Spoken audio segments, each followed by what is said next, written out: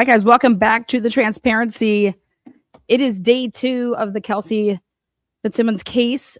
We are going to just show you on 1.5 speed Justin's sister, and then Justin, and then Nunan. Yes, this was to I'd close like out to direct your yesterday. attention to the weekend of June 28th and June 29th, 2025. Objection. Round. Relevance, 403. Okay. So let's take a question at a time. Okay. All right. Next question. Did you go somewhere that weekend? Yes, we went to Bethel, Maine. And who is we? Myself, the groom's party and the bridesmaid party. So Kelsey, Justin, myself, my sister, Katrina, Michelle, Deandra, Cassie, Maddie, Kelsey's sister.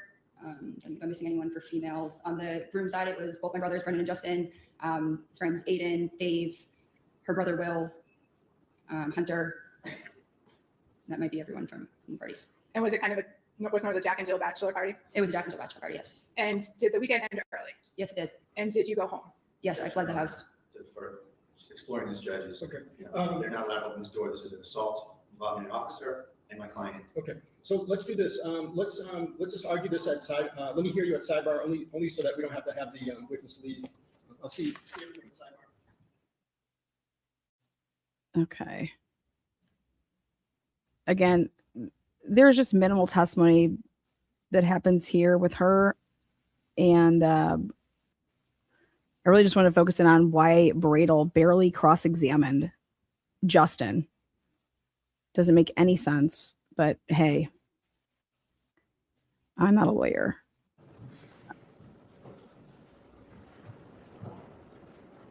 May I, Your Honor? Yes, please. Is it true that you drove home to Stowe on Sunday of that weekend?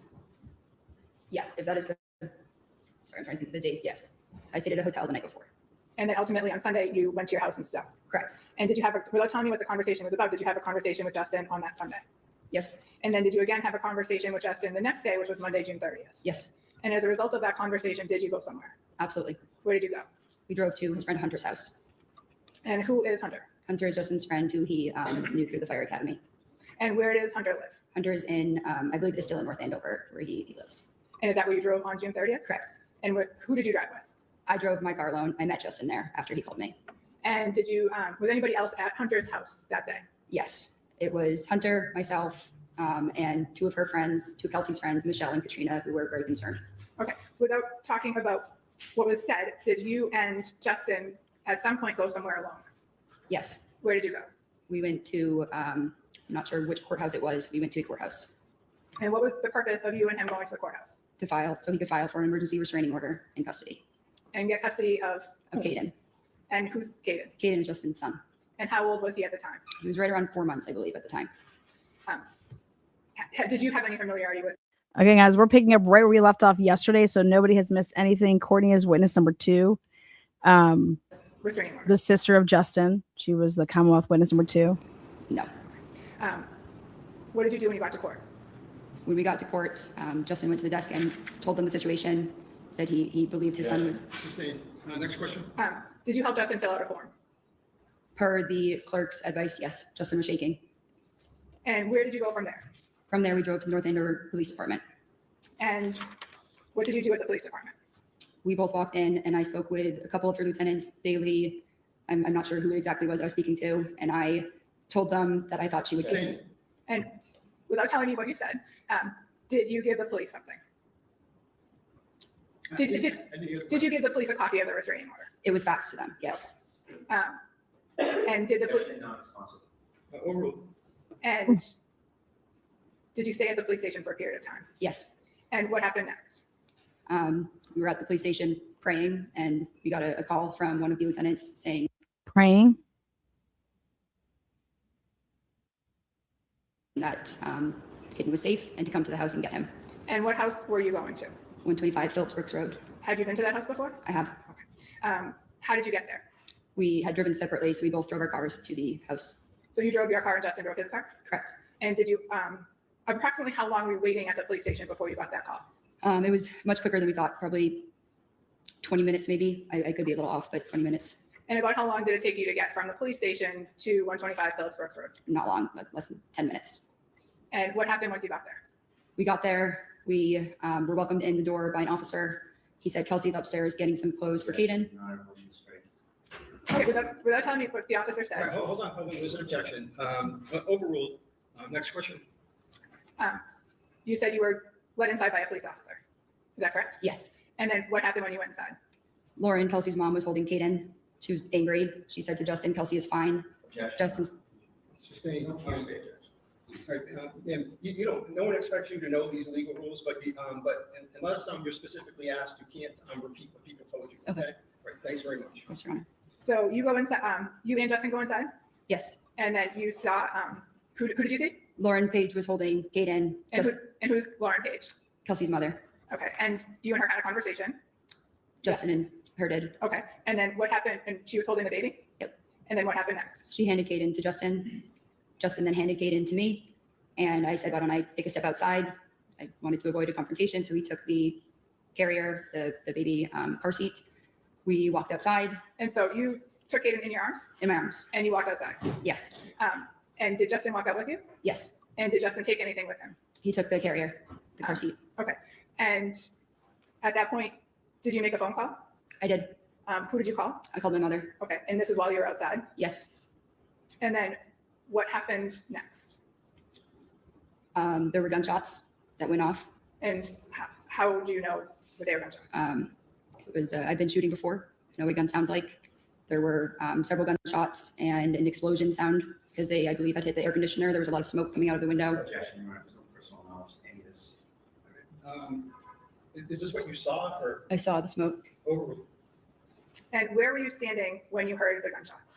I was near the side where the school parking lot is. I was next to our cars in the yard And on the property. approximately how many you said gunshots plural, how many did you hear? There were at least 2. And then after you looked back at the house and you saw the smoke? I was right in front of the house, yes. And what did you do next? I knew I needed to run.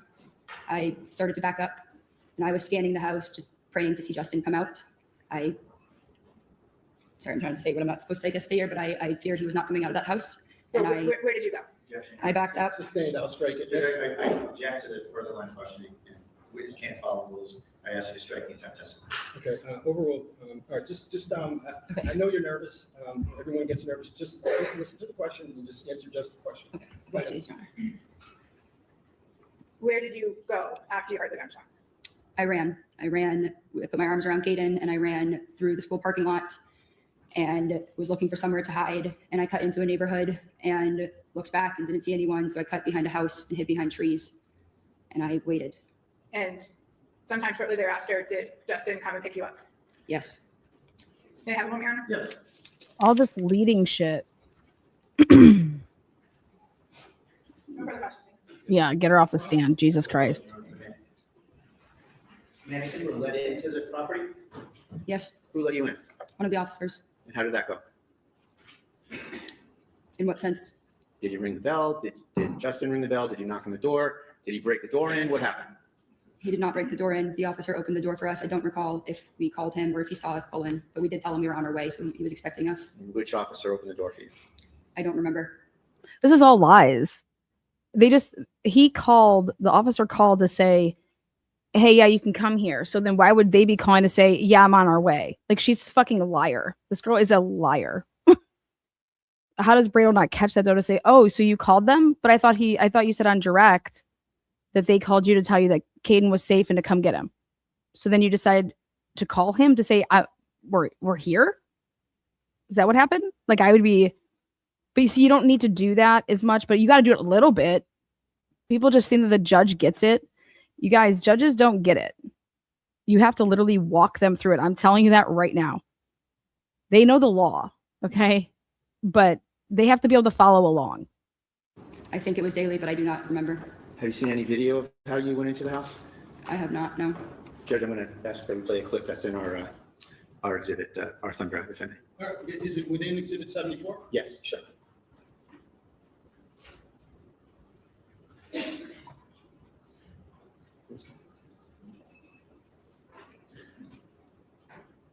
This is such trash. It's so hard to want to cover this. Like these people are, I'm sorry, it's just.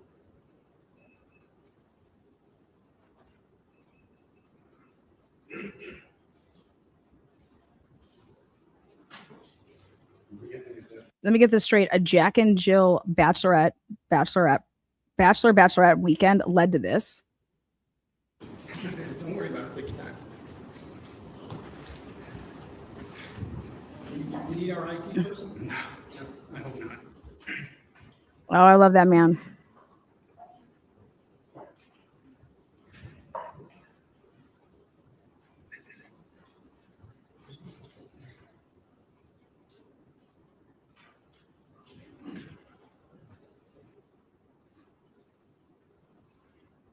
Oh my God, look at Kelsey's doing it. Kelsey's working the machine.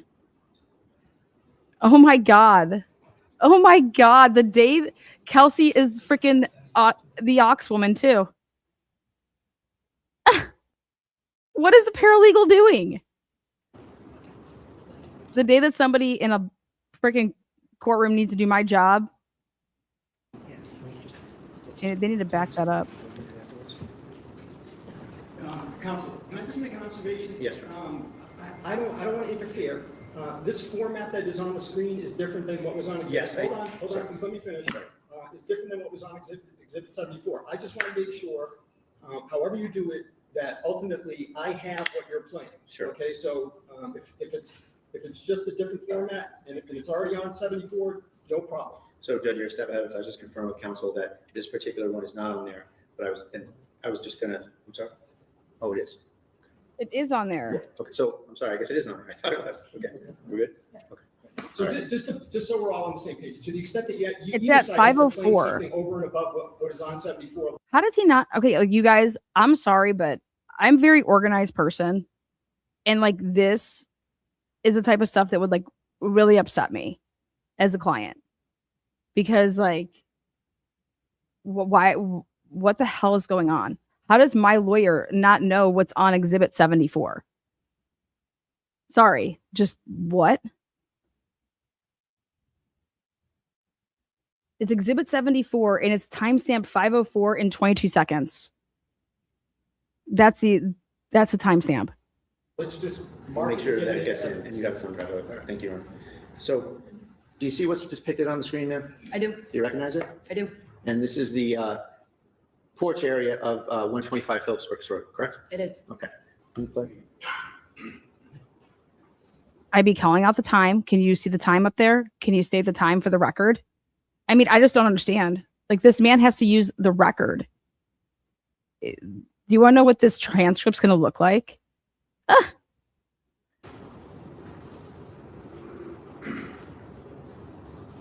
So where's the officer that let you in? He was right behind that door. I do not recall the exact scenario. He was right at that door. So you walked in without anyone letting you in her house, didn't you?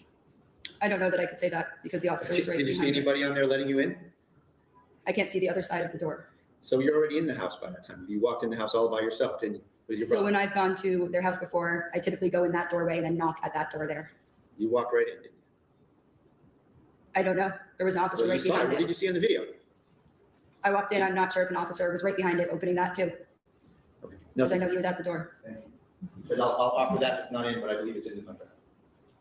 I'm sorry, I'm confused. Say that again? I believe that clip is in the front drive. But if you find out it's not, I would offer it. It is. Okay, all right, thank you. Is there any redirect? Okay. Okay, all right, thank you very much. You may step down. Seriously, that's it. Like this is how lawyers look at something. I just impeached her. Okay, so she's just done. There was way more meat on that bone. But hey, whatever. And, They don't think that it's important. I mean, you could show why, like, whatever. So now Justin's going to make his way.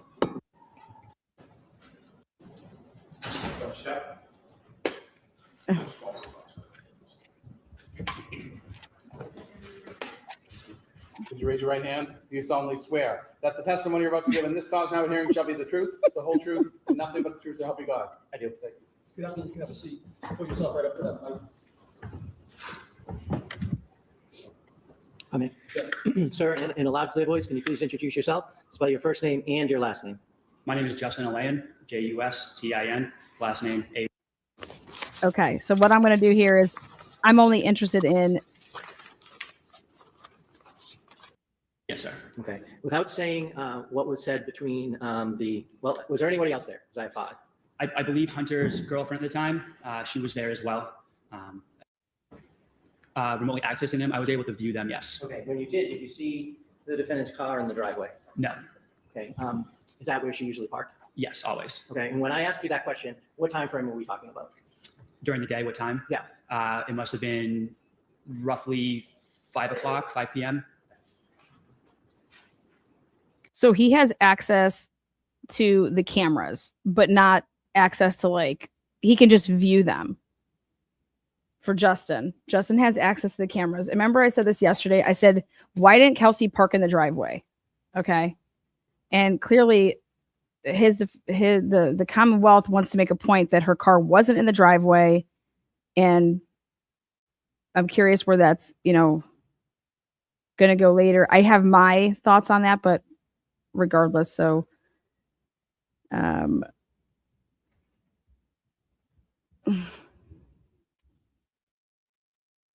don't know how you can access the cameras, but you can only view them. Like how like you would have to have like the passcode. How do you access the cameras to look at them? Cross-examination? Okay, so here's his cross. This is all I care about. Good afternoon. So a lot of talk about gun safes. The safe that you mentioned with your rifles in it, that was in the baby's room, correct? Correct, yes. And that's the room as you go up the stairs to the left, you hit the landing, you go make a left during the baby's room, correct? Correct. And then you visited the house on the 29th to retrieve your guns, right? Yes. And it's fair to say that you spent about 60 seconds with the baby. I would say that's not true. Kelsey had to tell you, do you want to see your baby? Do you want to hold your baby? And you held your baby for about a minute. Isn't that right? I was at the property for roughly 30 minutes. Answer my question. Okay. Is that true? Yes. So with respect to the gun safe in the bedroom to the right, up until then, that was your and Kelsey's bedroom, correct? Correct, yes. And there was Okay, I have a question, you guys. The day I leave my kid, if I think whoever my child is with is not stable, what are you doing? Why are you leaving? Why are you leaving your child with somebody that's not stable? Mom, not the mom, doesn't matter. Like, who would ever leave their kid? Would you? a green safe in that bedroom, right? Yes, sir. And on the 29th, you went to that bedroom and you retrieved some of your firearms from that green safe, correct? Yes, sir. In fact, that was your grandfather's safe, wasn't it? Yes, sir. And you wanted to take that with you, didn't you? I did. Yes, sir. And you took Kelsey's guns out of that safe and you put them on the bed so that you could take only your guns and your grandfather's safe. Isn't that correct? I did not take the gun safe, sir. Isn't that what your intention was until Kelsey asked you not to? I did leave the gun safe. Yes, sir. You left it because Kelsey asked you to leave it because she needed a place to safely keep her guns, right? I don't know if that was her intention, sir. So let's just go back a minute. You said that you went into that safe, you didn't see any other guns, you took your guns and you left. Isn't it true that you took Kelsey's guns, which you did see in the safe, you put them on the bed and you tried to take the safe? So you need to like state that that's what he said on direct examination. So on direct, you testified, right? That there were none of Kelsey's guns in the green safe. Is that what you testified to on direct? Yes. But the reason that there was no guns in the safe is because you took them out when you got there and put them on the bed. Is that right? Why didn't you end up taking the safe? Why did you need your guns in the first place? If she has guns, what does it matter if your guns are taken if she has guns? Get what I'm saying? Like, that doesn't make any fucking sense.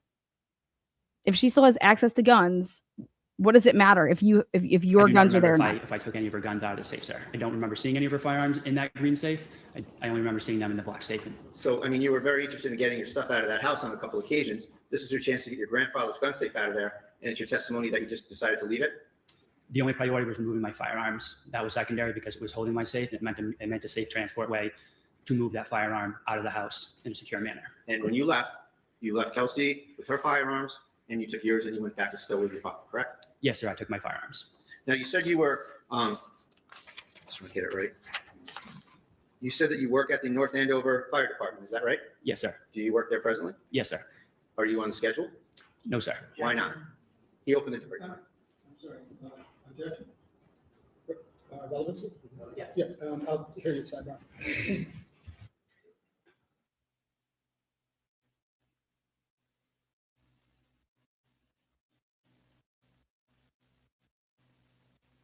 You guys, I can't believe that nobody had to set the foundation of why did you go and get a restraining order? Is anybody else like just blown away from that? Subject to what I discussed at sidebar. What did you go and get a restraining order for? Sir, you're not on the schedule and you're not presently able to work for that department, isn't that right? Yes, sir. And the reason you were placed on suspension or administrative leave, whatever you call it, is because you have been caught on video many, many times using drugs that are in violation of your department and the town policy, correct? Allegations were placed against me, and the town has a responsibility to do their due diligence and investigate that matter. So that's a yes? Yes, sir. When did that go into place? I don't have the exact date, but roughly a week or two ago. Do you know the duration of this suspension or whatever you want to call it? Sustain. I'm sorry. Let's move on, Mr. Brado. Sure.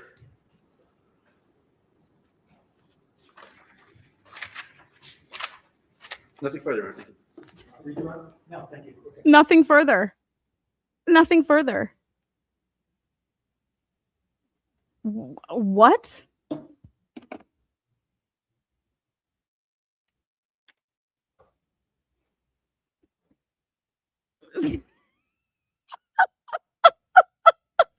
What is he going to cross-examine Jennifer McCabe and all these 9, however many victims for Turtle Boy?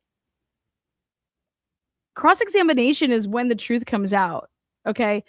I still am lost on how anybody can go, okay, and say you're going to get a restraining order and just like what makes a bunch of shit up. You guys, this is absolutely wild. Wild that we are not talking about the circumstances surrounding why any of this went down. Like to lay this out as far as you went and got a restraining order or a protective order. Let's lay all this stuff out, right? He was all about this whole affidavit and what it said, right? And why the officer didn't give it to Kelsey, right?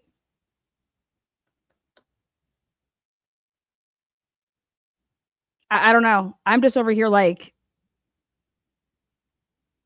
wouldn't it be relevant? Because doesn't it go to, I don't know, like state of mind of like, I don't know, everybody involved? Especially if you thought, like, are you not going to hone in on the fact that Justin was lying? Or was he not lying? And what the fuck? I'm just like, wow. That was cross. Literally like 6 questions. I have so many things I would have asked him. Like number 1 being, did you drive over there with your sister or separate vehicles? So you normally don't have a car seat in your car? Like you want to lay out and show that Kelsey's the provider. Okay? His car isn't equipped with like any of the baby's like needs, right? Whatever. I could just sit here and go fucking on and on and on. This is ridiculous.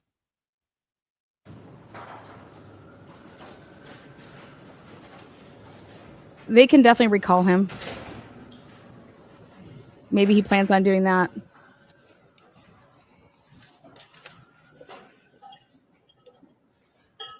But they're just happy about whatever's happening now.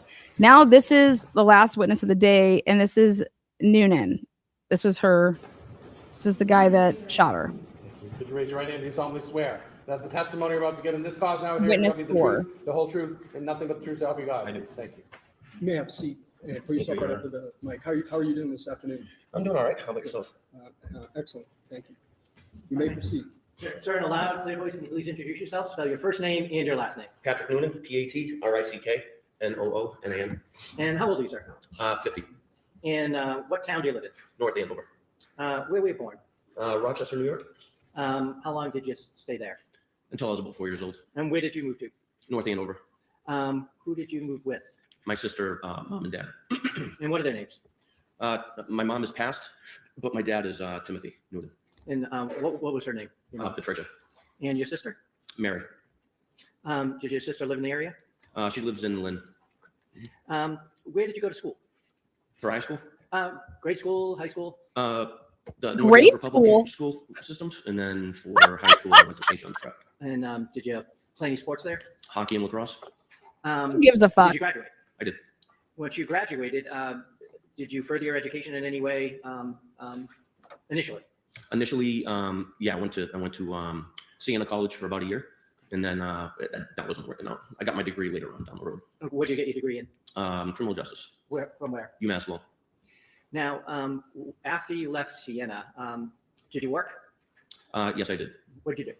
I worked at Macy's Security. And at some point, how long did you work there? Couple of years. It wasn't too long. Did you meet anybody significant in your life while you worked at Macy's? My wife, Who's that? Angie, And was she working there also? she was. Did you get married at some point? We did. Okay. I'm gonna ask you a dangerous question. What's your anniversary? It is December 22nd, Okay. 1999. 1999. Okay. Thank you. Do you have any kids? I do. How many? Just one. Boy or girl? Boy, Joseph. And what does Joseph do? He is currently at UMass Lowell as well, studying environmental engineering. Have you lived in North Andover ever since you've been 4 years old?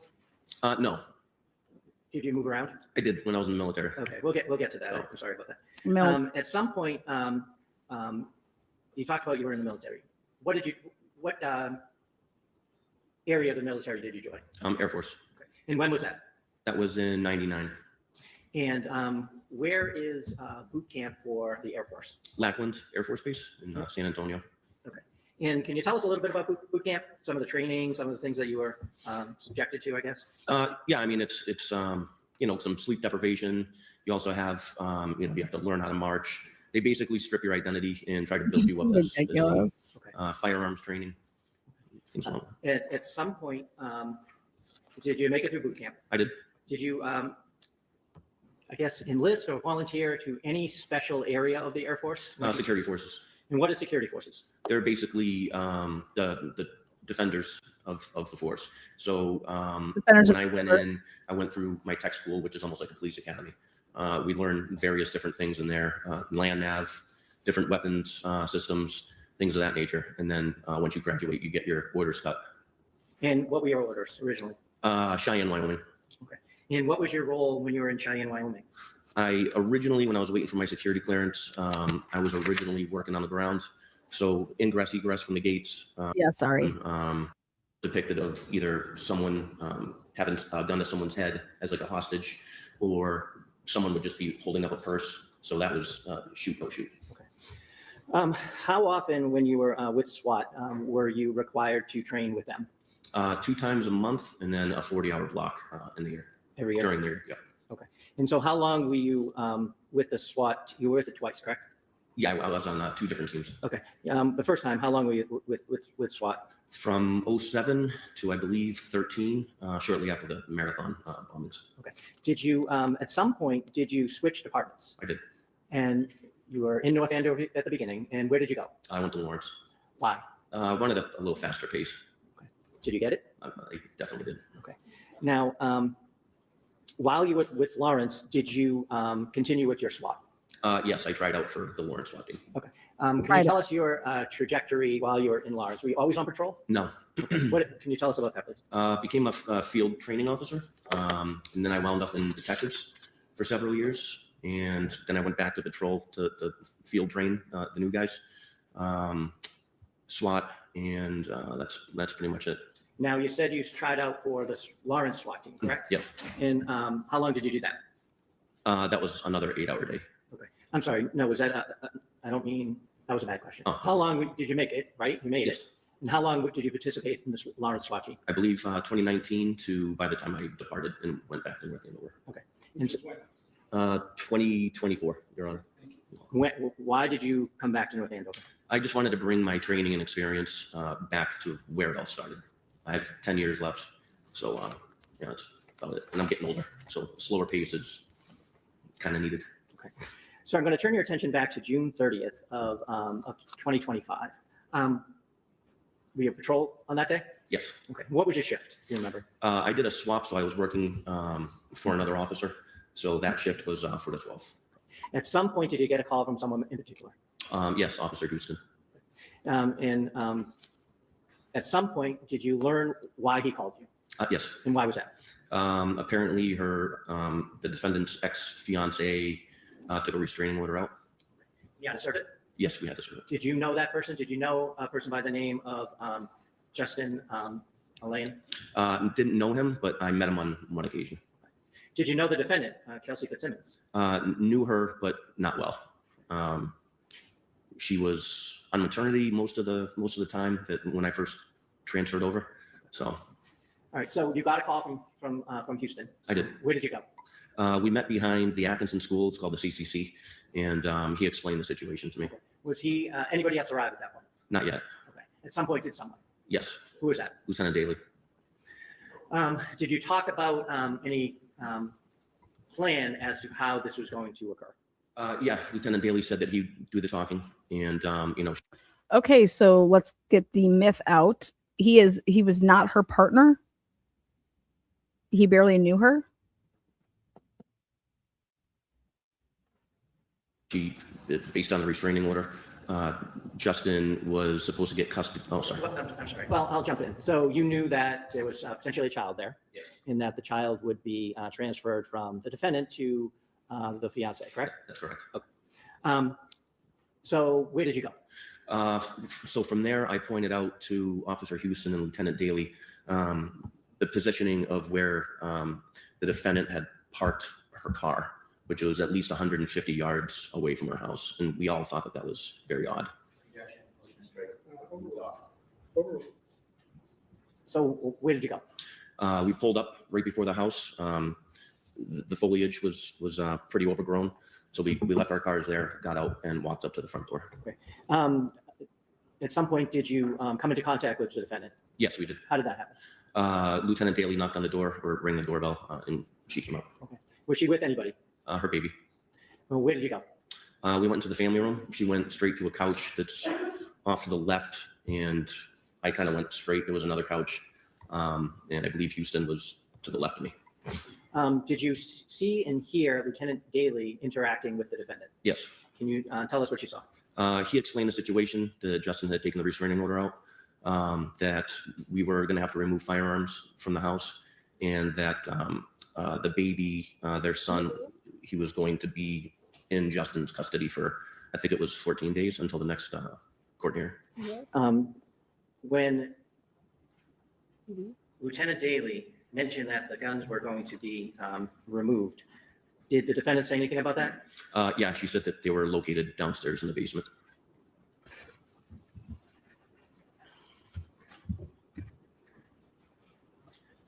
What happened after that? I noticed her duty belt on the couch, so I went and checked that.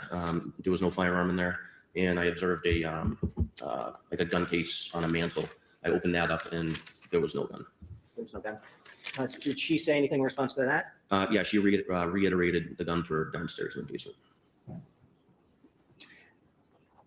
What happened next? She went to gather some belongings for their son, and she came up and handed me the baby. He was screaming. I was trying to calm him down. I believe she gave me his bottle, and I was trying to feed him, but I'm thinking that it can't be too comfortable. I wear an Albert Carrier vest, and I have all my equipment in the front, so it was kind of hard to cruise on. Did you eventually hand the baby off to someone else? I did. I believe Lieutenant Daly. Now, if What? No, he didn't. do you typically wear gloves when you're on duty? I do. Were you wearing gloves that day? Yes, briefly for maybe like 10 minutes. Okay, did you take them off once you were in the house? I did. Now, did Miss Fitzsimmons leave the room at all? While I was with the baby, yes. Lieutenant Daly and Officer Houston escorted her around. I think it may have been a kitchen area. I never went back there, so I just basically stayed in the family room with their son. Okay. Did, on a typical restraining order service, would you let a person who is the subject of the restraining order walk around the house unattended? No. At some point, did they come back? Yes. Okay. What happened after that? I handed the baby off. I was standing in front of her stairs, and she had stated that she had clothes upstairs for the baby, so I handed the baby off. And so did someone go upstairs? Myself and Officer Houston. Where did you go? We, right at the top of the stairs, it's like it's a very small hallway. Right to the left is the baby's room. Right to the right is the main bedroom. Okay. And so where did she go first? To the left, to the baby's room. And what did you observe? I observed a crib. The back wall had bookshelves of sort, and there were just clothes on the ground. Did you enter the room or did you stay on the outside? I entered the room there. Okay. What did you see the defendant doing, if anything? She was wrapping up baby clothes, and she put them in a car seat. And then while she was doing that, I heard an older lady come in and start to yell at Lieutenant Daly. Okay. Did that create any reaction from the defendant at all? No. I asked her who that was downstairs, and she looked up and said she had no idea. What happened next? She handed me the baby seat and asked me to take it downstairs. And I told her no. Okay. What did you do with it? I put it on the ground. I said, we'll deal with that later. What happened next? She started packing a lot of books, and it's almost like this round basket with two handles. And I explained to her that her son's 4 months old. No need for all the books. You know, you're going to see him in 2 weeks. So What did she do with the books? she handed me the basket and asked me to go downstairs, bring it downstairs. And what did you do? I told her we would deal with it later, and I put it down on the ground. And you told her she'd see her son in 2 weeks? Yeah, roughly. I said your next court date is on the 14th. What happened after you put the had that conversation with her and put the book carrier down? At that point, Officer Houston had gone downstairs because of the commotion. So she said that she had to get more clothes out of her room. So I followed her into the room, but I never went in the room. I stayed on the, I guess the top landing, right before the door frame. Okay. And did that seem to be a bedroom? Yes. Okay, so if you walk up the stairs, you had been in the room on the left, correct? Yes. Now she went across to the room on the right? Yes. Okay. You said you didn't go into the room yourself. No. Were you able to see her? Yeah, she was 3 feet in front of me. Okay. And what was she doing? She was wrapping up clothes, and she had paused, and she said something to the effect that these are dirty. And I said, listen, wherever the baby's going, I'm sure there's a washer and dryer. This is I said, wherever the baby's going, most likely has a washer and dryer. So This is I was unbelievable. concerned. And then I could tell she was getting upset. She started to shake, and I said, listen, court date is in 2 weeks. It'll be over before you know. Did something happen next? Yes, she was on one knee when she was wrapping up the clothes, and she pushed off with her left foot and lunged behind the door frame. So to my left, to her right. Okay. Could you see what was there from where you were? Not from my perspective, no. What happened after she went behind the door frame? She reappeared with a gun and pointed it right at me and pulled the trigger. Can you describe or show us how she did that? Yep. So when she came around the frame here, she came up and clicked. Where was it pointed? My face. After it clicked, what happened? I screamed her name. I was completely shocked. She had the drop on me. She began to drop. Which means she had the tactical advantage over me. I drew my weapon. She was already backpedaling, and she was doing what we call a tap rack. Basically, when you do a tap rack, that's when your gun malfunctions. So when you tap the magazine, you want to make sure it's properly seated in the magazine well, and then you rack the upper receiver or the slide. Okay, I think the judge was writing. I'd like him to see this, if I could. If you could just, because you made some. I'm trying to understand the lingo too. Is it a tap, wrap, like a Rack, wrap? yes. May he stand up so you can see what he's doing, Judge? So a tap, and a rack. So tap on the bottom of the magazine? Yes. In the rack. Did she do that once or more than once? She did it twice. So the first time she did it, it was slow motion. I could see her hand slide off the top of the receiver. She started moving her way around the bed, and she began tap racking again. And I was yelling at her, "Don't do it! Don't do it!" And then what happened? After she successfully got around in the chamber, her right arm started to come up, and I shot twice in rapid succession. You need mesh. Yes. Can you hold on one second, please?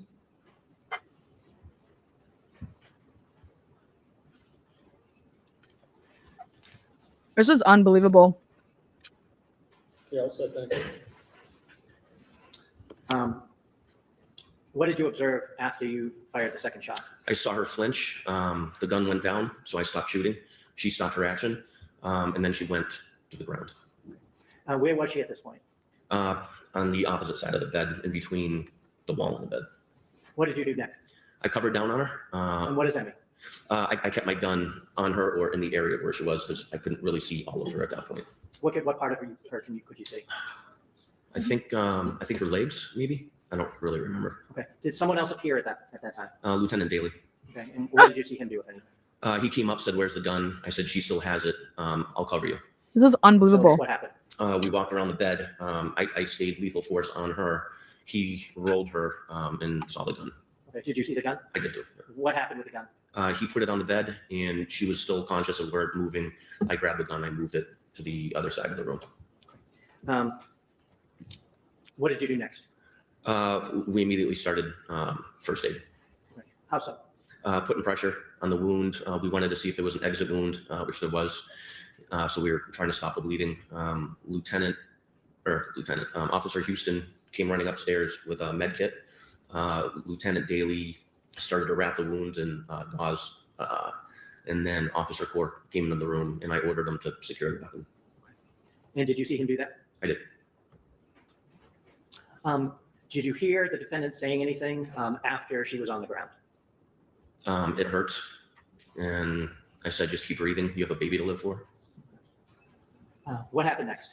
The medics showed up, fire department, and we all got out of their way so they could start working Kelsey. Did they transport her out? Yes, they did. Did you look for anything after she was removed from the house? So before she was removed from the house, I walked out of the bedroom just to give them space. It was just a very small room. There was a lot of stuff everywhere. Right to the right, there was some sort of, end table where she lunged, and it looked like a wooden box of some sort, and the lid was open on that. Did you look for any damage out in the hallway at all, or the other room? When I got out into the hallway, the baby's room had a door with little glass panes. And we noticed, Officer Core noticed it first. He said, this is damage. Did she get a round off on you? And I said, geez, maybe she did. Okay, hold on. Did you notice the broken glass? Yes, I did, but there was nothing on the floor. So at some point, did you? Excuse me one second. Broken glass, where was it? so on the baby's room, there's a door. I believe it was on the baby's room. And it had little glass panes. Right. One of them was damaged, but there was no glass on the floor, Your Honor, so I chopped it up as old. Why did you shoot twice? She wouldn't stop.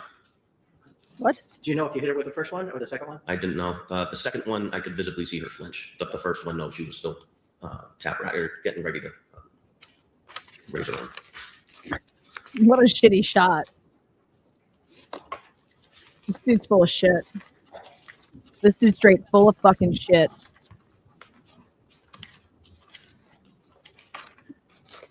It sucks. How was I'm it going to judged? show you a number of pictures. Sure. I'll show you which is marked as exhibit number 6. This is the only thing that scares me. How is a judge not supposed to believe a police officer that says this, right? Like, you got to bring the heat. You need to find everything and anything in this man's history of lying. Like, you need a PI all over this shit and find out everything this motherfucker has ever done in life. Right? You recognize that? I do. Okay, what is that? I mean, he's claiming that Kelsey pulled a gun out on him and was going to shoot him.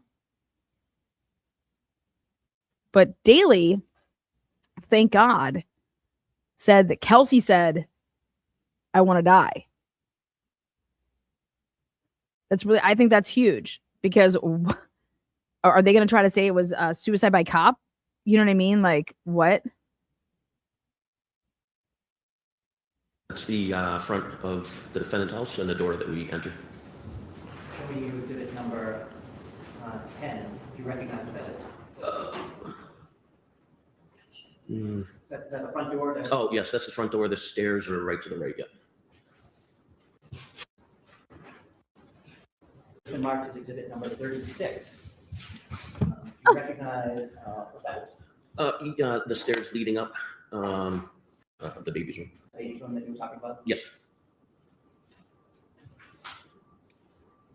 Is that the container, I guess you will, the books that you were talking about earlier at the bottom? Oh, yes. I'm going to show you what's been marked as exhibit number 49. Do you recognize what that is? That would be the entrance going into the master. Okay, into the bedroom? Yes. Marked as exhibit number 51. Do you recognize what's in that photo?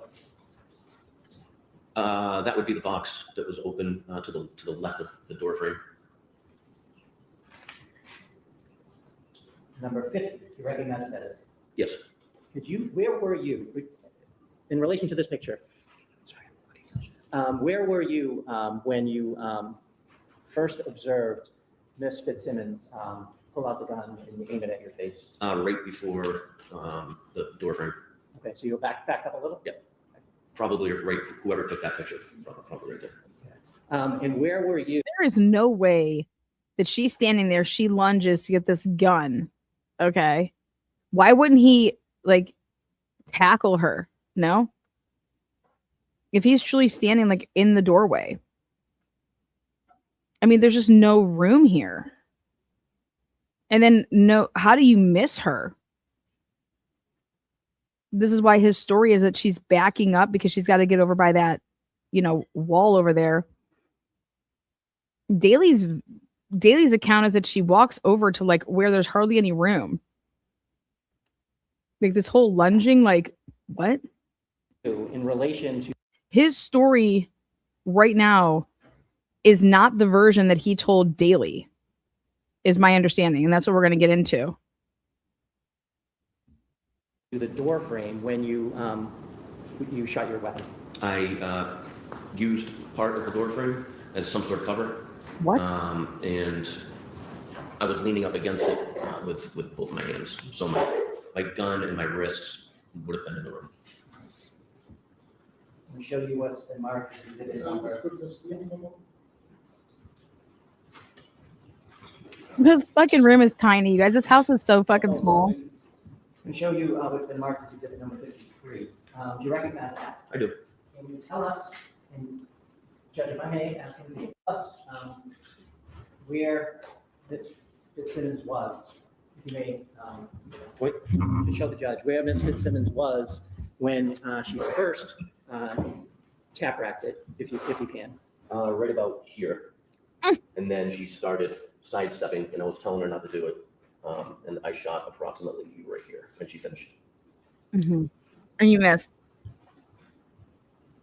And you missed. That doesn't make any sense. I know. All right, so it makes sense to stop for the day at this point. Okay, so this is where they stop for the day. Okay. And then now, ta-da, we're in day 2. And this is where they pick up. So, I mean, you guys, this is just absolutely wild. They go to a fellow police officer's house, and this is what happens. Everything about it just doesn't make any sense to me. How does it get to this point? You know what I mean? Like, you guys are shitty at your jobs. If this is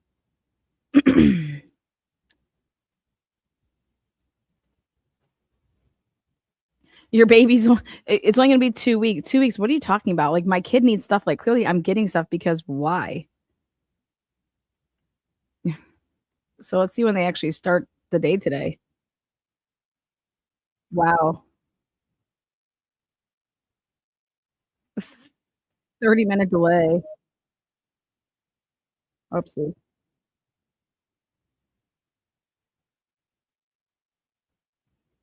Hold on one second. Take that down. Put this new one up. The house is tiny. They just suck.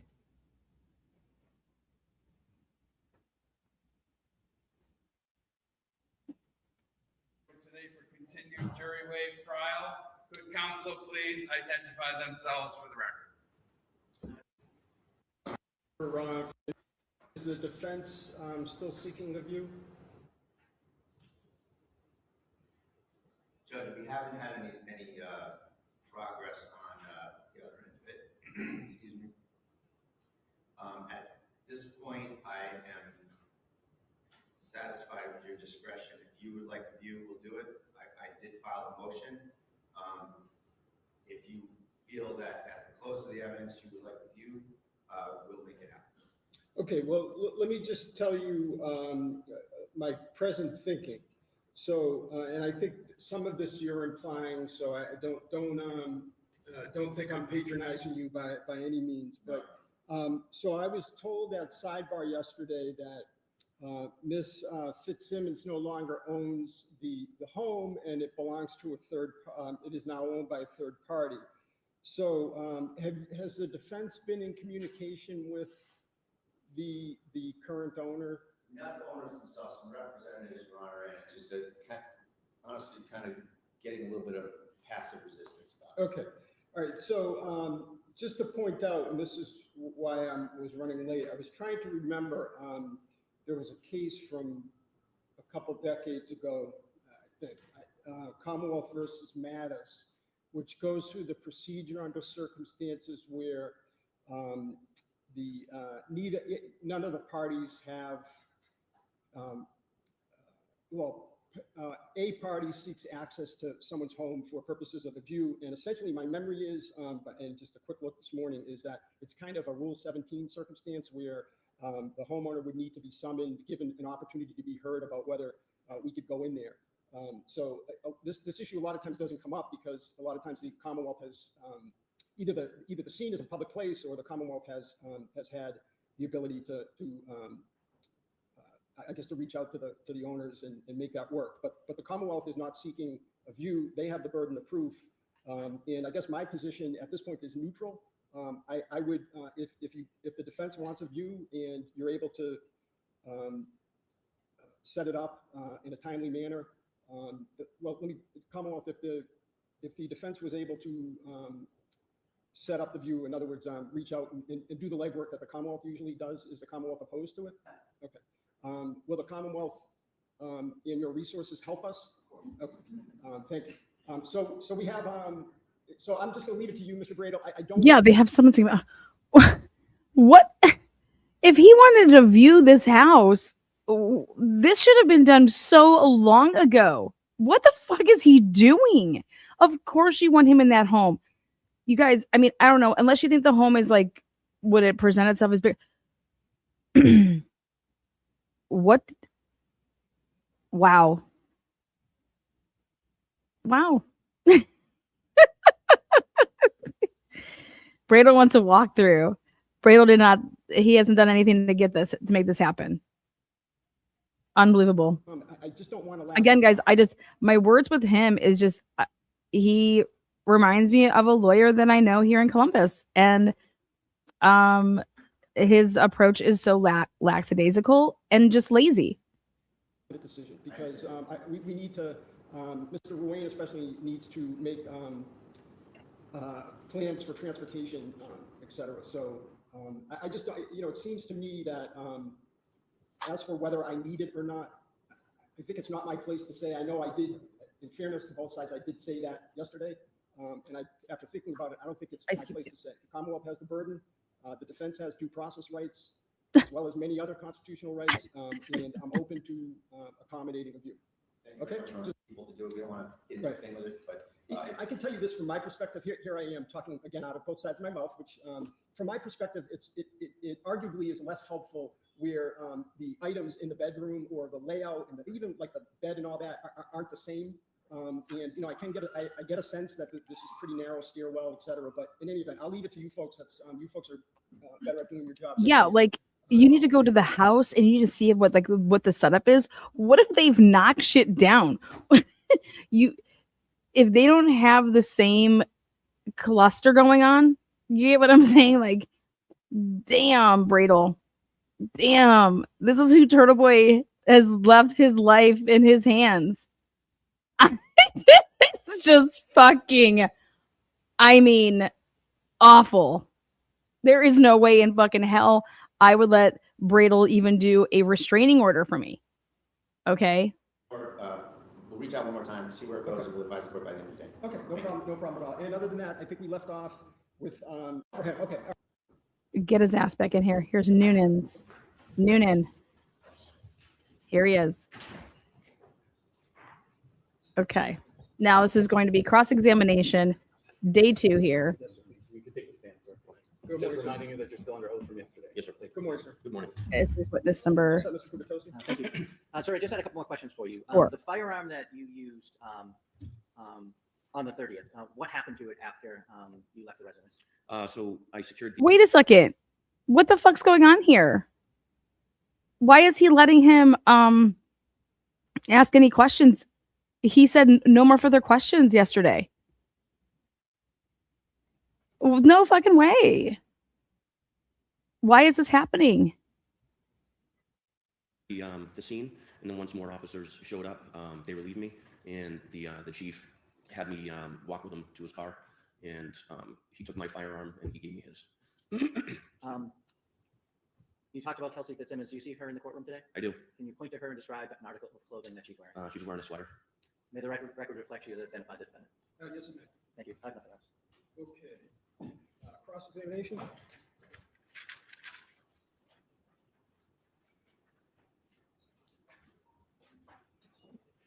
Whatever. All right, Nunans, let's see how you do on this cross. May I inquire? Yes, please. Thank you. Good morning, sir. Morning. Before we get into the case, I'm looking at your glasses.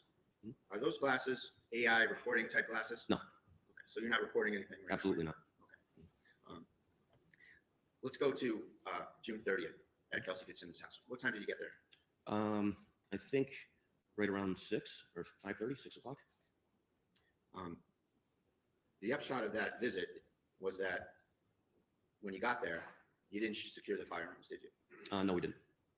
And you, collectively, meaning the three of you, you brought the guy getting the restraining order to the person he claims he's in fear of, correct?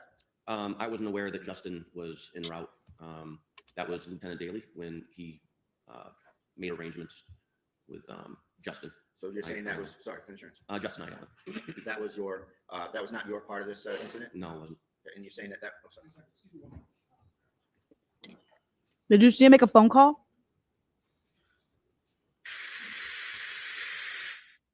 Okay. Are we going to ask that question? We need to ask the question.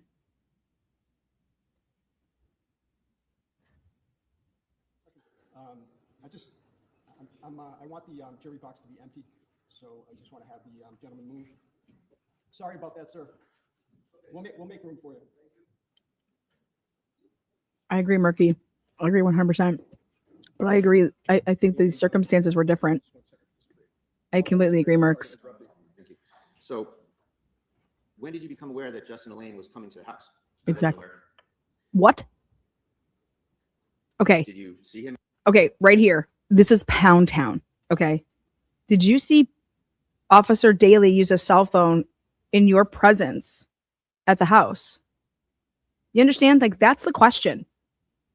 I haven't watched any of this shit, guys. This is me.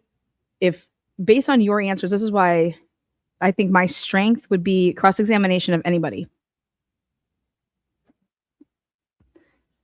Right there. Did you see Officer Daly use his work or personal cell phone at the house? Like, what? How did he not know that he was coming here? That means that arrangements were made prior to. Capiche? Which is really important, in my opinion. At all when you were there? No, Justin Elaine was coming to the house. I wasn't aware. Did you see him at all when you were there? No. You were aware that he came in and was walking around the house? No. You were. Oh, okay, so now what you're able to do. Okay, you guys, let's just break this down. He's like, I never saw Justin. Okay. Justin gets to the house at. So they get there at 4:49.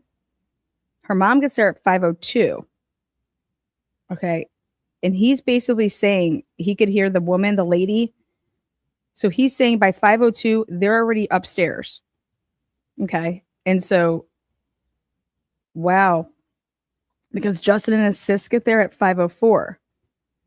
He takes the baby in the car seat outside with his sister at 5:05 and 57 seconds. Justin comes back in at 5:07 and 21 seconds. Justin goes to the basement with his flashlight at 5:07 and 43 seconds. Justin's down in the basement from 5:07 and 50 seconds to 5:08 and 21 seconds. 5:08 and 55 seconds. Justin hears shots because I could tell he runs like a pussy. We can't hear anything, but I can just see his reaction. And then you see at 5:09 and 4 seconds, you see her mom in shock. And then at 5:09 and 19 seconds, you see a cop leave. And that'd be Houston.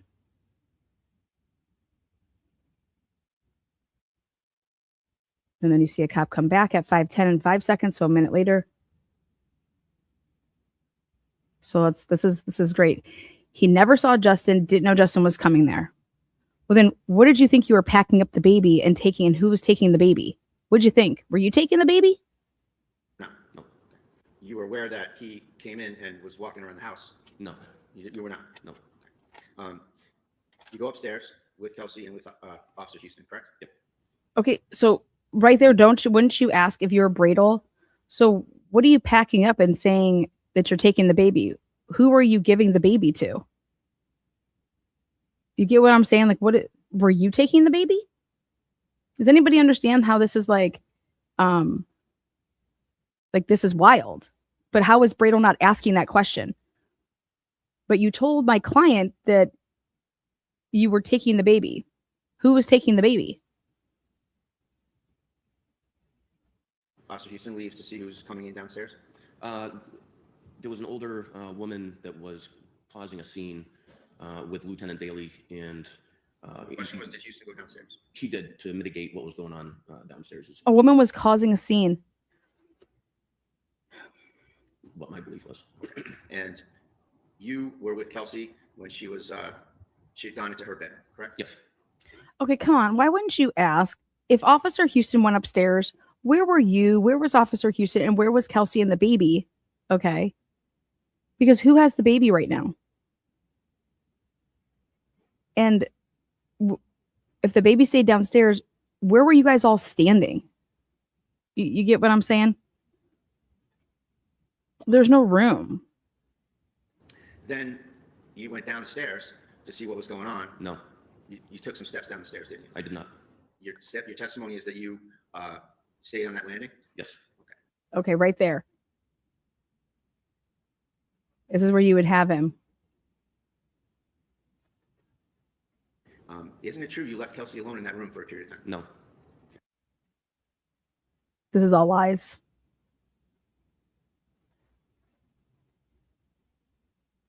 How did she get one up on you then? You get what I'm saying?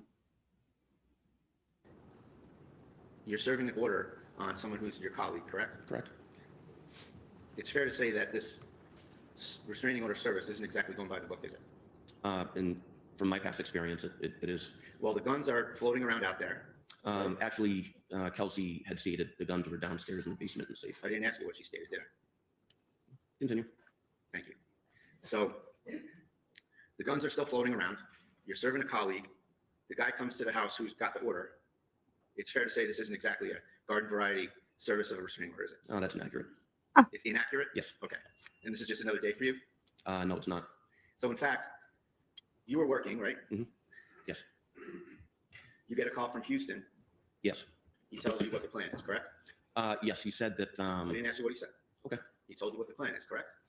no, he asked me to meet up with him. He told you that Kelsey's ex-fiance got a restraining order and that you had to serve it, get her firearms, and get the baby, didn't he? Not on the phone, no. And you said to Houston on the phone, whatever he said to you, your answer was, sounds good. Right. No, That's not what you said. I don't remember what I said to him. Well, that's what you told the grand jury, isn't it? Objection. Overruled. Misstating what he told the grand jury. Well, you can restate there and redirect. We'll get to that. We'll circle And back I on prefer this. that you, both sides show a witness what they're referring to. when Dude, they're- Bradle sucks. Bradle absolutely sucks dick. I want to ask you some questions. Little about your boy is relationship with toast. Kelsey. You said that you didn't know her well. That's correct. Dude, You Cosgrove's said gonna that she was on fuck this maternity leave most motherfucker of the time. up. Is that right? Yeah, that's correct. Like, hold on, I gotta press pause and we'll rewind. Is And, absolutely fucking toast city. He doesn't even know how to like impeach witnesses. He doesn't know how to lay it all out. I am just like, holy shit, is this his first year? Motherfucker, I'll take on Bradle. I'll take on Bradle. This is nuts. This is absolutely nuts.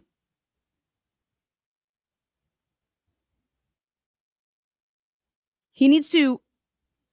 I'm going to go a little slower because maybe it's just I have him on 1.4 speed, but this is fucking crazy.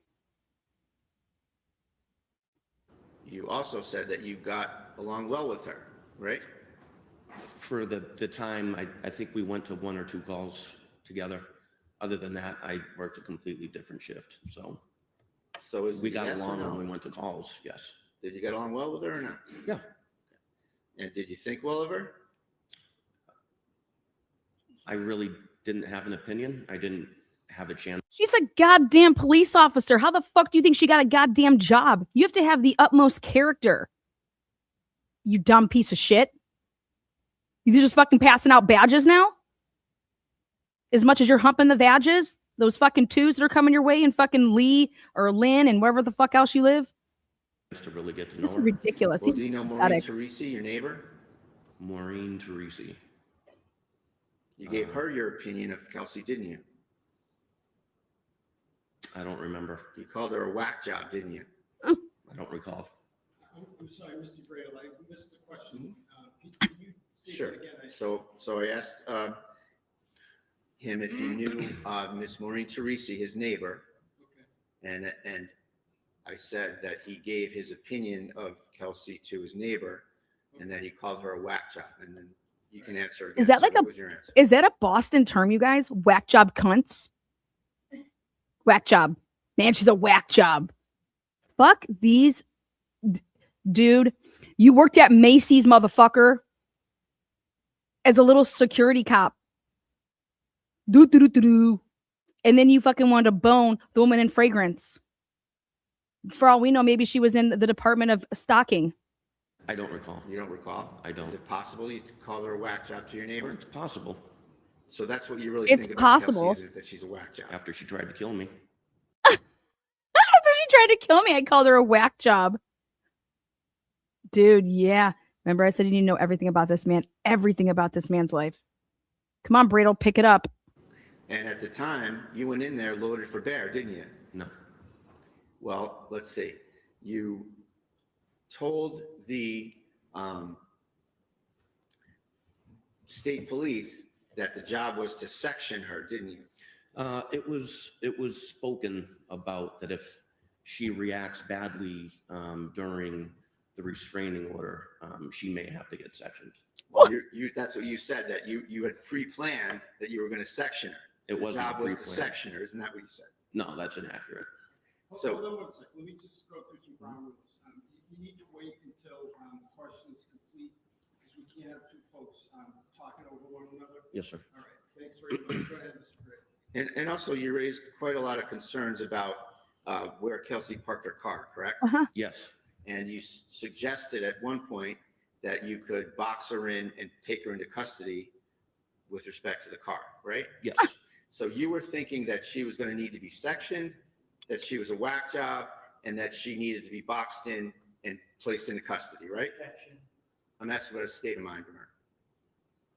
He has testified that he thought she was a whack job before he went. Possibly. Overruled. Those are all things that were in your mindset, weren't they? No, Well, you said them, right? no, that's inaccurate. Sectioning her, It was brought up by my. Who brought it lieutenant up? That she may have to be sectioned and you told the state police that part of the job was to section her.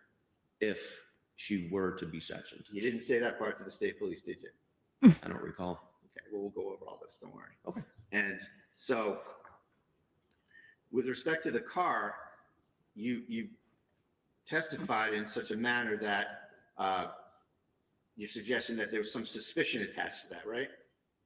Can you rephrase? Yeah, you're suspicious of the fact that she parked the car 150 yards away, you said. Yes. So Why? Bradel. your mindset is that she's evading something or she's up to something? Well, in my training and experience, We'll talk about that too.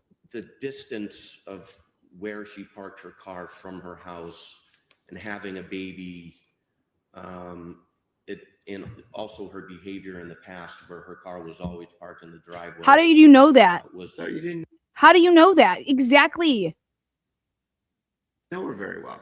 I knew where she lived, and I patrol the town, so I have to drive by her house. What? So she parks in the school next to her house. Yes, What are you thinking she's going to do?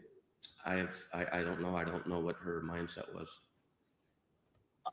I'm So disgusted. you're speculating about any suspicion that's attached to that parking job, right? I was just suspicious about that. So she's in the house. You Yes. know she's in the house. No, I don't. You go to the house. You knock on the door. Daly knocks on the door. She comes out like a regular mom, Yes. holding the baby, wearing sweats, hair's probably in a ponytail, opens the door, Yes. right? So at that point, do you let go of your suspicions about where she parked the car?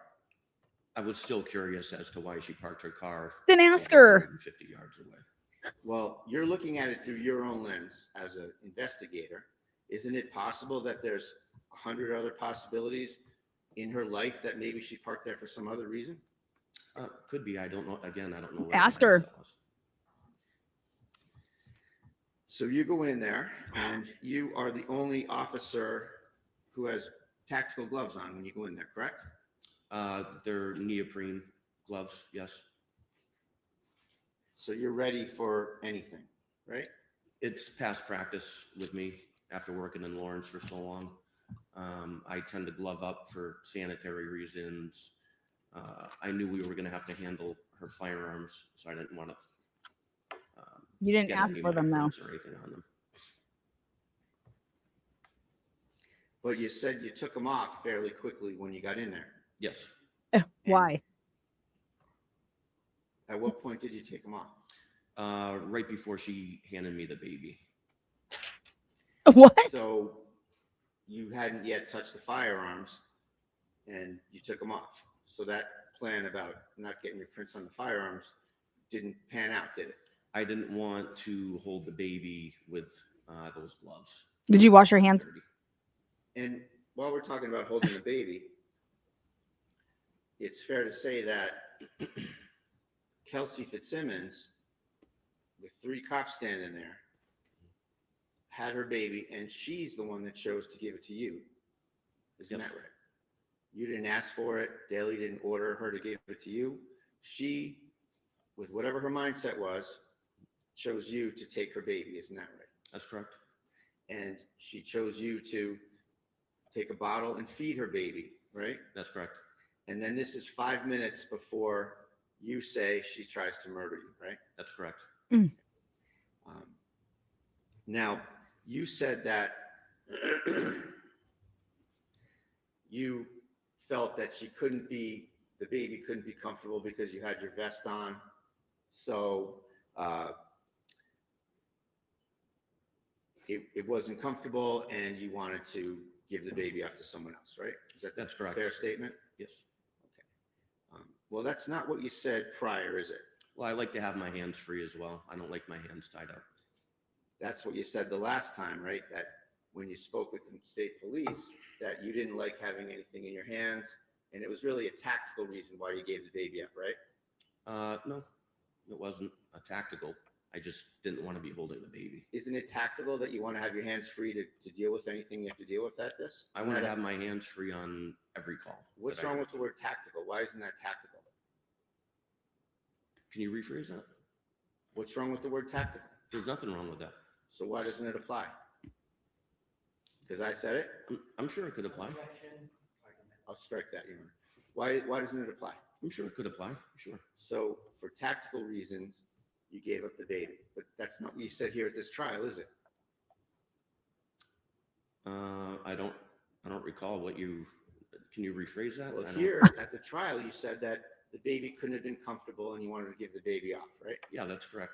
And you didn't say anything about wanting to keep your hands free for tactical reasons, right? It wasn't asked. You were asked what happened repeatedly, and you had every opportunity to talk about it, didn't you? Sure. And you left it out. Not on purpose. We'll see. Mr. Brado, comment like that isn't helpful, please. Sorry, Your Honor, motion to strike. You're moving to strike your own comment? Yeah. It's allowed. And that's very, Gamesman. It's very gamesman of you. Just a moment. Yep, take your time.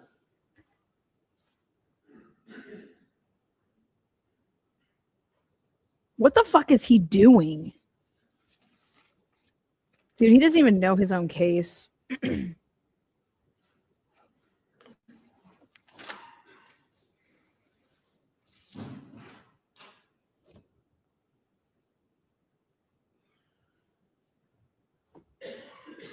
Oh, good. Hmm. I asked you something about your grand jury testimony that we alluded to.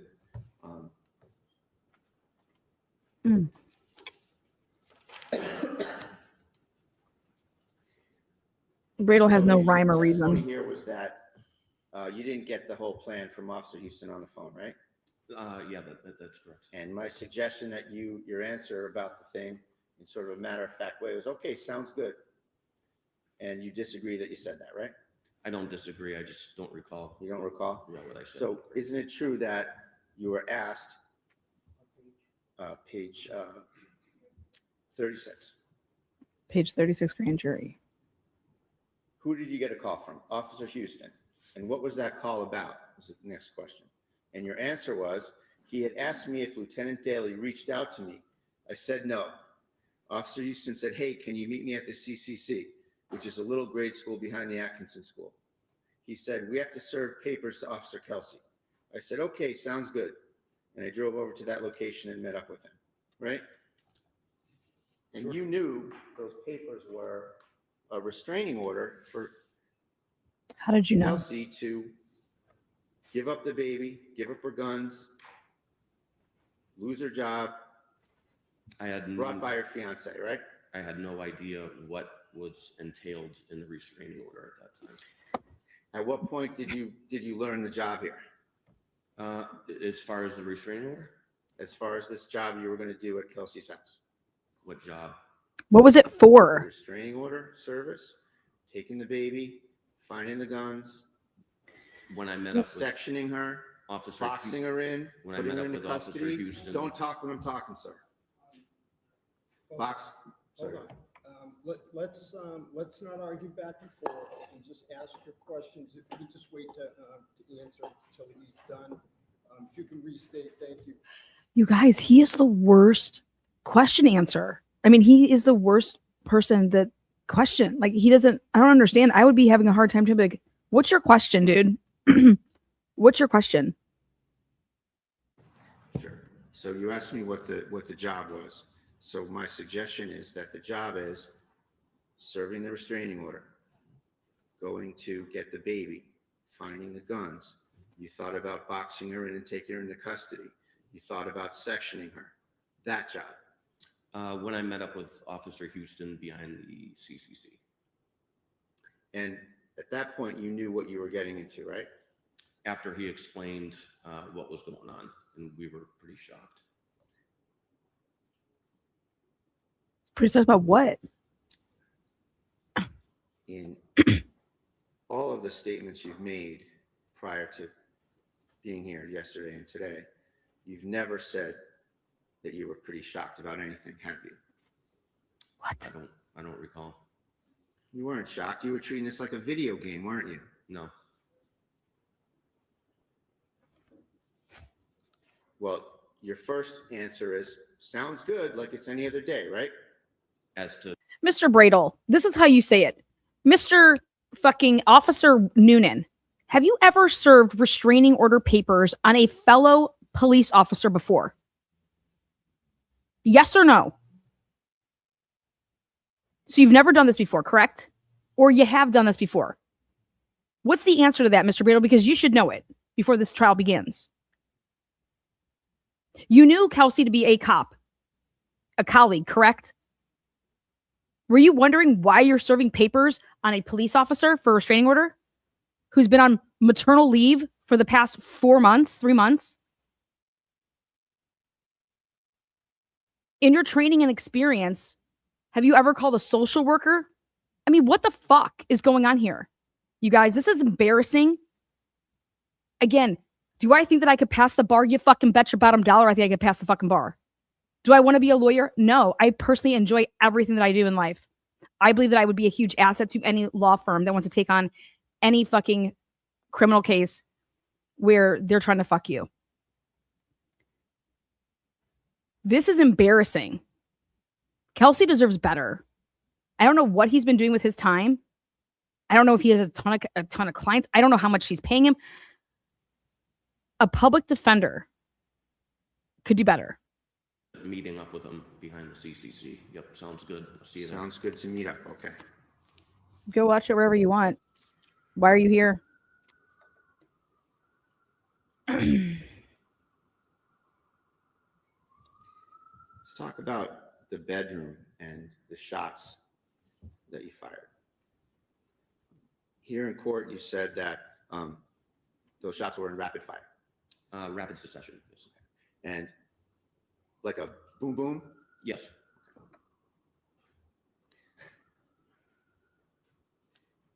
No, that's not what you said to the state police, though, is it?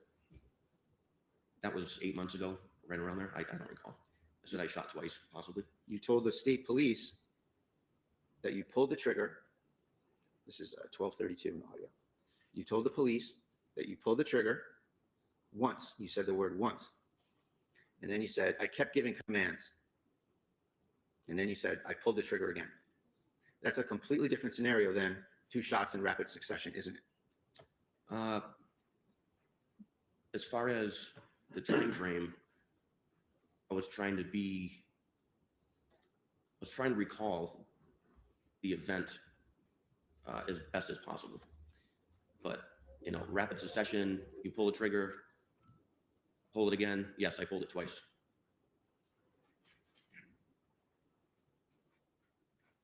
So that was July 3rd, right after this incident, wasn't it? Yes, sir. So it's fair to say that talking then it's right after the incident. And now you're here in court. Both of those propositions can't be true, can they? I'm sorry, what? The proposition, I'll rephrase it. The proposition that you said here in court, that you made 2 shots in rapid succession. Yes. And what you said on July 3rd, 1 shot, giving some commands, another shot. Both of those things can't be true, can they? They can be true. They can be true. Yes. So rapid succession, and then what? You talk really fast before the second shot? Oh, I was giving commands. Don't do it. Don't do it. I'm asking you about this particular passage, this particular thing. Here you said you made 2 shots in rapid succession. Yes. You painted a different picture on July 3rd, didn't you? No. You shot, you gave commands, and then you shot again. How can that be rapid succession? Because that's how it went in rapid succession. You disagreed with me that it was a boom, boom. Yes. So where's the time for the commands between the shots? As I'm yelling them. Well, that's not what you said. You said you pulled the trigger once. I kept giving commands. I pulled the trigger again. Yes. So they're 2 different assertions, aren't they? No. Okay.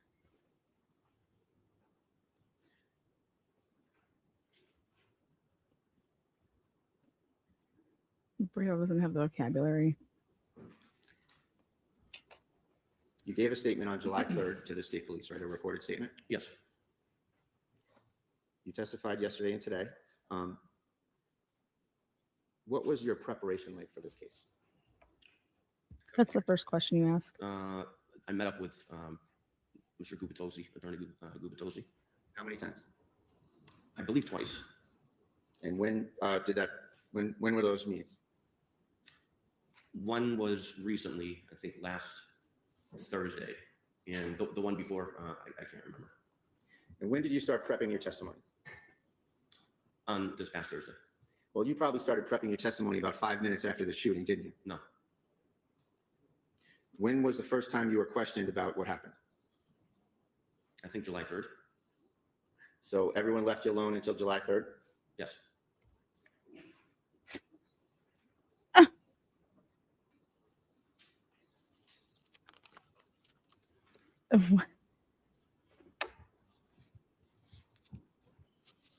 Bradle, you're awful, man. Bradle's so bad. Bradle is so bad. When you were upstairs with Kelsey, she kept giving you things and asking you to take them downstairs, didn't she? That's correct. And she did that with Houston as well, right? Yes. So it's fair to say that she was trying to get you away from her, right? I don't know what her mindset was. I was going to leave her alone. Sure, let me ask you a better question. The effect of that would have been, if you took things downstairs, that you would have left her. Yes, that's correct.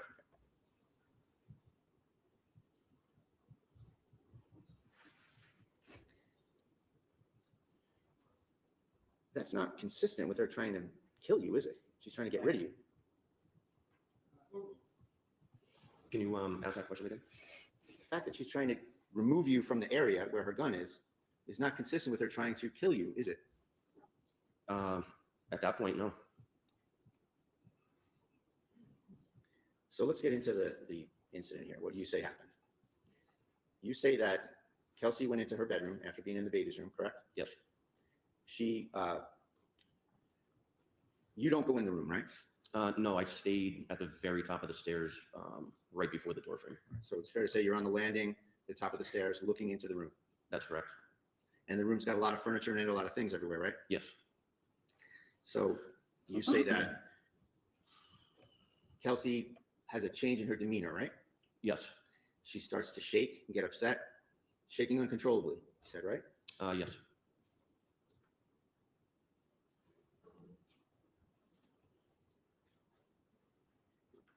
Then she lunges. Yes. She's on her knees. She was, I believe, on her right knee. You said that she pushed off her left leg and lunged, right? Yes. And at the time, you were 3 feet away from her, Yes. maybe less. Maybe. So can we agree that's arm's length? She was a little further away than arm's length, I would say. So arm's length if you reach over maybe. How about Yes. that? And your testimony is that she lunges over and obtains a gun. Yes. Right. And she assumes a certain stance. Can you elaborate? Well, you were there. What stance did she assume? She pointed a gun at my face and pulled the trigger. And yesterday when you were being questioned, you assumed a two-handed stance to show that, didn't you? That's correct. And what do you call that kind of a stance? I don't know. It's like a modified Weaver stance? Yes. So she assumes a modified Weaver stance. Can you stand up and show a modified Weaver stance? That's just what it's called. Okay.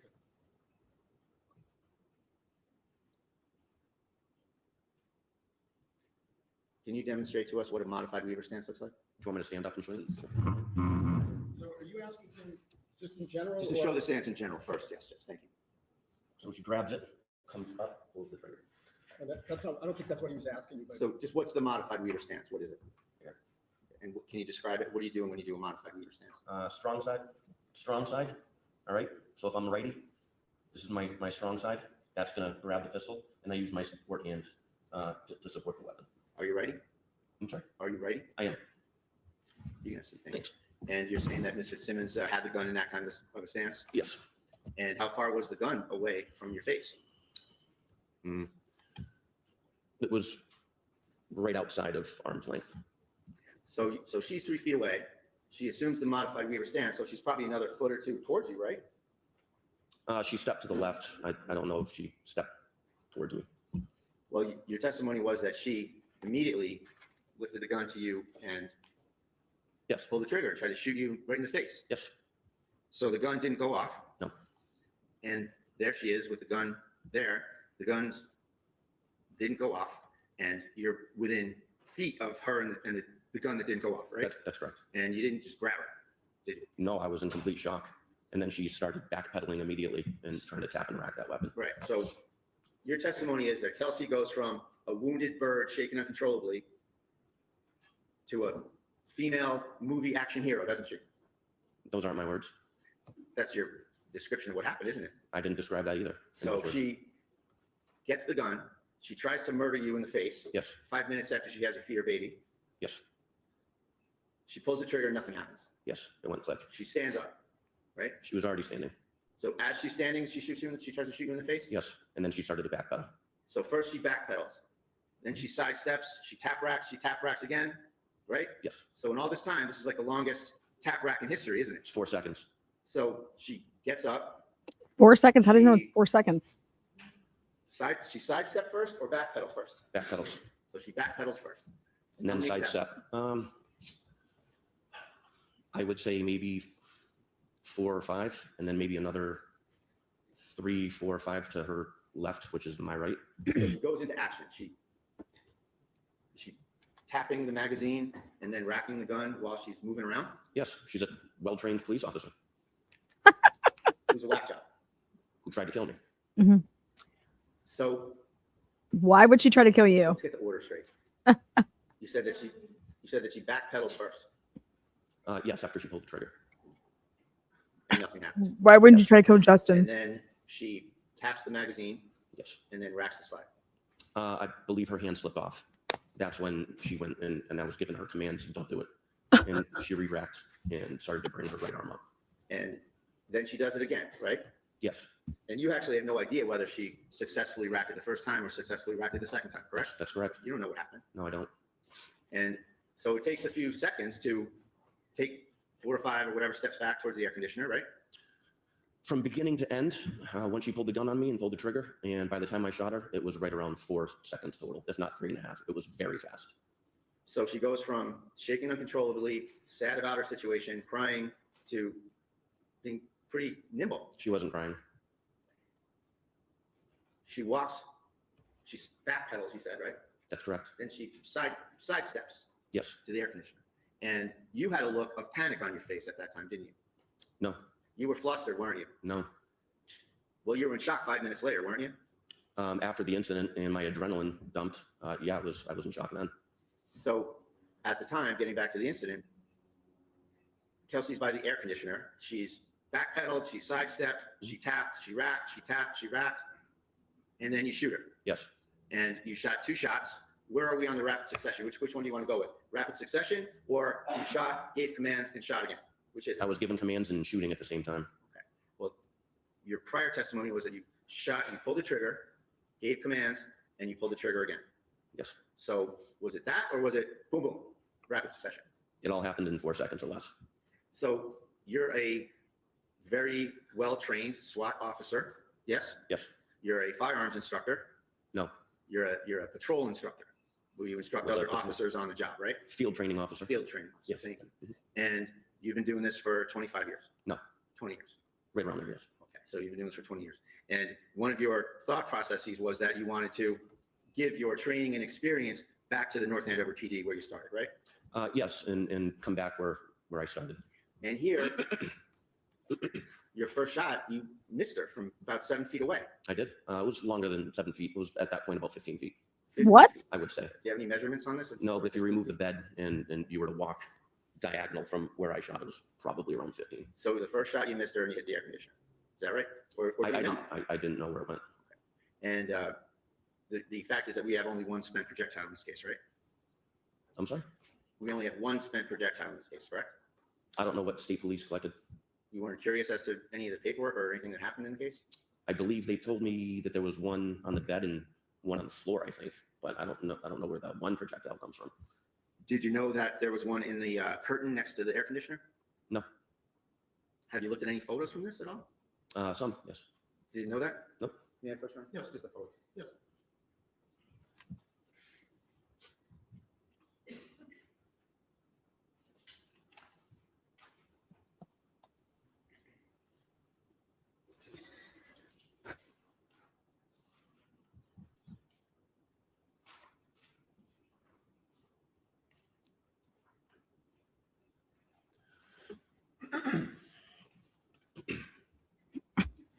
Did he not do a report? Thank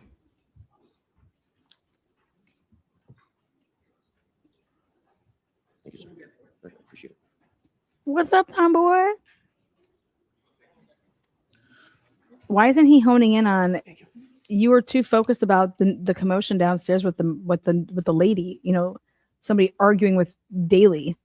You know what I mean? Like you. I'm going to show you for the record. Exhibit 49, sir. This guy's a prick. See that? Yes, that's the entrance to her bedroom. And is that a fair and accurate depiction of kind of the stuff that was there at the time? I didn't see any of that at the time because I was facing forward. That's a completely different angle. What? Well, that's the area where you say that she lunged to, right? There, yes, that would have been my left. Now, at some point, there was a safe there, wasn't there? A green safe. I have no idea what was there. It's right there. Didn't you speak with Officer Core at the scene? Yes, I did. And Officer Core, you said that you ordered him to do something. You remember that? I did. You ordered him to take the gun and get it out of there. Secure it. And what were you doing at the time you ordered him to do that? Rendering aid to Kelsey Fitzsimmons. So you're over by the bed. He would have had to go in that area to get the firearm and secure it, right? So I placed the firearm. You can't see the right side of the door frame. So if you were to walk into that bedroom and look right, there's some sort of I don't know, nightstand or something. I put the weapon right there. I'll show you Exhibit 75. Exhibit. This is the, Oh, it's the white. Yes, yes. It's Exhibit is that where 75. you put the firearm? on top of that. Now, let's just go with Exhibit what? 75. Your Honor. Thank you. So let's talk about who touched the firearm. So Daly picks up the firearm, right? Yes. And the firearm was under Kelsey's leg, correct? I don't know where it was. I was covering down. I didn't. I know he flipped her over and found the weapon. So- I don't recall where it was. Okay. You heard, strike that. So your testimony is that Kelsey's racking the gun, sidestepping, backpedaling, tap rack, and at some point she points the gun at you, right? Her arm started to come up towards me. Okay. So it's fair to say that she's back again, like you said earlier. She's starting to do this, right? No Weaver stance. Okay. So one hand. It was Is that the FBI crouch? What do you call that? Is it, a one-handed. it's not called the FBI crouch? I've never heard that term. Okay. So she starts to point the gun at you. So we agree then that the gun is out in front of her, right? It was in the upward position. It was coming up towards me. When I fired my second round, I saw her kind of buckle and she lowered her weapon and I stopped shooting and then she went to the ground. You hit her in the chest. She goes flying back and lands on her back, right? She didn't go flying back. She landed on her back, correct? She went down to the ground. I don't know which way she went. I think she crouched over. Well, you knew she was on her back, didn't you? I don't remember. As far as that goes, that's kind of a blur. What? So the idea that she's got the gun out in front of her, she falls on her back. If the gun's underneath her, is this some sort of a magic gun? I don't know where you're getting at. Doesn't it make sense that if the gun is out here and she receives a force of a 9mm bullet pushing her back this way, how does the gun get all the way behind her and under her leg? I have no idea. It's the way she fell. So back to the notion of who touches the gun. Daly picks up the gun, right? Yes. Daly puts it on the bed, correct? Yes. And you don't like that. I don't. It's too close to her. Well, she's sitting there with a gunshot wound to her chest with you there and Daly there. Isn't that fair to say? Yes. So you touch the gun, right? I do. And then you move it to the white shelf, bookshelf. Yes. And then Core arrives. And Yes. then you tell Core to grab the gun and secure it, I right? do. And then Core has it. Does he take it into the hallway? Maybe. I remember just focusing my attention on Kelsey. Sure, understandable. So you're focusing on Kelsey and you're giving her first aid. Yes. Well, Lieutenant Daly was starting to work on her. Is it fair to say that at first you still had your gun on her, but then you helped with the first aid? Yes. Afterwards. So that was your primary focus, was that once you felt that she was not a threat to you on your testimony, you started to assist with the first aid, right? Yes. And you and Daly are rendering first aid, and then Court comes, right? Yes. And you say, get that out of here, secure the gun. Yep. Make it safe. So it's fair to say that Court does that, but your attention is not on what he's doing, it's on rendering first aid, right? That's correct. So you don't have any knowledge or observation of what Court did with the firearm, right? No.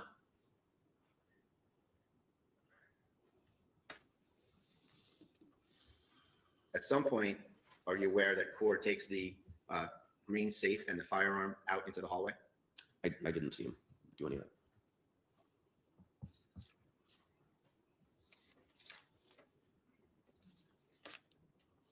I show you Exhibit 51.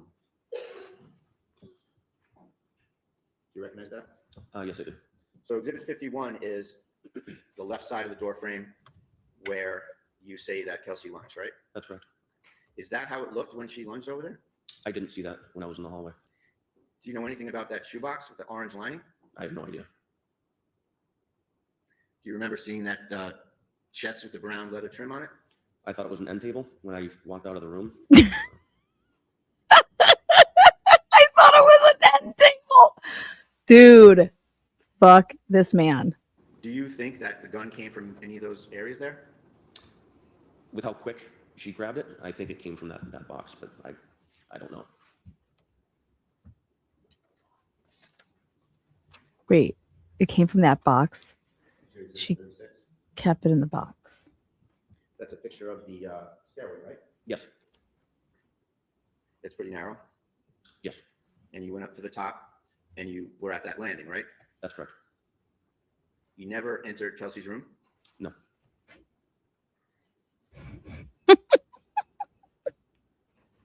So you said that you were shocked that Kelsey was quickly grabbing the gun and putting it in your face? Yeah, absolutely. And you that she'd gotten the drop on you, right? Yes. And at that point, you feared for your life, you say, right? Absolutely. And you panicked and you shot her. No. Well, you missed her from just a few feet away. It's hard to shoot a moving target or anything moving. The target. She was a target. Dude, use it. Are you aware of the Post Commission? Yes.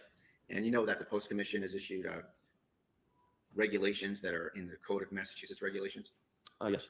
And you know that it's prohibited to use deadly force on a person who is exhibiting a danger only to themselves. Absolutely.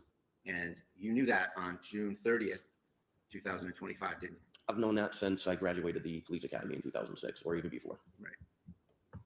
And you went in there thinking that Kelsey was dangerous and had guns and you might get into it, right? That's inaccurate. And that's why you had your gloves on, isn't it? No. You were ready to get wet. No. I'm sorry, ready to get what? Get wet, Your Honor. And that's when you had to adjust the narrative, isn't that true? No. So you're going to maintain that you got into a gunfight with somebody who was your colleague, right? Yes. Who had just given you her baby to feed 5 minutes earlier. Yes. Of her own volition. Yes.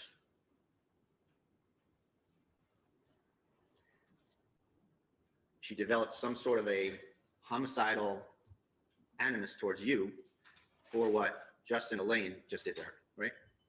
I don't think it was, unbeknownst to me, I didn't know Justin was in the house. I think I was standing in her way for her to get downstairs and kill Justin.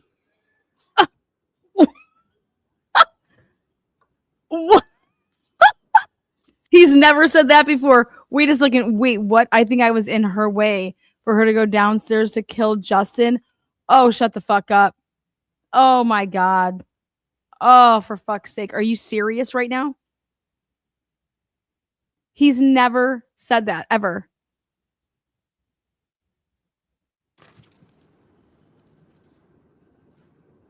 She's like, what? Unbelievable. I assume this is in hindsight. Hindsight, yeah.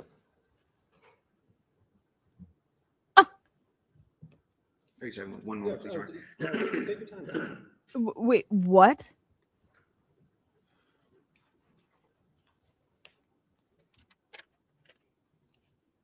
Did you have a taser? I did. Did you think maybe to use the taser when she pulled the trigger and the gun didn't go off? No. You meet deadly force with deadly force. She's 3 feet away from you? Yes. Could have just grabbed her, couldn't you? No. That does that tackle her.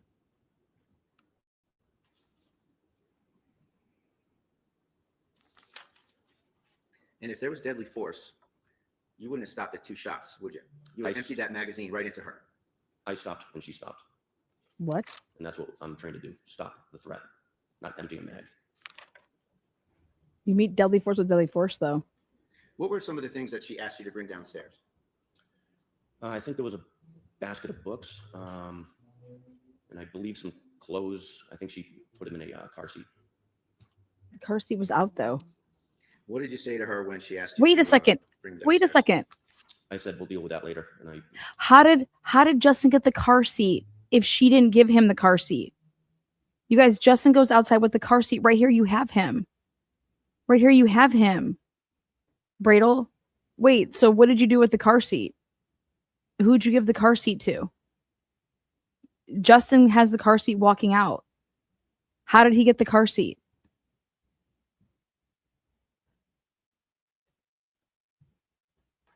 This is to show how he goes away to like hand this off. But he's over here claiming that he never saw Justin. I put him down.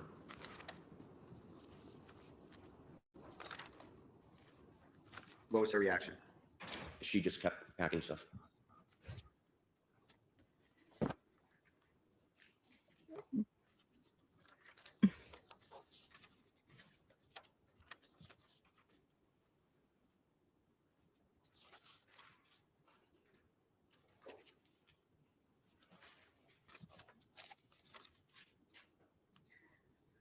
So you said that you were, you started your career in the North Andover Police Department, correct? That's correct. And you left for the Lawrence Police Department in what year? 2011. And then you were on the SWAT team from 2019 to 2024, correct? That's correct. And that you left North Andover to get a faster pace, right? What do you mean by a faster pace? Busier. Are you talking about when I left North Andover to go to Lawrence, or Yes, a busier atmosphere? more action. More calls for service. More what, I'm sorry? Calls for service. Calls for service. I wanted more experience. And you were there for how long? In Lawrence? Yeah. From 2011 to 2024. 2024, you go back to North Andover, correct? Yes.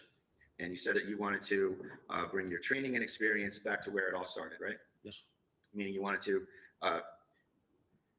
offer officers at North Andover the benefit of your training and experience, correct? Correct.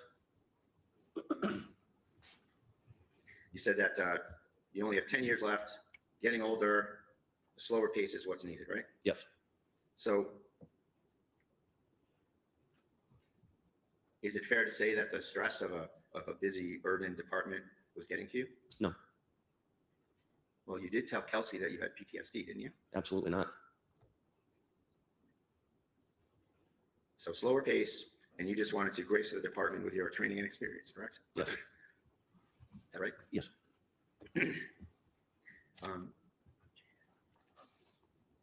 Judge, I told counsel that I would ask for a sidebar before the next topic. Okay, we're going to sidebar with this topic. I'm sorry, but Bradel just sucks. You guys, Justin is going outside with the car seat, okay? How does Justin get the car seat? Hello? He claims that he didn't see Justin. How does he not see Justin if he's standing at the top because he doesn't go into either room? Does he go into the baby's room? He doesn't think babies need, well, he's going to need books to read to the baby like at night. Like, what do you mean? Like, who's this guy thinking you don't need this stuff? Like, dude, who are you to say what my baby needs or doesn't need? Shut the fuck up. You're here to serve a search warrant. And then you would ask him, well, who do you think that you're giving the baby to? Why are you there? You're taking a baby and giving him to who? Like, I don't understand how Bradel thinks that he's like, what is he nervous for? Like the answers that this guy's going to give? What good answers are there going to be there? If he doesn't know that Justin's coming there, who does he think he's giving the baby to? The fucking neighbor? Protective service? I mean, who are we giving this child to? How would you not think that maybe you're giving it to the person that you think is making a scene? Because if you didn't think Justin was coming there, then what are you doing with the baby? Now, there's a lengthy sidebar because clearly Bradel wants to introduce something. Next session, Your Honor, Rebecca, and recommend the Kelsey Fitzsimmons matter. All counsel and the defendant are present. Okay. All right.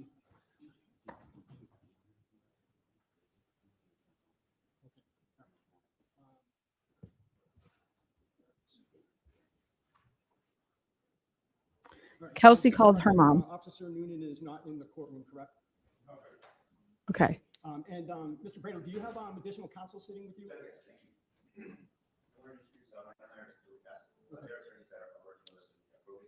And I wanted to ask if it'd be all right if they were up here because they've been assisting us with various factual matters. Would that be all right with the court if they sit here? Commonwealth, you take a position? No, but if I don't hear it, it's in the case. Yeah, I think you'll have to file these limited appearances for the day. That's fine. And let me just, let me get your names. So your names again? Limited appearances for this is probate. Okay, welcome. All right, so let me just discuss what we were, or just raise what we were discussing at sidebar. So Mr. Bradel came to sidebar, asked for permission to explore three areas on his cross of Officer Nunan. The Commonwealth reminded me that this topic or topics are addressed in a motion in limine that the Commonwealth filed prior to trial that I deferred ruling on, which is paper 62, Commonwealth's motion in limine to prohibit questioning regarding current duty status. Mr. Bradel, let me just start by paraphrasing what I think the three areas are, Yes, sir. and then you can tell me. You wish to explore three areas on cross with Officer Nunan on the grounds that the areas could show or do show that he was offered promises, inducements, or rewards for his testimony. Right? That's the theory. The first being, generally speaking, that he was not drug tested after the shooting. Is that Correct. what you're saying? That's right, Your Honor. I'm sorry. It was a town policy. It's a town policy that if there's a serious incident, that the town would drug test the officers involved. Okay, so number two, and I may not have these in the order that you raised them. Number two was that essentially you allege Officer Nunan missed a shift sometime after the shooting. Perhaps it was, let's say, medication related, generally speaking. And number three, that Mr. Nunan, Officer Nunan allegedly was placed on administrative leave, but allowed to work details, and that you believe that to be in violation of some policy or Yeah, CBA. yes, Your Honor. You're either a policeman who can work or you're a policeman who can't work. You can't be performing details in uniform as a policeman while Okay. you're out on critical incident leave because you can't work. All right. So generally speaking, we did address some of this pre-trial in the sense that there was a Rule 17 motions, right, by the defense to get Officer Nunan's IAD files from Lawrence and North Andover PDs, which I believe Officer Nunan agreed, which is really unprecedented in my view, agreed to provide a waiver for him to get those. So, Mr. Bradel, so did you get the files that you were seeking, the IAD files? Yes. Okay. And so let's just go through each point. The first point about the alleged, well, let me say this, is I stand by what I said.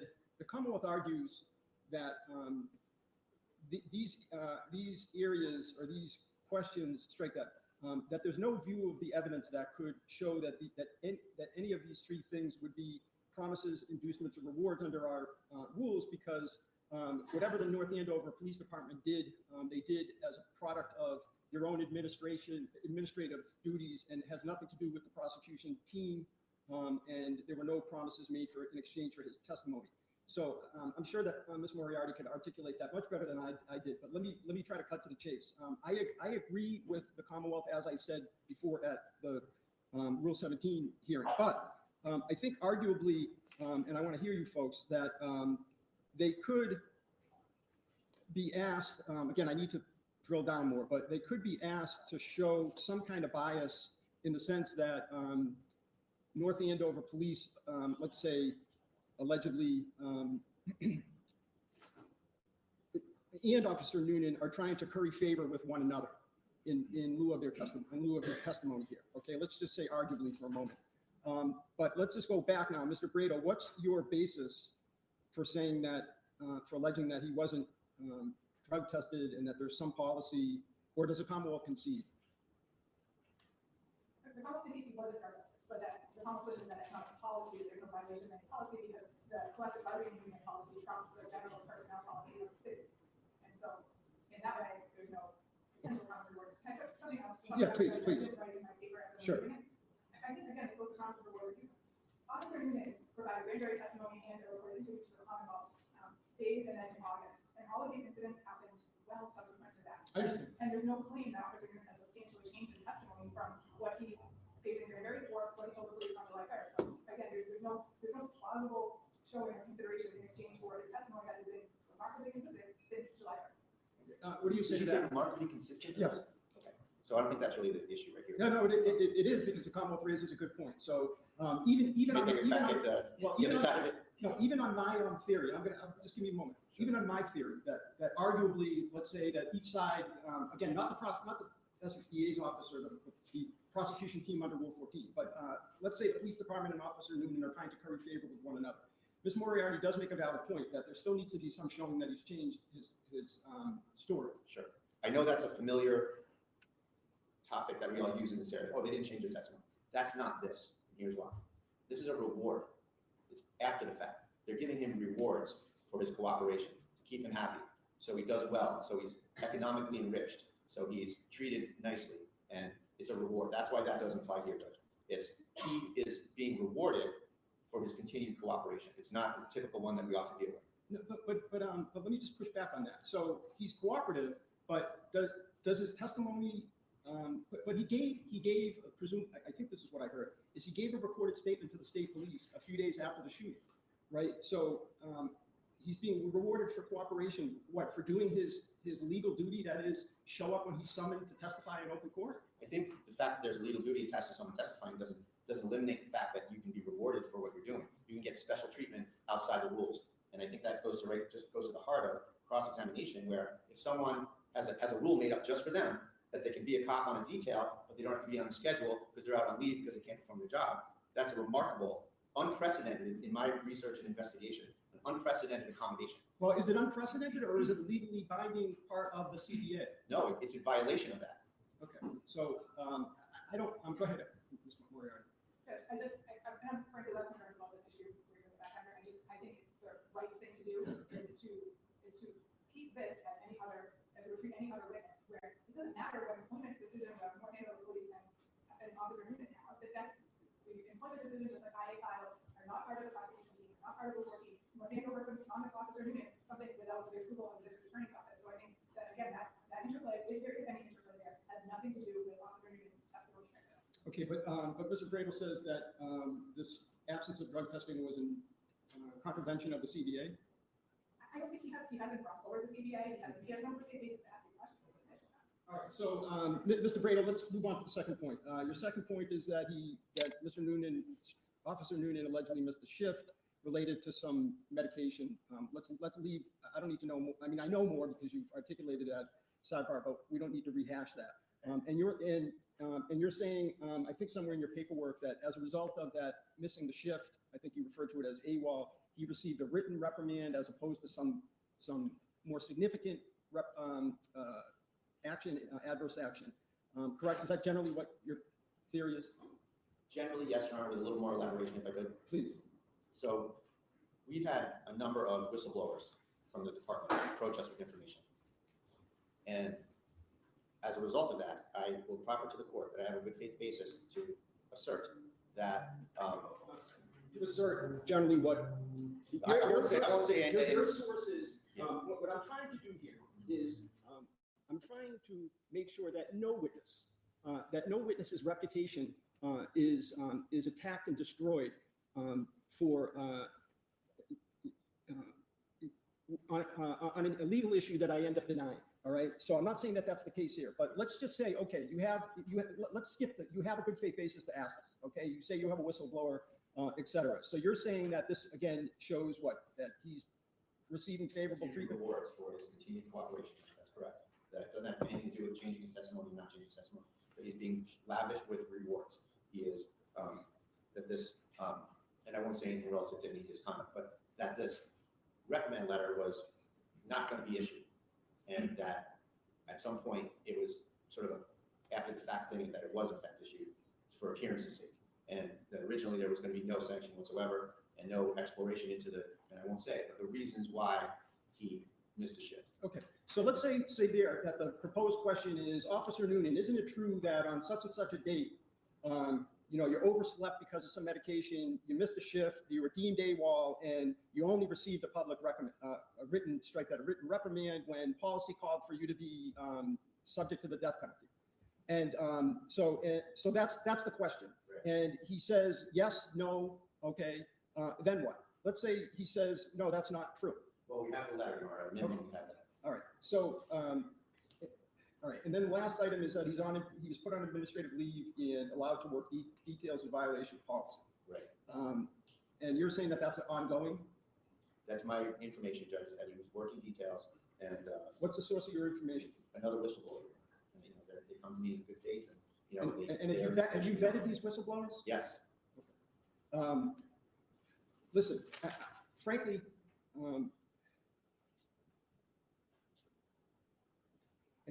if this was a jury trial, and I realize I'm talking out of two sides of my mouth again, because I said yesterday we're going to treat this just like a jury trial. If this was a jury trial, this would be an easy decision.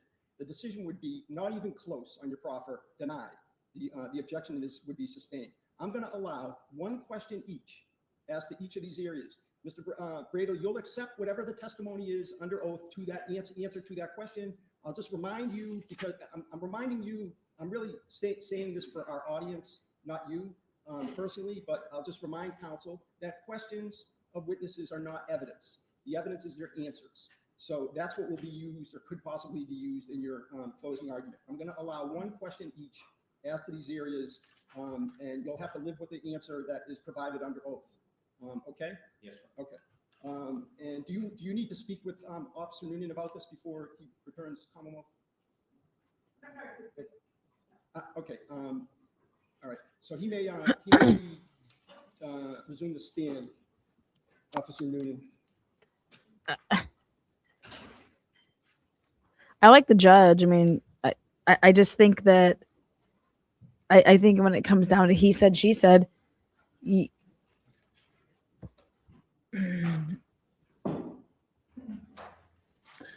don't know. I'm actually shocked that they didn't go with the jury, because I think that they're just not hitting on policy at all. Hit the policy. Mr. Brady, you may continue your cross-examination. You know, I don't.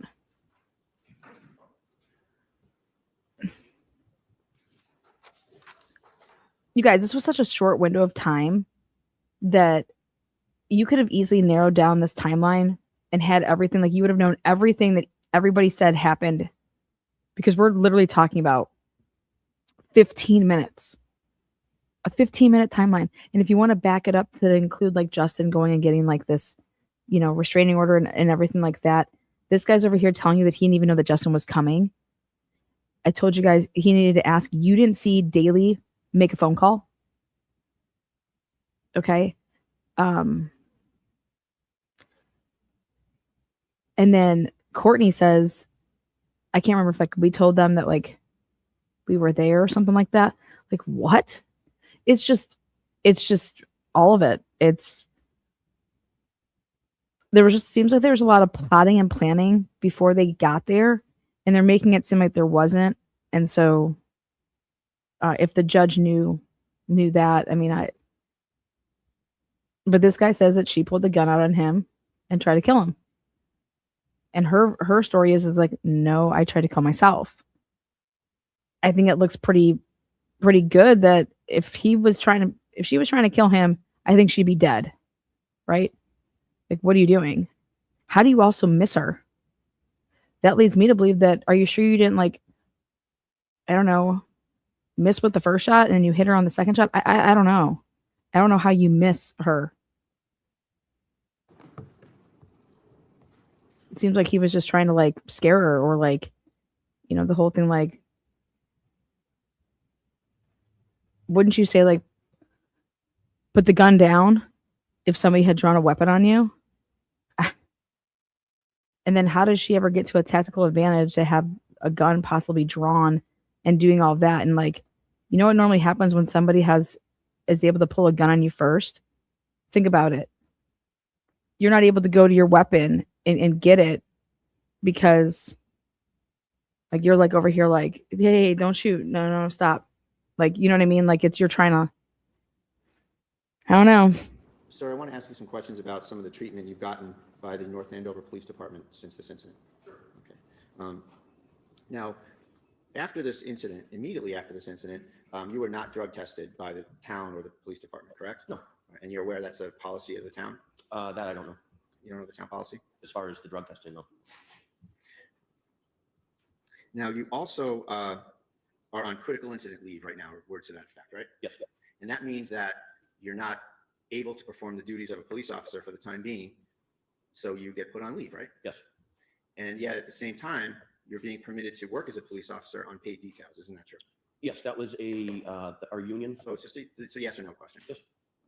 And that is an accommodation that was made via a side. May I borrow your or? Yeah, no. Next question. That is something that is not ordinarily permitted, is it? No, you've gotten your answer. Okay. Okay. Next question. All right. Yeah, but he said that he you did. also were absent without leave from a shift recently, correct? Back in January. Yep. And with respect to that, there was a reprimand letter issued to you, correct? That's correct. And at first, that wasn't going to issue, was it? All right, let me just hear the question. What I was really expecting was one long leading question each, but that's all right. You're breaking it up. Let me just hear the question. Officer Nunan, please don't answer it Yes, until I hear it. So Go ahead. the question, Judge, is that reprimand letter that appeared in your file was originally not going to issue against you, was it? All right, that's the question? Yes. Okay, you're going to live with the answer? Yes. All right, yes or no? I have no idea. I was just called in one day to sign it. Okay. So I have no idea if it was or it was not. All right, so. Okay, that's all I have in your. Okay, all right. Thank you. In that area, you're not done with cross, right? I'm assuming that you're. In that area, right, Okay, in thank you. terms of rewards, Judge, yes, that's all I have. Now, I want to circle back on a couple of things. You gave a recorded statement to the state police on July 3rd, correct? Yes. And we talked back and forth about your belief or your expressed intent to section her, and you said that wasn't the case, right? Can you ask that again? Yeah, you said that there was discussion about sectioning her, but that wasn't your thought process, or you didn't know about it or whatever, right? When we discussed it, behind the school, it was brought up that she may not take this well. She may have to get sectioned. She was sectioned prior. So here you're saying that it was a speculative possibility. Is that fair to say? it could have been a possibility depending on how she took the restraining order, respectfully. Judge, if I may, I'd like to play a recording from. She was sectioned prior? From July 3rd. For impeachment purposes? Yes. All right, any objection? Okay, sure. We should probably, we need to mark it for ID at least, unless you're seeking to admit it, but let's take it. I'm just I'd be playing a prior and consistent statement, Judge, for. Okay. So we're going to have to mark it for ID. I don't know, do you have a mechanism to be able to do that? Is it on a thumb drive or something that can be marked?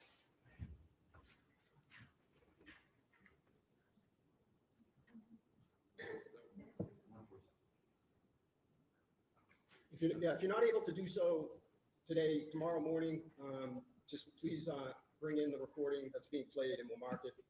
Certainly. Okay. All right. Had just taken out a restraining order, and we were there to serve it, confiscate her firearms, and then we were going to section her. So that's what you said on July 3rd, that we were going to section her, right? Yes. So at the time, you had it in your head that she was someone who needed to be sectioned, right? If that's what I said in the statement, then yes. In other What- words, somebody who was mentally ill and a danger to themselves or others, right? Yes. And that never panned out, right? No, it didn't. Because she was shot in the chest and went to the hospital for 53 days, right? So she tried to kill me.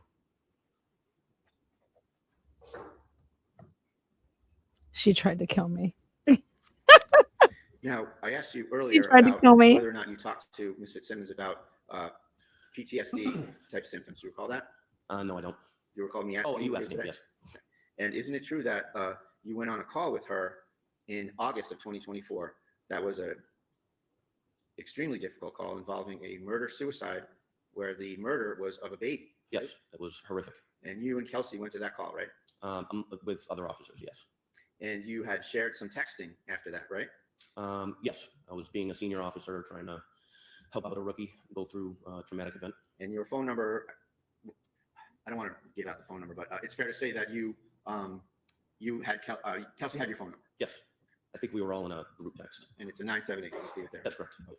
And so, in that text, you said to Kelsey, relating to your past career, I spiraled down a rabbit hole, a very dark place. This happened years later in my career. We can speak in person about that. I have a guy I've been going to for years, like 10. And when I feel like I'm off, I call him, and all I have to say is, I need a tune-up, and he does me in. Right? I don't recall that, but if that came from my number, then I had that conversation with her. I don't remember that at all. Okay. May I approach you? What? I spiraled down a rabbit hole. Dude, this guy's like a fucking piece of shit. This guy's a junk cup. I go and I get tuned up with what? What do you get popped to you? What does he give you? This dude's crazy. May I approach you? He's a fucking meathead. Let me show you some of these two- Exactly, Joanne. He's a ticking time bomb. He's a piece of shit. That's a contact, and that's your phone number, and it says Nunan, right? That's correct. Okay, so this is the text I want to show you. Which one? This one? Okay, yeah. And you can scroll up and down if you want, but this is the black part is you, and the blue part is Kelsey, right? You can get some context. Wait, I'm in blue? Kelsey's. Oh, blue, Kelsey's and in you'd be blue. black, yeah. This is how he's showing fucking exhibits. So can I just make an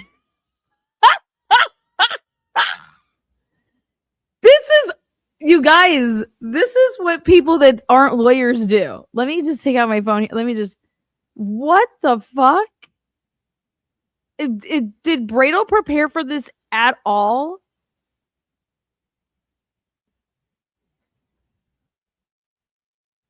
observation? So you asked the witness about this particular text, about essentially that perhaps he had therapy and needed a tune-up, et cetera. Yes. He said his answer was he basically is not contesting the Yes. authenticity of that. So what are we doing? Well, it's tricky, Judge, from where I sit, it's tricky that when a witness says, well, if that's what it says, so I feel like I need to establish that's what it says, that's all. Okay.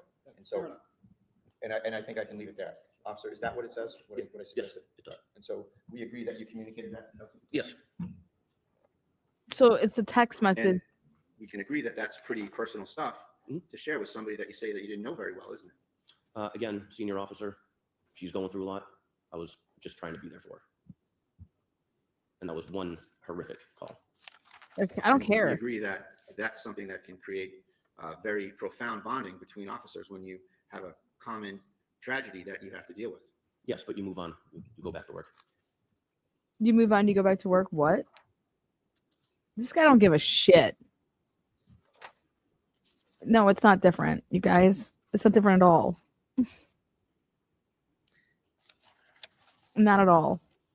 You have Go to back to the bedroom use where exhibits. Kelsey's on the floor and you stop holding the gun on her. You assist Lieutenant Daly with first aid. Yes. Okay. And you were asked by the ADA, what did she say when she was on the floor? Recall that?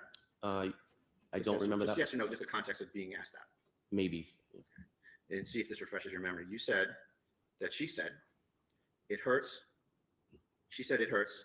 I, meaning you, said, keep breathing. You have a baby to live for, Yes. right? And that was your testimony about what she said and what you said, right? Yes. And that was the truth? Yes. And that was the whole truth. Yes.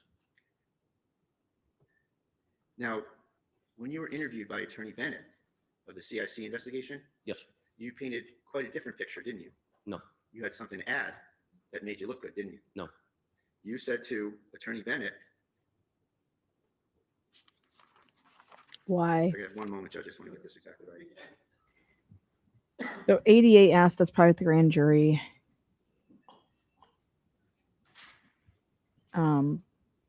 It hurts, and then keep breathing. It'll be better.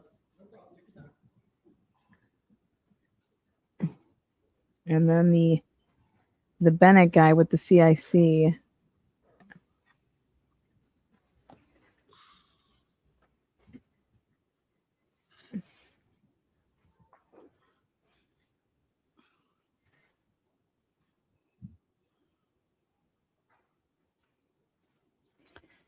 This is Turtle Boy's attorney. That's why I'm covering the case.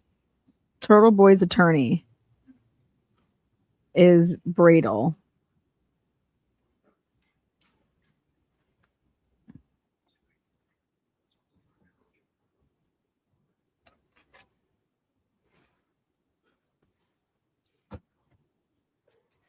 Page 11, the 80-something page report, 90-page report.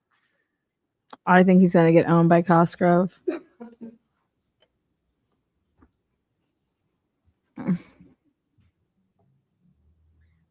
With respect to the CIC report, you did say the part that she was saying it hurt. I told her to just keep breathing. Do you recall that? Sure.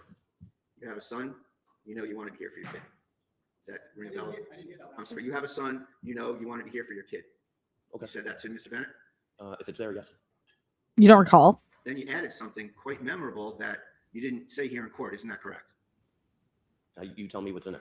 I don't know. You said that she reached up, she grabbed my hand, I held her hand, consoled her, and then I asked her, why? And she stopped talking and just literally just looked right through me, death stare. If That's it's there, what you then said. yes. If it's there, that's what I said. And you didn't say that here in court today, did I didn't remember. I totally forgot about that. you? You forgot about something. She reached up, grabbed my hand, Nothing further on. and looked I'm sorry. No more? You're done? Yes. into my eyes, death stare. Is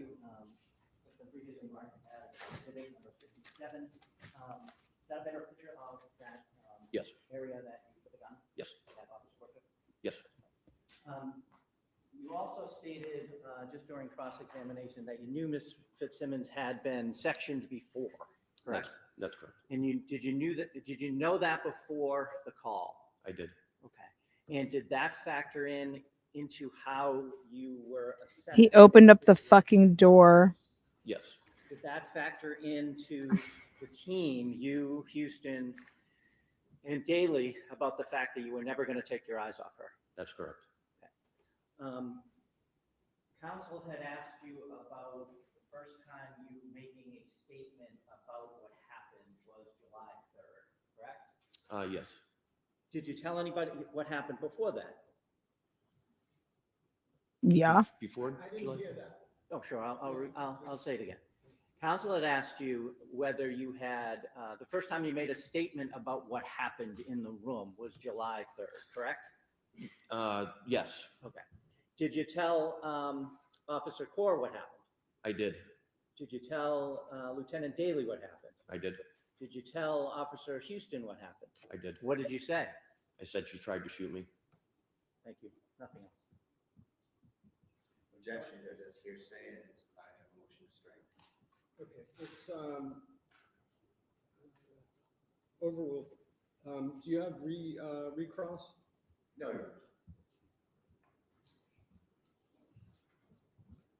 I'm not, just to be clear, I'm not, Mr. Bradle, I'm not, I did not allow that last statement in for the truth, just for a state of mind. thank you.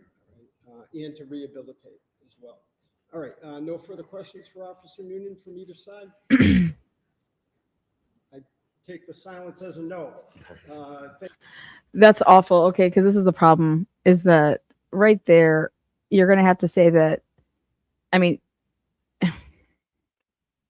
Thank you very much. You may step down. And, his word is that you can she pulled the gun out on him. So it's attempted murder. call your next witness. Mr. Parks, oh, you were almost out of here. You didn't move quick. You didn't move fast enough. All right, yeah, we can go to sidebar. Oh, what's Bradle got up his sleeve?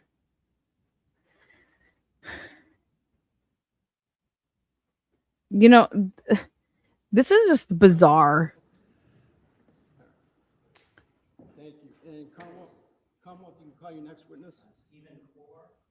Okay, Officer Core, Stephen Core. Bradle is just not. We have no.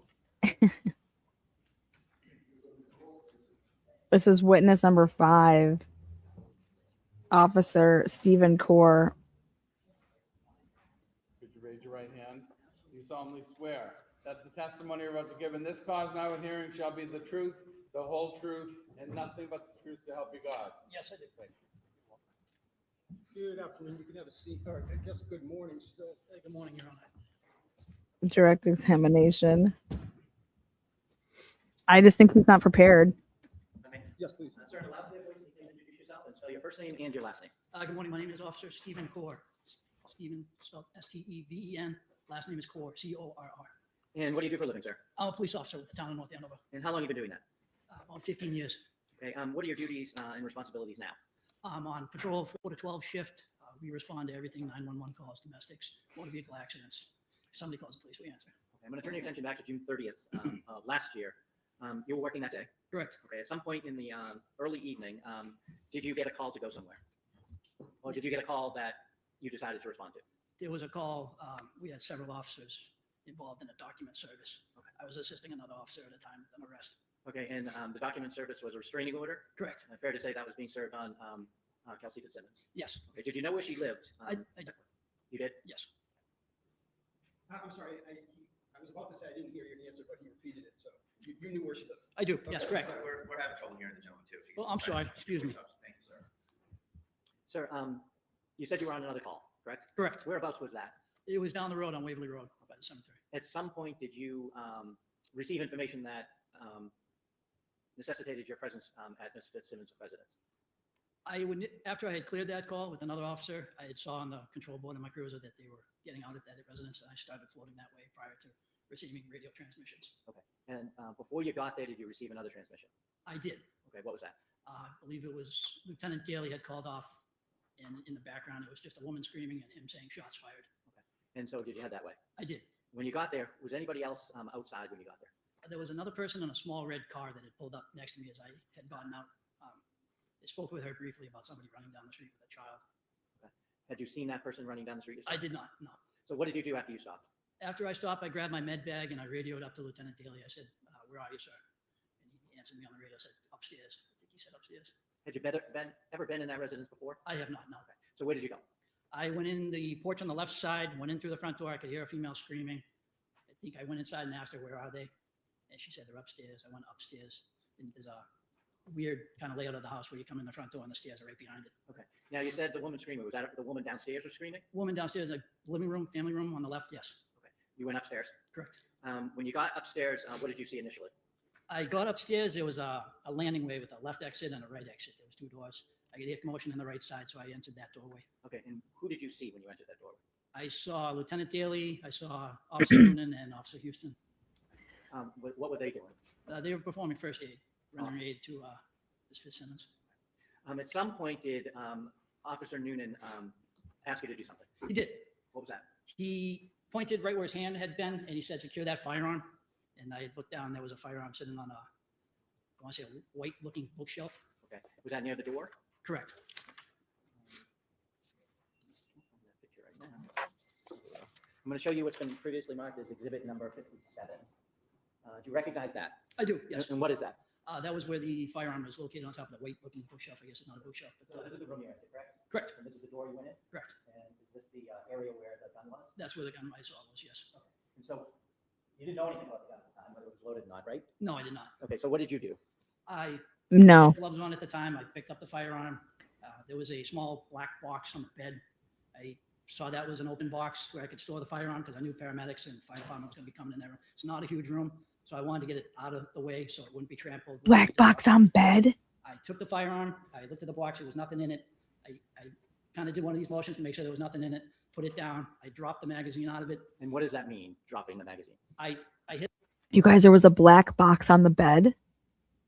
Did you just hear that? Versus that cardboard box that was on top of the green chest.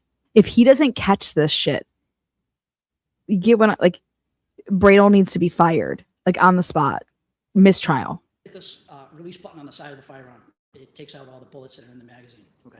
Bullets stay in the magazine. The bullets are in the magazine, correct? And then after that, I racked the slide, had it sideways, and I emptied a round out of the chamber into that box.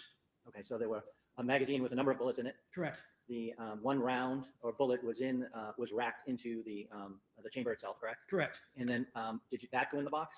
That went inside the box. And what did you do with the firearm itself? The firearm, I put everything in the box and then brought it outside of the room. May I approach, Your Honor? Yeah. I'm going to show you a picture and ask if you recognize what that is. Hold on a second. So this is image not on. agreed to, so it's a picture that. Okay. All right. My question was, and you just answered it by your movement, was whether you wanted me to look at what was on the screen. No. All right. So you've handed him a photo. What exhibit? I do. What is it? It's the box that I placed the firearm on the ammunition in. Okay, can you see the firearm, magazine, and the? Wait, what? Again, What did you do with the box after you placed the items in it? like I said, it was a small room. The landing, it was at the top of the stairs. I backed up out of that and I put the box in the corner away where I kind of stood over it, made sure nobody messed with it as the fire department came up and down for medical aid. Thank you. I draw right off of this picture is the next exhibit. Any objection? No, Your Honor. Okay. It may be admitted. Exhibit Wait. DD, so marked. That's a new exhibit. Please.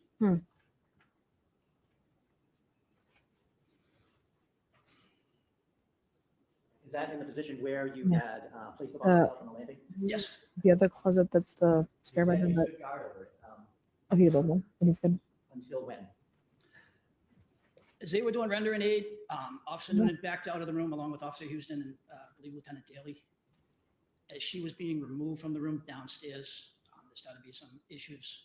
I asked Lieutenant Daly, who was standing next to me, I said, We need to see "Mom, that you go down and picture. make sure the fire department's all set, putting her in the ambulance, make sure nobody interferes with that." And he said, "Yep, I'll take watch over the firearm." And he basically stood over it and made sure nobody, after I had left. Okay. When you initially went into the room, you saw Ms. Fitzsimmons on the ground, I'm assuming? She was blocked from my view. I could see feet. I assumed that was her. Once everybody kind of moved out of the way and I walked in, I said, "What do you guys need for help?" They already had a med bag up there, but she was on the back side of the bed, Where was Officer Noonan after the fire department left? standing next to me in the hallway, the landing area, I want to call it. Did you do anything with regards to him? Did you make any observations? I asked him if he was good. It's basically me making sure he's okay. Adrenaline's rushing. As I came up the top of the stairs, there was a little glass door on the left, and it looked like there was like a pinhole through it. I thought he might have been shot at, so I asked him, "Hey, did she get a round off on you?" And he basically, "I don't know." Overall, only because it's been admitted and it's of marginal relevance. Just to explain the scene. Sure. Cross? Oh my God, he stopped. He stopped because he's about to make a mistake. That- Cross? Oh my God. Take your time. You guys, that was the fastest direct examination. Okay, Bradel, are you ready for this cross? I'm gonna like fillet some fucking cock right here, some badge cock right here. Let's go. Good afternoon, sir. Good afternoon. Now, I'm sure that you memorialized all these important facts you testified to in a police report somewhere. No, we didn't generate a police report at that time, no. I'm asking if we did, I'm asking if you did. I did not know, sir.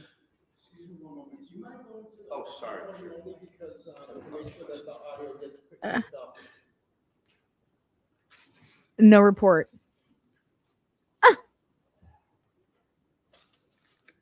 Everything you testified to was not memorialized by you in a police report, correct? No, I did not write a police report, no. Now, also, you weren't interviewed until 30 days after this incident, correct? Interviewed by who? By the state police. I don't remember the exact time frame. Isn't it true that you were interviewed on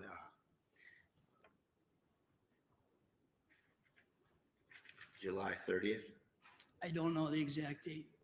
If that's what you say it is, then I assume you're giving me correct information. I appreciate that. You were also working with Officer Nunan, correct? At the time- I work in with that him time as a interval? coworker. Did you work with him in that time interval? From when the incident to the happened 30th to July 30th, of July? he's on a different shift, but yeah, I do work with him. And did you speak with him about the case? I don't recall if we did. I'm sure we had talked at some point about if he was okay.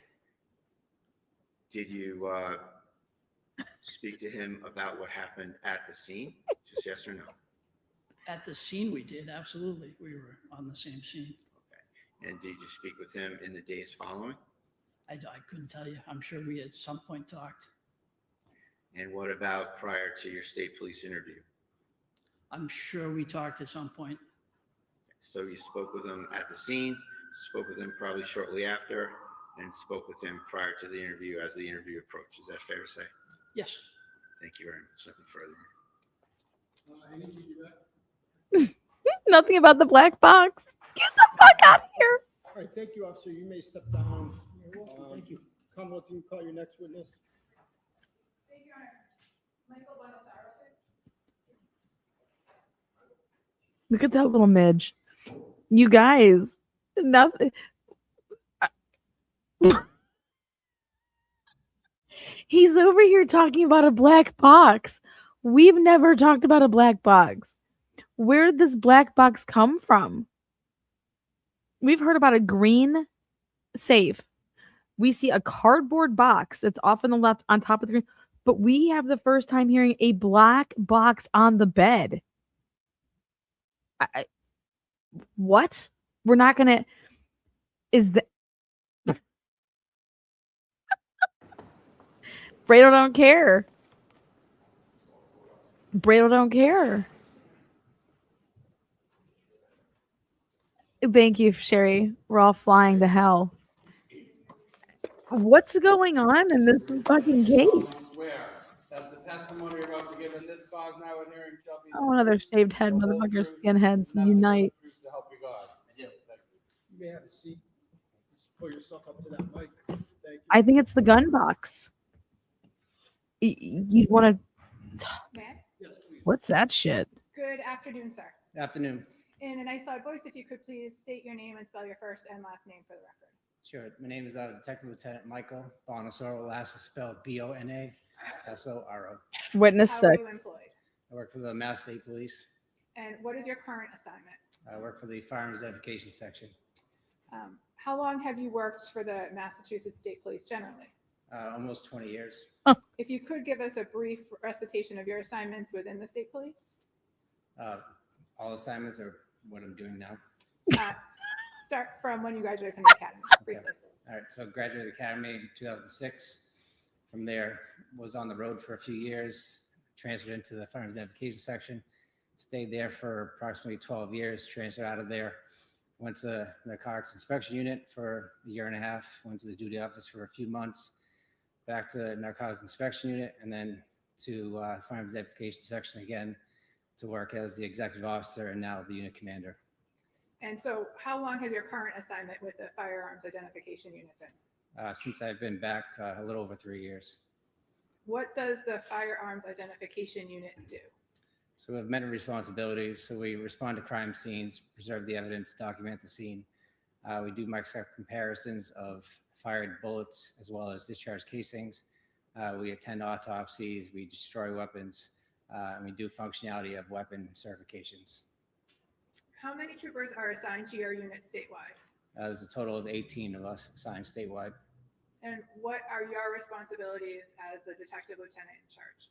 So I look at training, make sure we're up to accreditation standards for lab protocols, making sure all of our protocols are in line with the current definitions of Mass General laws. I look at different aspects of how we respond to scenes, how we collect evidence, how we interpret evidence, looking at the definitions of firearms, ammunition, Hey.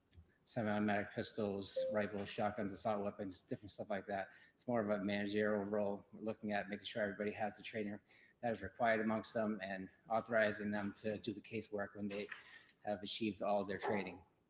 And fair to say that you still, from time to time, respond to scenes yourself? Yeah, so as of right now, we're down a few supervisors, so I took on the role of going to these more high-profile scenes to observe my other ballisticians, collect evidence, as well as do some of the hands-on work myself. Now. Can you briefly summarize some of the specialized In the training mailbox. you've received over the years with Right, respect to hold on. firearms? Sure. So when you go into the firearms identification, it's a 2-year Yeah, apprenticeship program. yeah. We work with other Um, senior ballisticians. You're looking at casework, seeing how to do the casework, making sure it aligns with the protocols that we have documented.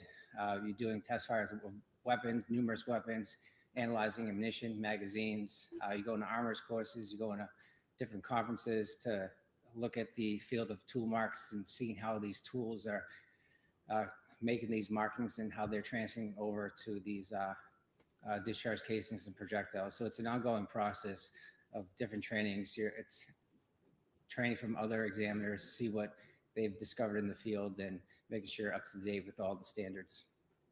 And the armors courses that you've gone to, have you gone to numerous with respect to the common gun manufacturers in the United States? Yes, I've gone to several rifle, shotgun, firearm armors courses. Can you estimate how many weapons you've examined over the course of your career? Hundreds, And how many weapons have you test fired? over hundreds of them as well. And do you also have the opportunity to examine ammunition as part of your work in the firearms identification unit? Yes, looking at the components of ammunition, yes. And one of the components of ammunition is projectiles. Correct. And you've examined estimate how many projectiles over the course of your career? Thousands, And how many scenes have you responded to? hundreds of scenes. And have those been both fatal and non-fatal shooting scenes? Yes, Have you conducted and participated in the microscopic examination of ballistic evidence? yes, several. Approximately how many times? I would say over 100 cases. And have you had the opportunity to testify in the courts of the Commonwealth? Yes, several courts. And if you could name a few of those courts. Middlesex Superior District, Suffolk Superior District, Worcester Superior District. And today you're in Essex. Yes.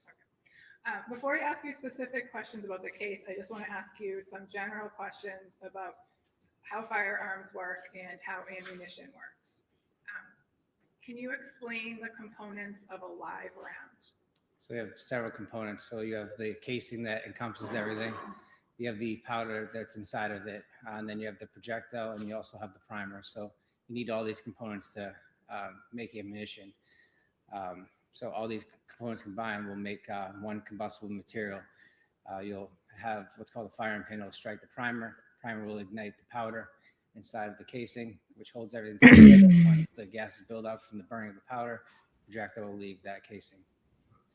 So the projectile is what's commonly known as the bullet, Yes. and the casing is what is often recovered at crime scenes. It's also referred to as a discharge cartridge casing, so it's been extracted from that firearm.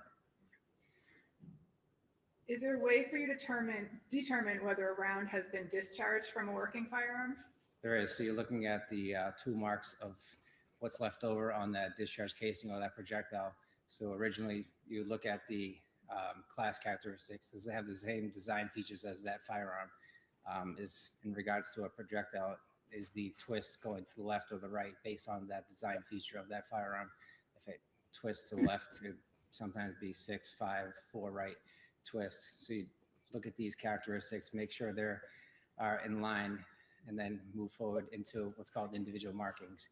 As firearms are produced, they're produced by tools. As tools are making these firearms, the tools are wearing away. You also have little pieces of metal that get in front of the tools, which will create unique marks. There isn't one firearm that is the same due to the fact that you'll have material that's in front of these cutting edges. And is it fair to say that when a cartridge We're gonna just go ahead and speed up between this. Like, sorry, but we got it. I understand there's no objection. Okay, let's have Mr. Wayne mark those individually. Okay, mark these individually exhibits, and they are photographs. You said there were 9? Photographs. Exhibit 82, so marked. 81, Exhibit 83, so marked. 83, Exhibit 84, so marked. Exhibit 85, so marked. 86, so marked. mhm. May I double check? Yes, please. Okay. Sir, showing you cards that have been marked as 81. Do you recognize that picture? The picture dictates plaque number 3. I believe there was a discharge casing around that vicinity of plaque number 3. Sir, what number was that again? 81. 81, thank you. 81. Is exhibit 82 a different angle of that same, you were trying to photograph that same discharge cartridge casing? It is. Showing you exhibit 83. What does the picture 83 show? Discharge cartridge casing with a closer-up appearance. Has it been moved? I believe it has been moved. And why would it have been moved? Where it was located was kind of in a confined space in the corner of the room.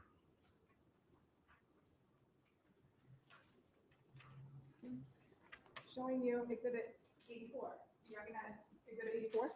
Yes, it's where a spent projectile was recovered right above the air conditioning unit inside the curtains.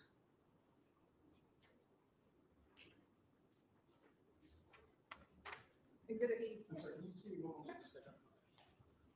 Ah. Yeah, you might bring that back on. Thank you. Curtains. What does picture 80 on exhibit 86 show? So a 80. close-up picture of plaque number 4 of that spent projectile that was recovered in the curtains. Card 4. And showing you exhibit 87. What is exhibit 87? The projectile from plaque number 4 that was moved for a close-up photograph. So it's Ooh. taken from the air conditioning unit and moved for this photograph? Oh, that's a okay. From the curtain and moved on, I believe, the bed and take a photo of it. Showing you exhibit 89. What does exhibit 89 show? It's where a projectile possibly struck. We looked at the air conditioner inside and to the rear of it. They had a hole consistent with a strike on the outside of that air conditioner. Can't determine exactly, but it appeared to be a projectile strike. And there was another hole on the exterior or the back end of that air conditioner as well. And is that what exhibit 88 shows? Yes, And did you ever find a projectile associated with this air conditioner, the one that struck the air conditioner? it did not. That last photo down there, is that 85? 88. I'm sorry, 88? Thank you.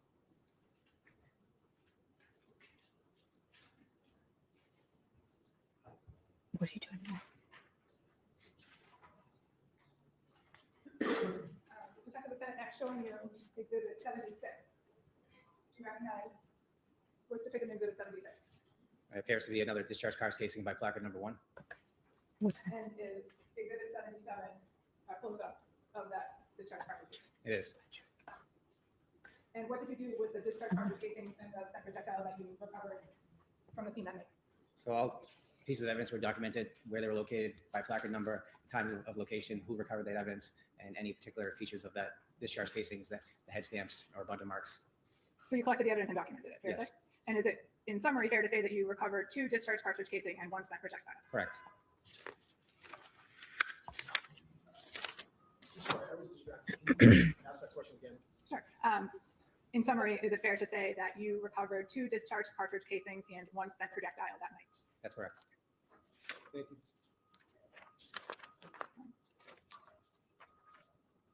Did you continue your search of that bedroom? I did. And what else did you recover from that bedroom? I don't believe there was anything else from the bedroom other than the 2 discharge casings and the projectile.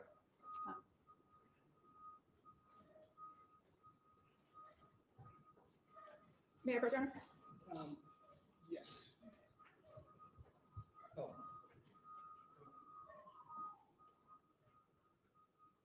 Let's, we'll take a 5-minute recess. All right. Let's give it a 5-minute recess. Why does he want a 5-minute recess? Look. Can you repeat that? I think so. Sir, what was your finding with respect to Lieutenant Daly's firearm?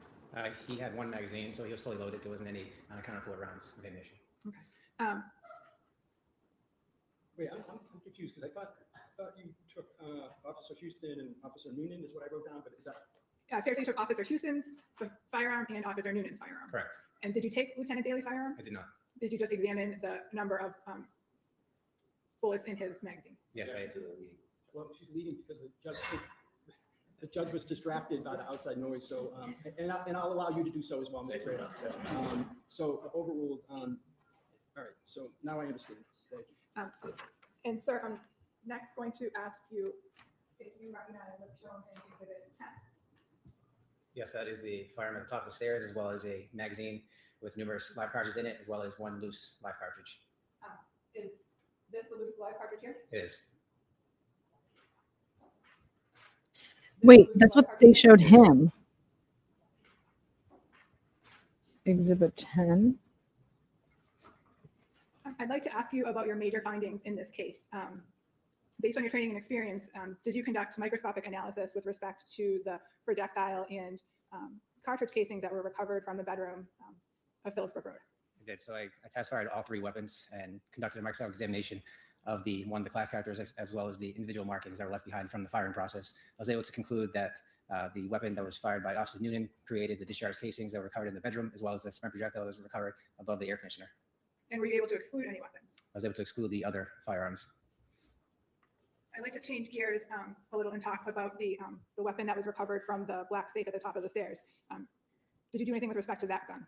I test fired that weapon with 2 live cartridges from submitted ammunition. And what was your conclusion? That weapon did not fire the discharge casings as well as the projectile that was recovered.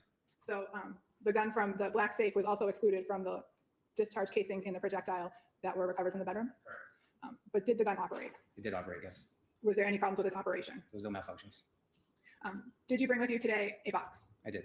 And what is contained within that box? I believe it was the that Glock firearm that was in question that was recovered at the top of the stairs.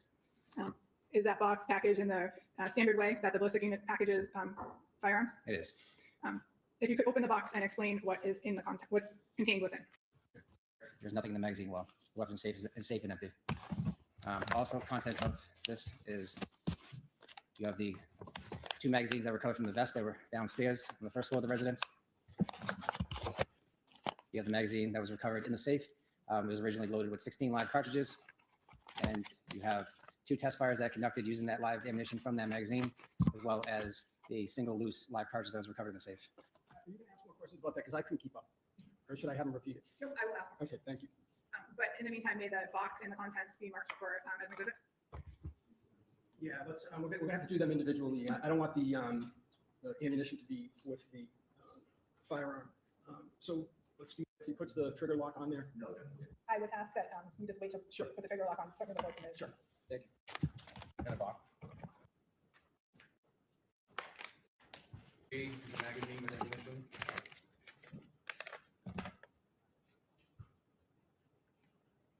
Live round. 94 ammunition, 1 round.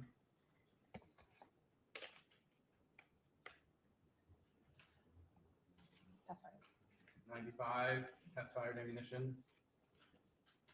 96 test fired ammunition.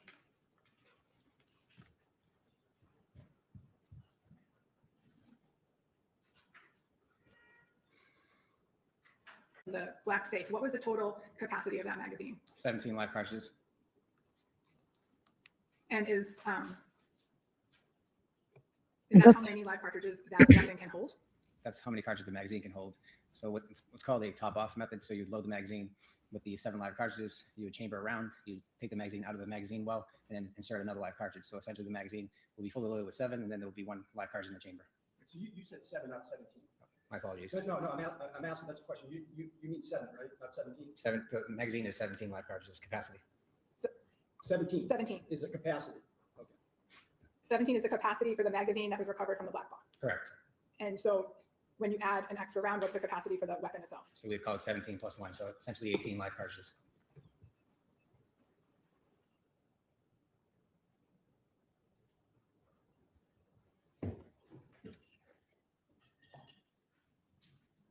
So getting back to that, in that black box, in this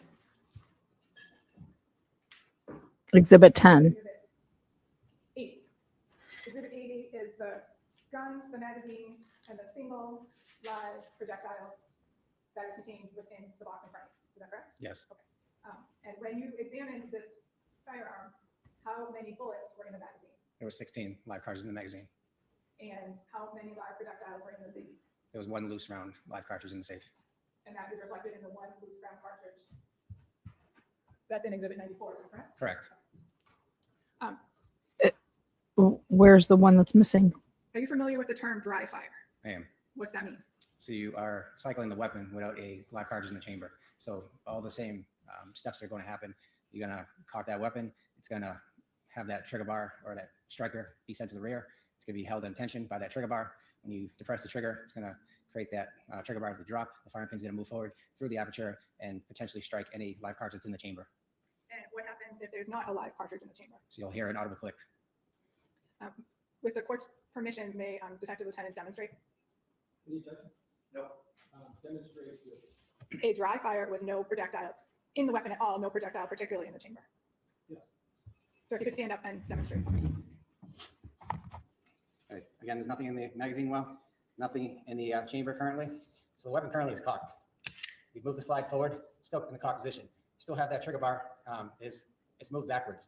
And then when you pull the trigger, you'll hear an audible click because it's released. I'm not showing that on YouTube. Okay. And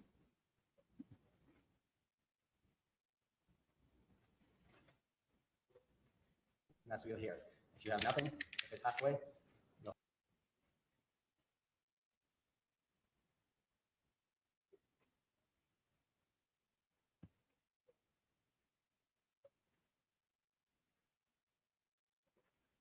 Hang tight.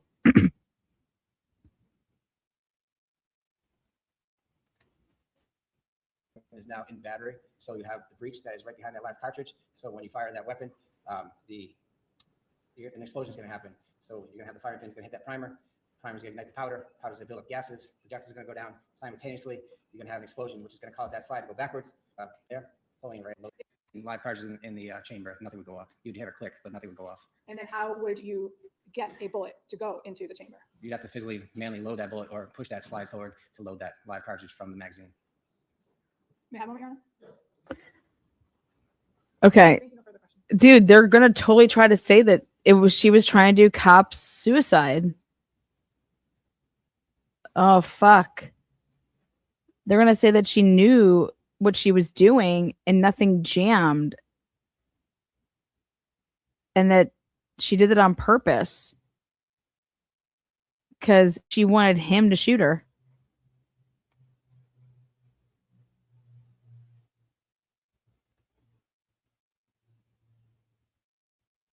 Then I would say that it wouldn't be attempted murder. Because she knew that she couldn't possibly have murdered him.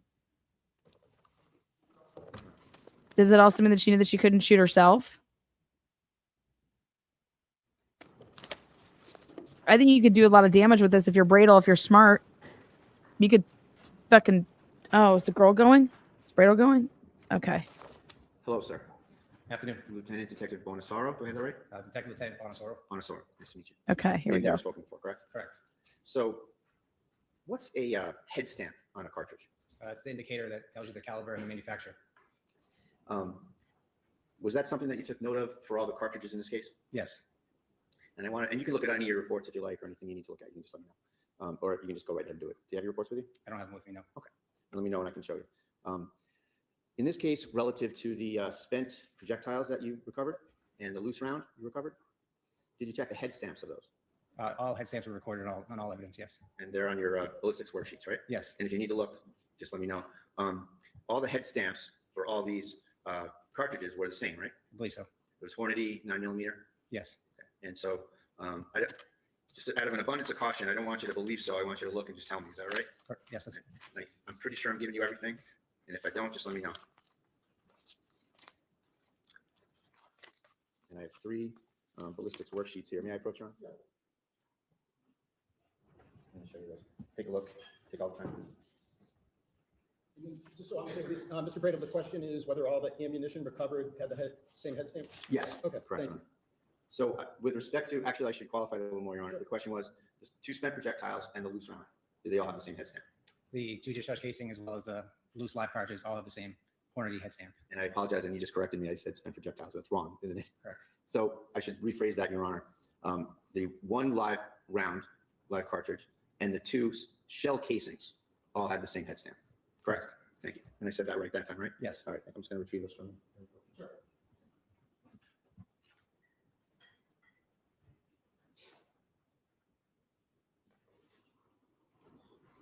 As a state police detective, you go to various towns and you investigate ballistics evidence, ballistics issues at various calls, right?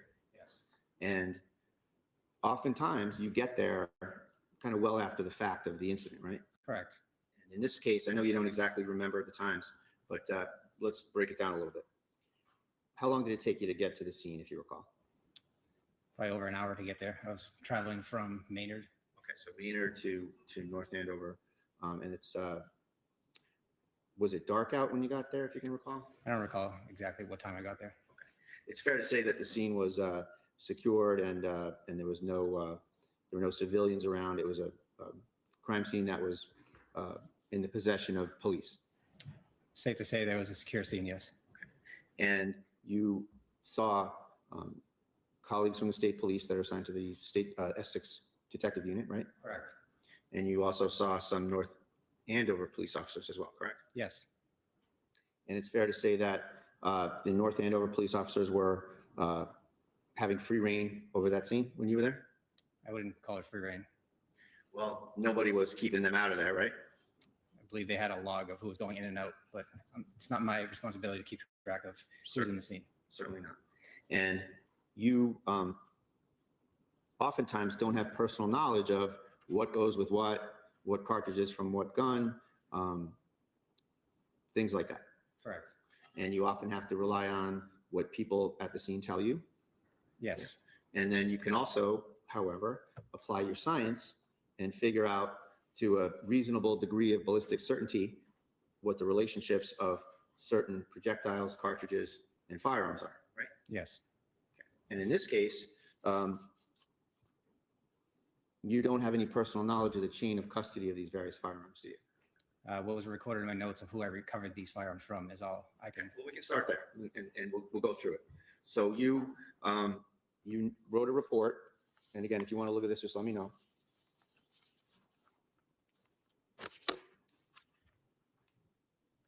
You wrote a report that involved 3 Glock firearms, right? Yes.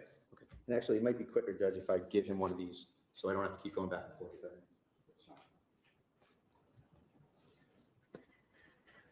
Three. I thought he tested all of them. He didn't test her gun.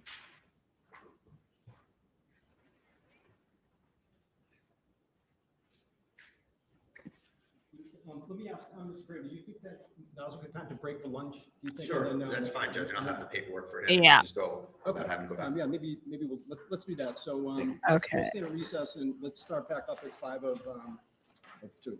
Should we have the gun lock on? I'm sorry, hold on 1 second. Scene. Oh. I want to into custody here. Look at that. 577 CR311. Look at that. We just All counsel and pop defense into it. present. We're with everybody else now. Left off, during cross. It should have been. May I resume your? Yes, please. Thank you. Lieutenant Detective Bonosauro, you have a copy of your report, right? I do. Okay. And there's other documents too. You have worksheets and other items, correct? Correct. So if you need anything, just let me know and we can share anything you need, okay? Okay.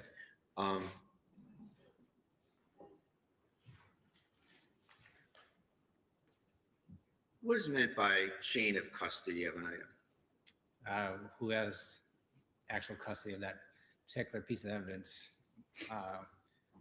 It's moved from one location to another or one person to another. So as a piece of evidence kind of goes through the investigative process, sometimes it can be important to make sure you know who had it, where did it go, as it goes through, right? Correct. And in this case, it's fair to say that you don't have personal knowledge of a lot of the chain of custody here. I have personal knowledge of who I received the firearms from. Right, okay. And we'll go through that. And I'm not questioning, in terms of chain of custody, you and the state police going forward from when you left the crime scene. I want to ask you some questions about chain of custody at the scene, okay? Who did you get, and again, you can refer to your report here. Item 1-1 is a Glock 47, and we'll just use the last three numbers of the serial number, 269. Who did you get that from? What was the item number again? 1-1, Your Honor. Thank you. Yep. And the last three digits of the serial number are 269. Thank you. And so that gun, and again, you can look on your papers, anything you want. Do you know who you got that from? If I could see my notes, the Sure. worksheet notes Yep. from the crime scene. Sure.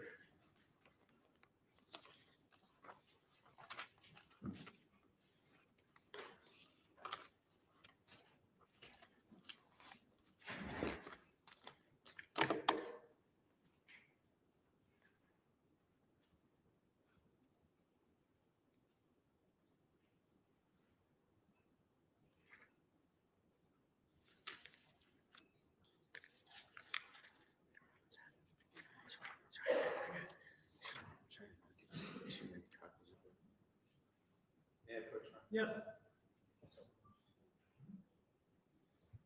See if I got this right. These would be the notes, right? And this is just another copy of that report. Yes. 1-1, take all the time you need. Who did you get that from?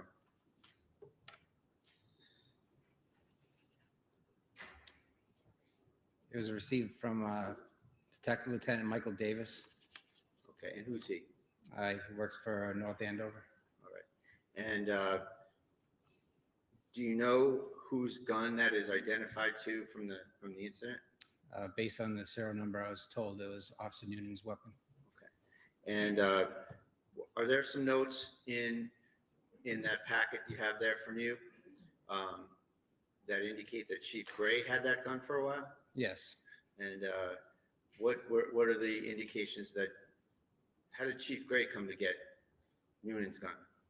I was told that he had custody of the weapon and he unloaded the weapon at some point and he put the live cartridge that was in the chamber back into the magazine. Okay, so Chief Gray is manipulating Nunan's firearm. And I mean the word manipulating in the physical sense. Yes, this is what I was told. And then it goes to who? Lieutenant Reardon, was it? Detective Lieutenant Michael Davis. Davis, sorry. And then Davis gives it to you? Yes. And that's just what you have documented, right? You don't have any knowledge of any other people having it, right? Correct. Presumably Nunan had it since it was his firearm at some point. Presumably. And all right, so that's 1-1. And item 1-2 is a box magazine from item 1-1, correct? Yes. And it's got 16 cartridges in it, and the capacity is 17, right? Yes. And so you say right in your report, from item 1-1, so it's the magazine from Nunan's gun, right? Yes. Okay. Then 1-3 is a little different, isn't it? Yes. You write there, one removable box magazine from, but then you didn't fill in who it's from, right? Yes, that was an error on the administrative portion of the report. Okay. And just so we're clear, this is your report, correct? Yes. Okay. So it was never noted where the 1-3 is from, correct? In terms of the gun.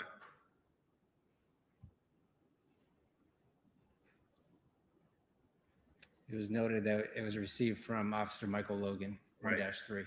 So he's the chain of custody guy, but unlike 1-1 and 1-2, where you match them up, that the magazine is from 1-1, here, it doesn't say where that magazine is from, right? Well, these were recovered at a later time. Mhm. I was initially given the firearm with the magazine, and then later on, these additional magazines that were recovered from, I believe, the either the duty belt or vest carrier, whatever the officer had. And you know, I'm just asking you about what it says. I'm not trying to suggest there's fault. And I just want to go through it with you in terms of what's identified and what's known to be from somewhere and what's not. Okay? So I'm not trying to find fault. I just want to factually have us go through the report. So we don't know where 1-3, the box magazine, is from, what device it's from, right?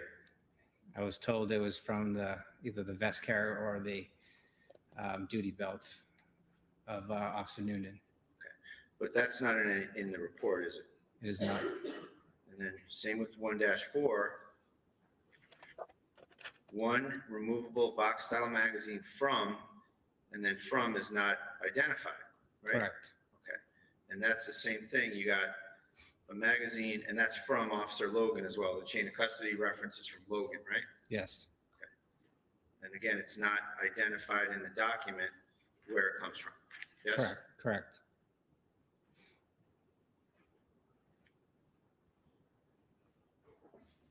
Then 1-5 is another Glock 47. So it's just to cut to the chase. All three guns you have are Glock 47s, right? Yes.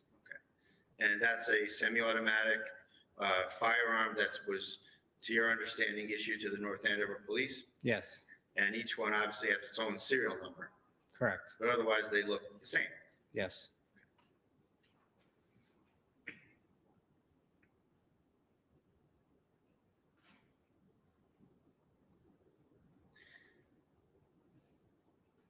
Going to 1-7, you have two removable box-style magazines that you received, and the chain of custody guy is Michael Logan, but it doesn't say what firearm they were in the vicinity of or near, correct? So as I entered the evidence, it was associated with the firearm. So as I went to the next firearm, whatever is below that firearm is associated with that firearm. So all evidence below it will be associated with the firearm until I mention another firearm. Okay, so that's your procedure, right? Yes. Well, it's fair to say, though, that sometimes you do say what it's from and sometimes you omit it, right? Yes. And that's by mistake, right? Yes.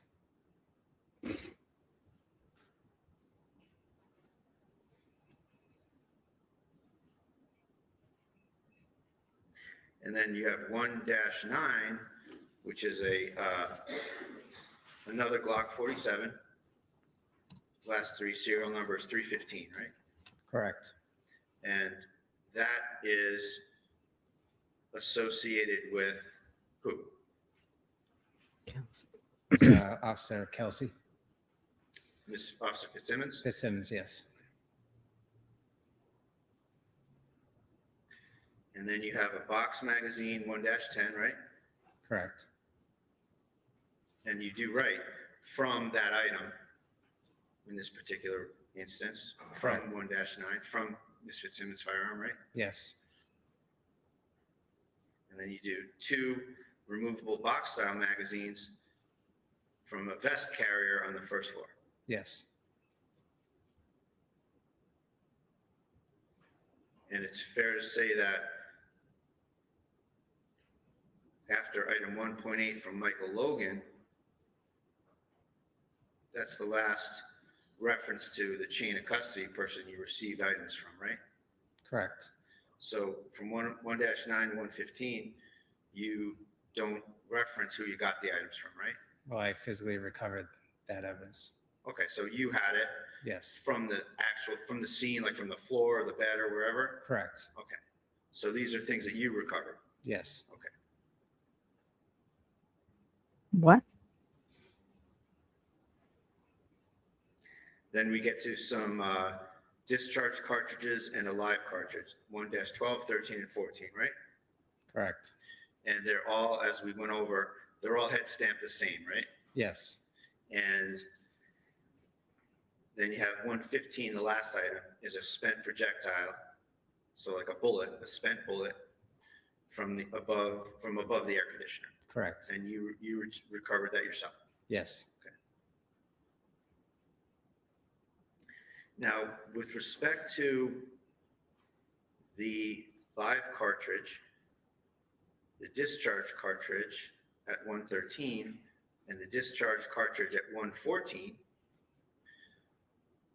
it's fair to say that you applied science. I'm going to just keep it vague for a second. That you applied some science to the two discharge cartridge casings, right? I was looking for agreement of individual markings, yes. Right. So you used some science. Yes. Just to start real basic here. And you were able to identify those two discharge casings to item 1-1, right? Correct. And 1-1, you know to be Nunan's Glock, right? Yes. Now, it's fair to say that with respect to the live round recovered from the hallway safe, it's fair to say that you didn't apply any science to that item, correct? Correct. So there's no science, unlike the other two, unlike the discharge casing in 114, the discharge casing in 113. Unlike those, the live cartridge, there's no scientific basis for you to say what gun that came from, right? Correct. And it's fair to say that there were, and again, I'm not trying to find fault. Nobody asked you to apply any science to that item, right? Correct. So there were some various scientific methods that you could use to determine where that came from, right? There would be some markings if it was actually cycles with that weapon. Right. One step ahead of me. That's my next question. If that was cycled through a weapon, you would have what? Breech face markings? No, you would have what's called extractor markings, possibly ejector markings, as well as you may have magazine marks. Okay. And just to kind of bottom line it, that means that if someone had, if that cartridge was in the chamber of Ms. Fitzsimmons' weapon, and it was made safe by cycling it out, right? Correct. Breech face markings or ejector markings or extractor markings would be deposited on that cartridge, right? Possibly, but not breech face. I know where he's going with this. Okay, so what processes were available to figure that out? So you could have the extractor mark, which is holding that live cartridge in place. You'd have a magazine mark that came from the magazine, if it was loaded in the magazine, and you'd have possibly an ejector mark. But a lot of times these cycling marks don't show up due to the fact that there isn't an explosion that happened. So it's not a exact way of looking at these markings. So you're looking at a piece of ammunition that could have been cycled, but there's no definitive amount of markings there to determine that, unless there was some type of defect or whatnot. And to figure that out, you got to look at it. Correct. And that didn't happen here, right? Gotta compare. Nothing further. Read you back? Okay. All right, you may step down. Thank you. And come up and call your next witness.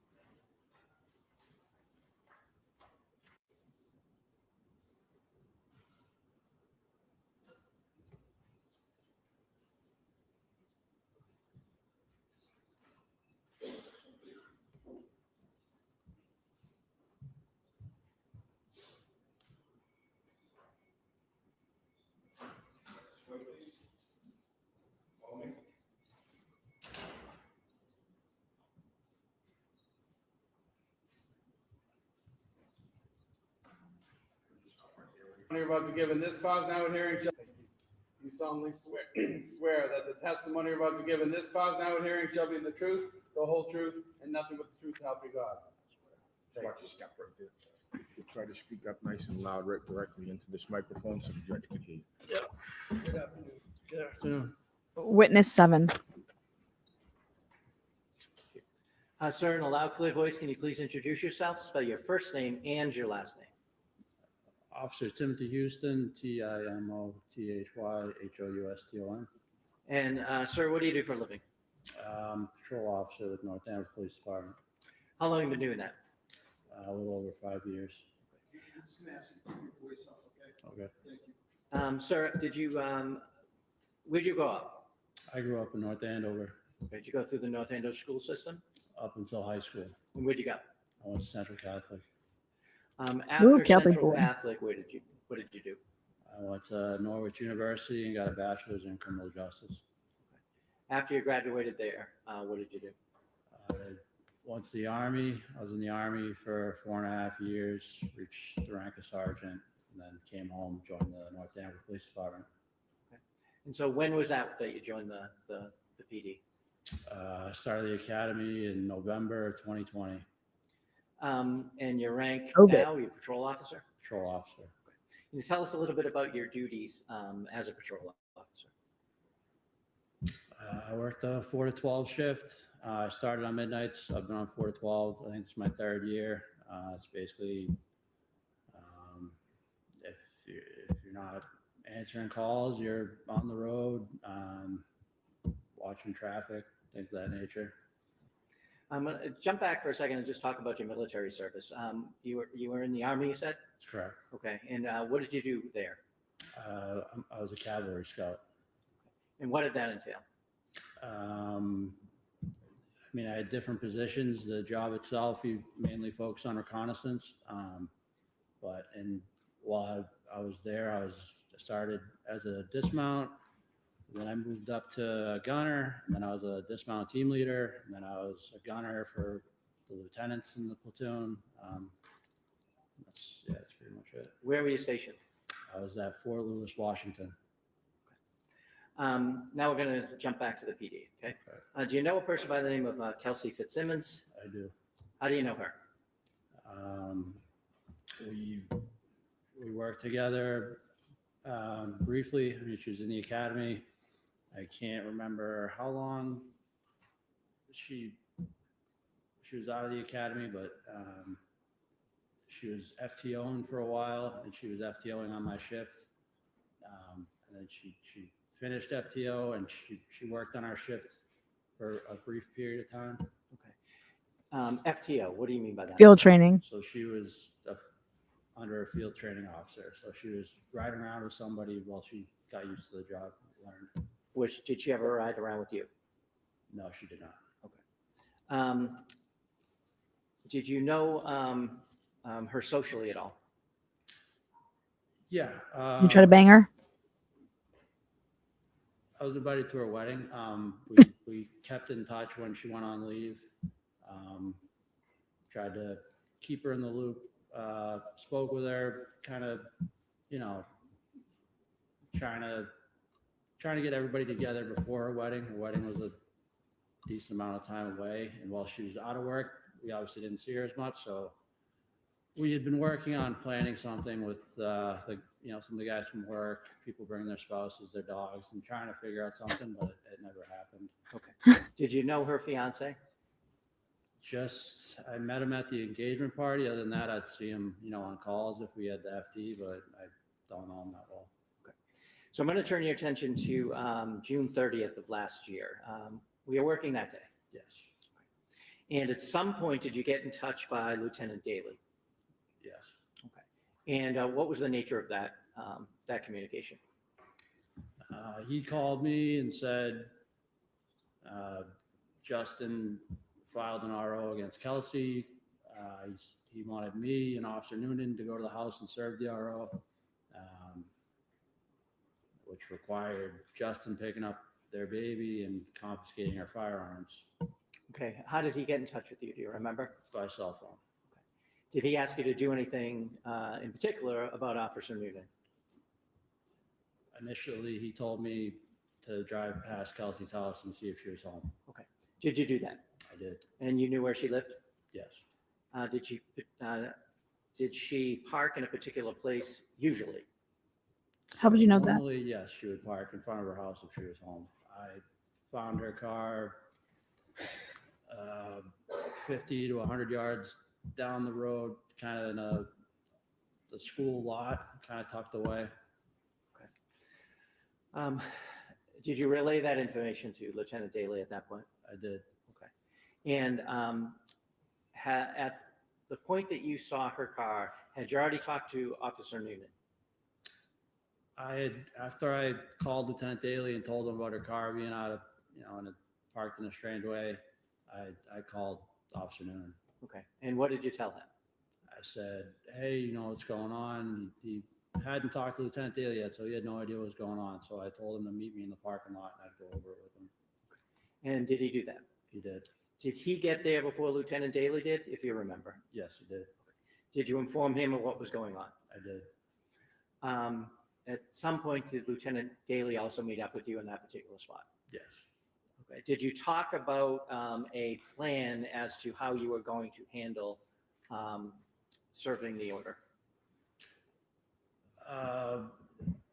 My only memory is what I updated Officer Nunan with, just the circumstances why we're going there and concerns that we had, but I don't remember what the exact plan was. I think it was assumed that Lieutenant Daly would do most of the talking. Okay. And you said your concerns. What were your concerns? We were aware that she had been sectioned before, so obviously it's a tough position for her, finding out, there's an order in place, we're taking her firearms, we got to take the baby, give them to Justin. So we thought with her past being sectioned, she might not take that news very well, and we weren't sure what was going to happen. Okay. Had you served restraining orders yourself before? Yes. Now, at some point, did you go over to 125 Phillips Brook Road? Yes, we did. And the three of you? Yes. Did you go in together? Yes. All right. Can you tell us what happened as you approached the house? And take us from there. So we parked off to the side of the house, out of view of the house itself. We walked around, knocked on the front door, or the side porch door, whatever. Had you ever been in that home before? I don't think I'd ever been in the home, no. Did when you knocked or rang, I'm sorry, I forget what you said. I don't remember. Okay. Did someone answer? Yes, Kelsey answered. Okay. Did she have the baby with her? She did. Okay. So what happened then? She wasn't sure why we were there. Lieutenant Daly kind of had the paperwork in his hand. She invited us in, and Lieutenant Daly just started explaining why we were there and what was going on. Okay. Where in the house did you go? So we went into the living room. Okay. Did you remain standing? Was she seated? What happened with the baby? Can you describe what happened there? So Lieutenant Daly asked her to take a seat on one of the couches. Had her put the baby in like a rocker on the floor, and I stood kind of away from them by another couch. Okay. Could you hear what they were saying? Yeah, I couldn't remember exactly what was said, but What was the gist? Justin filed this order. She was shocked by it. Lieutenant Daly was doing his best to, mediate and tell her, this is what has to happen now, but you're going to have your day in court. Like nothing's, we're going to figure this out. Did you look around the living room at all? Yes, I did. And did you notice something? Yes. So on the couch I was near, there was clothes everywhere. And I could see a handgun case sticking out. And before that, Lieutenant Daly had asked Kelsey where her firearms were. She said they're in the basement. And while they were having that discussion, I saw the handgun case, picked it up, opened it. It was empty, and Kelsey reassured me that they were in the basement. Okay. So that was the second time she said they were in the basement. Yes. How soon after you got in there was that question asked about where the guns were, if you remember? Almost immediately. Okay. That was one of the first questions? Yes. Okay. What happened next? We told her that, or Lieutenant Daly told her that Justin's going to come and pick up the baby. So she said, you know, how long is he going to have him? I need to pack for him. So Right there. He has him right here. He needs to get him on the stand to say that Nunan was there when it was said that Justin's coming there to get the baby. It's really important. me and Lieutenant Daly began following Kelsey as she packed. You know, how long is he going to have him? I need to pack for him. So me and Lieutenant Daly began following. That was one of the first questions? Yes. Okay. What happened next? We told her that, or Lieutenant Daly told her that Justin's going to come and pick up the baby. So she said, you know, how long is he going to have him? I need to pack for him. So me and Lieutenant Daly began following Kelsey as she packed for the baby. Okay. And did she do anything with the baby when you guys were following her around, if you remember? I believe at that time, Officer Nunan was holding the baby. Now, you said you were following her around the house? That's correct. Was it? Why was that? It was still, we were still a little bit on edge. She had to go to the kitchen. I remember when me and Lieutenant Daly followed her in the kitchen, I was concerned because there was butcher knives all on the kitchen. That was just something that stood out to me. Okay. Was it your intention for you or another officer to be with her the entire time? That's correct. Is that standard practice when you're have similar concerns? Correct. After you went into the kitchen, do you remember where you went? I believe we went upstairs. Me, Kelsey, Lieutenant Daly, briefly came back downstairs, and then we went into the other side room. I think it's like an exercise room. At any point, if you remember, did the defendant make a call? Yes, at some point she called her mother. So after you came downstairs, at some point, did you take possession of the baby? That's correct. Okay. What happened while you were holding the baby? Anything? Yeah, so I took the baby from Officer Nunan, which Kelsey asked me to do,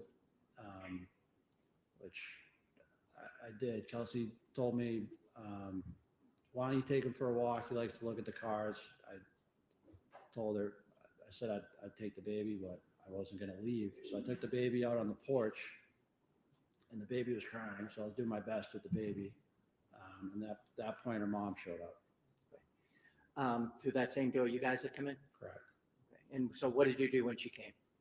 I peeked in. I told Lieutenant Daly, like, the mom's here. Why don't we give her the baby? And we invited the mom in. Grandma's here.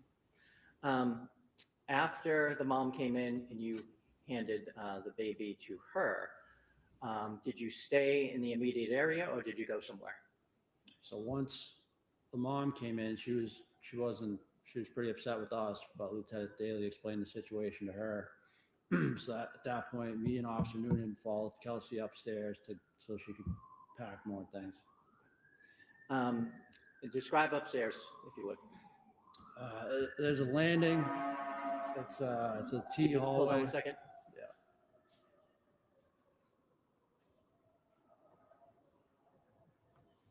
Okay. You go up the stairs, there's a landing, and there's a room off to the left and a room off to the right. And could you describe the room off to the left? It's got I believe it's the baby's room, has a crib in it. And how about the room to the right? That would be Kelsey's bedroom. Now,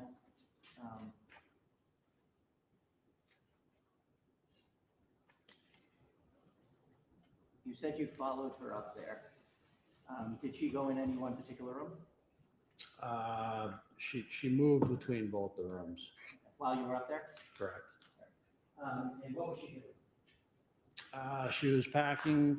At some point, she mentioned that Justin doesn't have a car seat. So she handed me a car seat. Told you. I was holding it and started putting more and more stuff in there. And at some point, I put it down. Why'd you put it down? I didn't want to have my hands tied up. And did that continue for some bit? Briefly, at some point, she heard a female's voice downstairs, and she made a comment to me. She said, "Who's downstairs, my baby?" I said, "I believe it's your mom. I mean, we were just there." And she said, "That's not my mom's voice." And I got the sense that she wanted me to go downstairs and check, but I just kind of dismissed it at the time.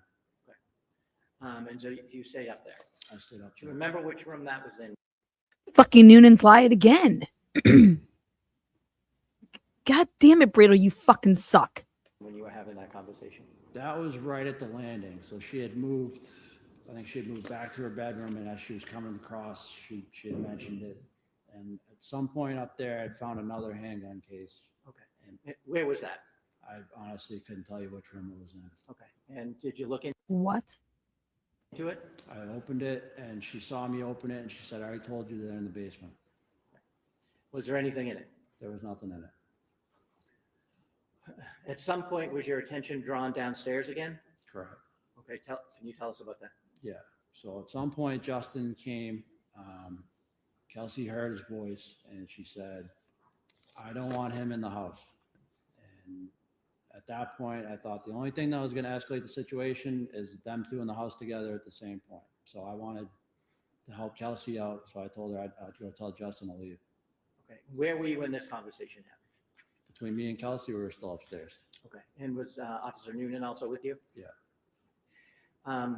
So did you go downstairs? I did. Okay. Officer Nunan stay up with Kelsey? Correct. Where is she at this point, if you remember? She was either in her room or at the landing, but I couldn't be certain. But when we had He had to have taken the car seat, you guys. This was bullshit. He had no problem with his hands being full because the car seat is taken out by Justin. You understand? And that's on the first trip. This is a lie. Justin comes in the first time and leaves the first, when he comes in with his sister, the first time when he leaves, he has the car seat with him. That is very important.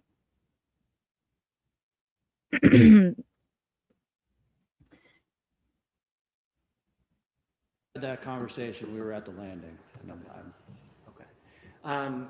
You went downstairs. Correct. And what did you do when you went downstairs? So when I went downstairs, I only saw Lieutenant Daly, the mom, and I told him, Kelsey doesn't want Justin in the house. And he said, all right, Justin's, I don't know if he said he's in the basement or he's coming up from the basement. He said, just go to the basement and tell him just to wait outside. Okay. So where'd you go? I walked past Lieutenant Daly and Kelsey's mom through the kitchen where the basement, the top of the stairs is, and I opened that door. Could you see down? So it was, the lights were off. I flicked the light to turn the lights on. The lights didn't turn on. So could you hear anything downstairs? I couldn't hear anything. And I remember after I flicked the lights on, they didn't go on. I'm looking at a pitch black basement. I thought there was a chance I misheard Lieutenant Daly. And I just kind of stood there. I was like, I really don't want to walk down there if he's not down there, but I don't know how he's, I was just kind of having like a moment where I wasn't sure whether or not to check with Lieutenant Daly. Okay. Did something happen at that point? Yeah. So at that point, I heard Officer Nunan yell, Kelsey, and then I heard 2 gunshots. What did you do? I ran back the way I came. At that point, it was only Kelsey's mom. She was still in the living room. Lieutenant Daly was gone. He'd already gone upstairs, and I started making my way upstairs. Okay. When you were making your way upstairs, could you see anybody at the top of the landing? I could see Officer Nunan. And what happened as you went up? So, I mean, I knew it was gunshots. I I came over the air and I said, start medics. I don't know if that got caught or someone else was calling at the same time, but I had my pistol out and I was going up the stairs. I saw Noonan and I said, like, you good up there? What was that? And I can't remember exactly what he said at that point. Can you give us the gist of what he said? At that point, he said, yeah, he looked like he was still in shock. He said, yeah. So I kept moving up towards him. And as I got closer to him, I was like, what just happened? He said, she pulled a gun on me. And we talked about it later, but at that point, that's what he said. That's fine right there, actually. Okay. Just didn't want anything further. Okay. Thank you. Do you remember the exact words he used? He said no. So the exact words he used would be after the FD and we had gone into the other room and spoken. But at that exact moment, I don't even. What's the basis? So I'm not, I guess it's a vague question because I don't know what he's referring to in terms of what conversation, how long is it after the incident, what's the demeanor, what's the purpose of it being offered for. There's a lot to unpack here.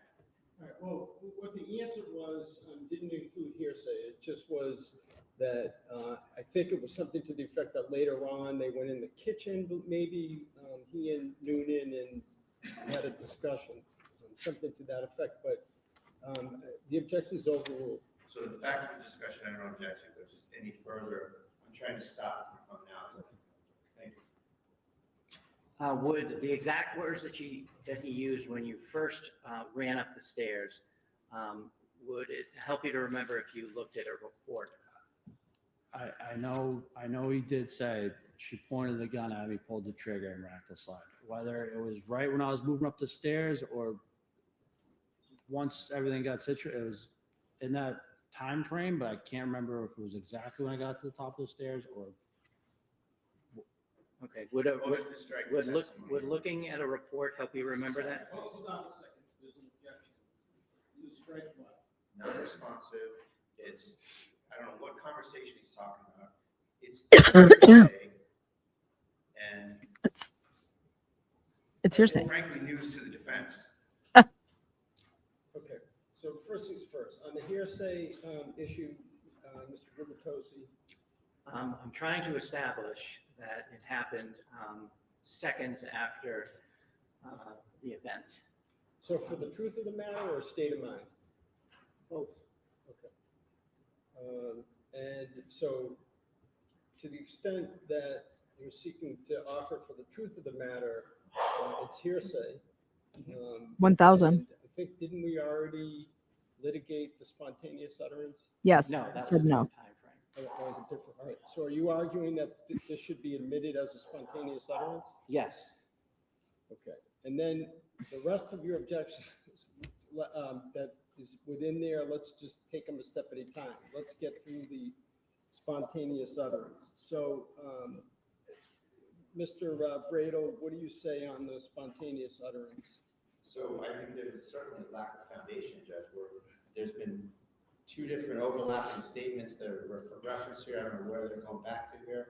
It needs to be clarified foundationally what happened before the statement, how long after the shots it was, what were the circumstances of that particular first statement they want to try to use. So that's what I asked for. I agree with Mr. Bradel that it's the foundation right now, and witnesses, it's fault. The foundation now to me is confusing because having trouble remembering which conversation. I do understand that. That's why I'm looking to approach with the report. Okay. To refresh his memory. Yes. All right. Well, why don't you do that and we'll take it a step at a time.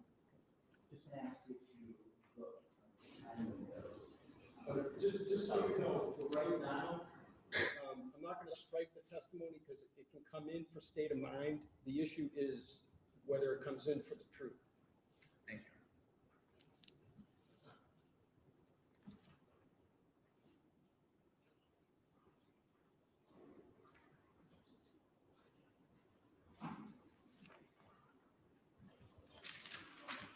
Does that help you remember the timing of that statement?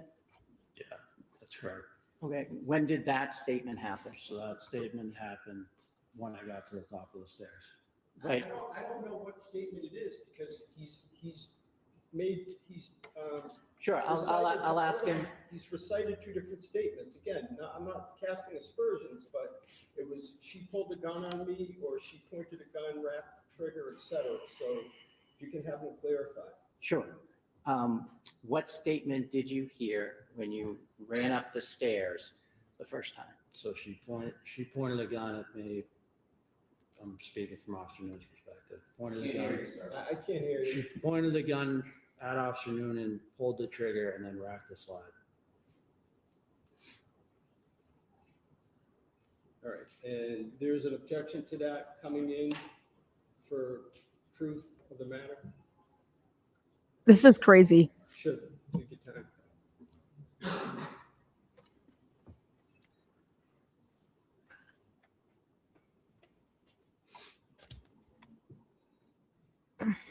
There's still a lack of foundation here, Your Honor.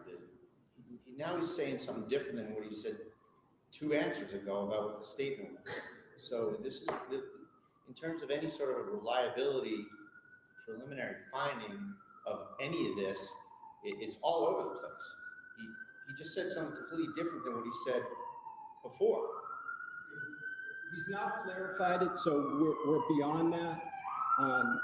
And so he's now has identified the statement, identified where it was made, when it was made. There was some mention before about the declarant state of mind.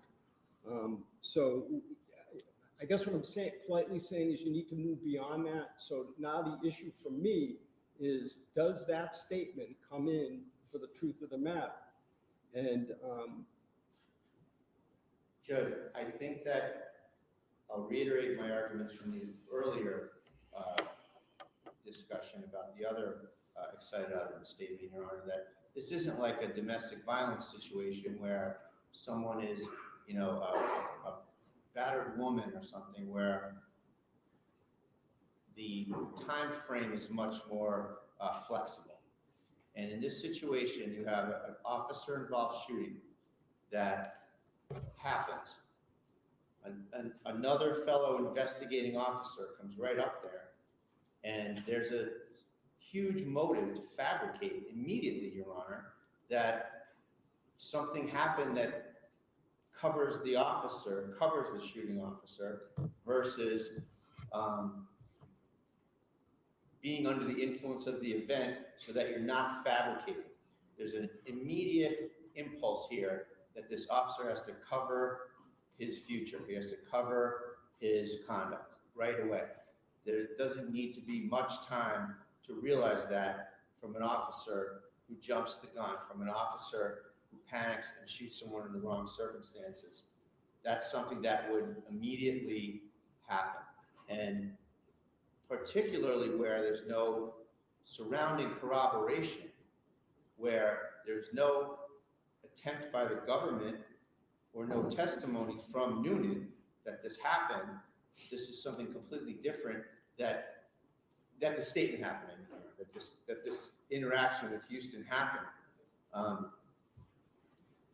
There's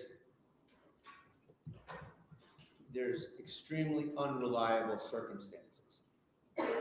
If that really happened, Noonan would have testified to it. If that really happened, the government would have given me discovery on it. If that really happened, it would have been corroborated. So, all right, so the discovery, the lack of discovery or argument is a different matter. Anything else on, again, on just the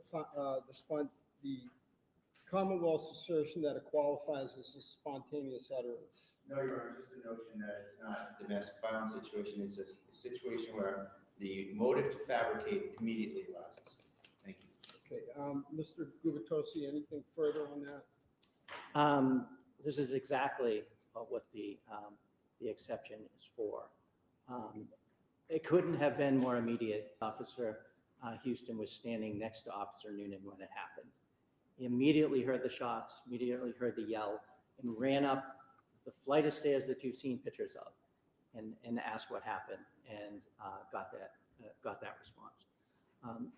So that's my answer to that. And as far as, I think I have to, since we're on the record, talk about a discovery violation. This was this. We're not there yet. We're not there yet. Okay. Okay, let's just take it a step at a time. All right, anything else? No, thank you. All right, so I'm gonna sustain the objection, but for reasons different than Mr. Bradel articulated, and essentially for the same reasons that I stated yesterday to Attorney Moriarty, and that is that when I weigh the factors under Baldwin, I come out that it militates towards excluding it for the truth of the matter. It will come in for state of mind. We don't need to get to alleged discovery violations or any other reasons because I've sustained the objection. Unless you want to make a record. It was part of his recorded interview that they've had since the beginning. So. Yeah, Bradle's not prepared. Guys, Bradle's not prepared. You heard Officer Nunan tell you that she pulled out a pistol, pulled the trigger, and racked around. Where did you go? At that point, I was at the landing. I looked in. And How are you at the landing and Nunan's on the landing? You understand? saw Kelsey on the ground, and I saw Lieutenant Daly over. And where is Nunan? What was he doing? Anything? It looked like he was kind of evaluating her. I moved towards them. I asked either Nunan or Lieutenant Daly. I said, "Where's the gun?" I believe I asked Nunan, and he motioned away from Kelsey, so that stopped being my concern. I moved close to Lieutenant Daly just to. He better use that. He better use that because Nunan said he didn't know where the gun was because he couldn't see it. And then didn't Daly grab the gun and put it on the bed. This is absurd. If fucking Bradle does, he's bad. Bradle's bad if he cannot fucking handle this man. See what level of consciousness Kelsey was. I could see she was breathing. She was alert. So I told Lieutenant Daly I was going to go get a med bag. Was she saying anything? She kept saying, "I'm sorry, I'm sorry, I'm sorry." And so, where did you go? I ran down to get the medical bag out of my cruiser. That is not a one single thing that she has ever said that any of these guys were saying that I'm sorry, I'm sorry, I'm sorry. Nunan never said that she said that once. Okay. Did you get it? I did. Did you come back? I did. And what did you do when you came back? I threw the medical bag on the bed, and I started taking stuff out. I took out the AED. I took out gauze, wraps, stuff like that. Handed it to Lieutenant Daly. Okay. Sure. So you threw the gauze, you threw the medical bag on top of the gun. Suck my fucking titties, Bradle. Come on, man. If you can't fuck this up, fucking suck 9 dicks today, okay? A bag of fucking big dicks. This is insane. Bradle's not paying attention. I'm going to jump back just a minute. When you went up the stairs and you saw Officer Nunan, did he have his gun out? The med bag or before that? First time. First time, he had it out. And how was he holding it? He had it at the low ready, so he had it kind of down towards the ground. Pointing to the ground? Yes.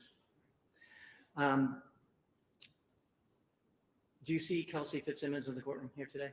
I do. Can you point to her and describe an article of clothing she's wearing? She's wearing like a beige sweater.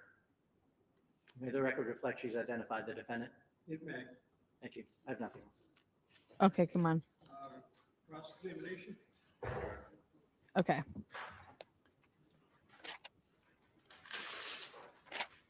There we go. Good afternoon, sir. Yeah. No.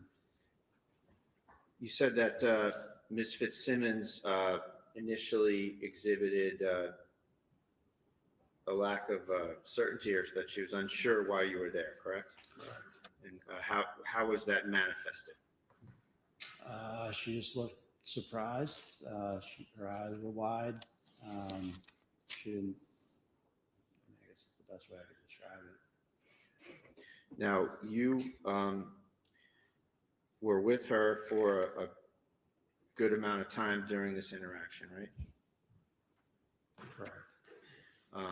And it's true that she tried to kind of get you away from her a couple of times? That's what I believe, yes. She gave you the baby and said maybe go out on the porch and or take him for a walk. Correct. And then she also put some, tried to put some things in your hands and asked you to take them downstairs. She didn't ask me to take them downstairs. She just put them in my hand And where did that occur? on the landing Upstairs? upstairs. What were those things? And you said that you heard Officer Noonan yell Kelsey, Correct. and that's all? That's all. One time? One time. And how about after after he said Kelsey, how long of a time elapsed until the gunshots? I couldn't put an exact time. It wasn't instant, but it was relatively quick. Relatively quick. How about the gunshots themselves? There was 2 gunshots, right? 2 gunshots. Were they in quick succession? Relative, yeah, pretty quick.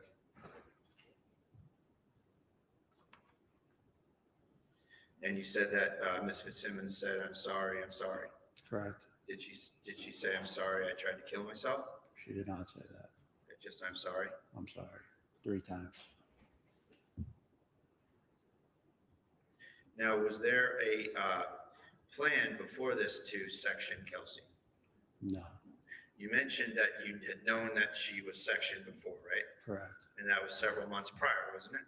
I don't know exactly when it was. Okay, so it's fair to say that you don't really have any grasp of the details of that incident, do you? I do not. And you don't know whether it had anything to do with the police or not, do you? I know there was police there, but I don't know the circumstances of what happened. Okay, so you don't know how long it was? No. And you don't even know whether she was in fact accepted as a Section 12 commitment, do you? No idea. And so do you know the difference between having forms filled out to be looked at under Section 12 versus being accepted and committed under Section 12? Yeah, so I didn't want to, like I said, I was invited to her wedding. I was friends with Kelsey. That's not my question. Okay. I asked you some stuff about Section 12. I know if you get sectioned, you're going to be there for probably 72 hours and you can't leave. And do you have any idea whether that happened in March? I have no idea. So it's fair to say that other than kind of the notion floating around in your department that she was sectioned, you really have no information whatsoever about it. Isn't that right? No, I didn't want to know. I didn't want to know. And then you said something about the knives in Ms. Fitzsimmons' kitchen.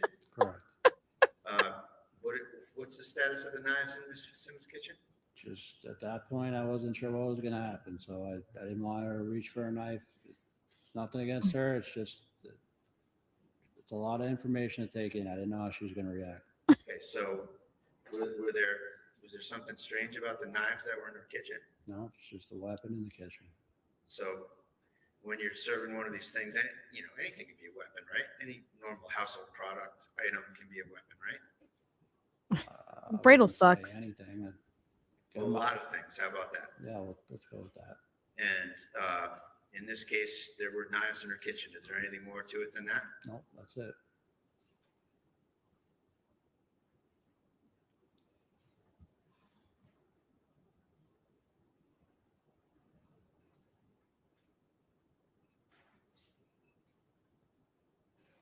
One moment, please, Your Honor. Are you kidding me?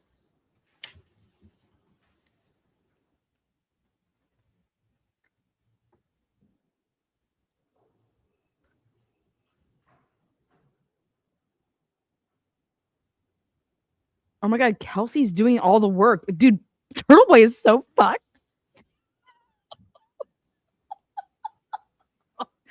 Oh shit, man. Hit the bullpen, buddy. Oh my God, this is crazy. Brado don't know dick.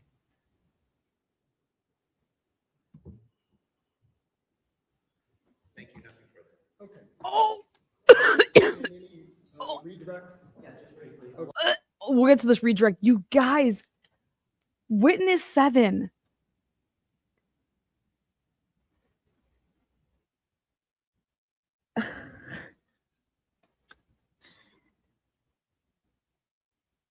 Oh my God. Justin filed an RO against Kelsey. Justin's picking up the baby and getting guns. That's what was told to you, right? Was Officer Nunan right there? Well, where was Officer Nunan if Kelsey's there? Because you have to be telling her this. Officer Nunan just went off. Like, you have to know that his answer is going to be yes.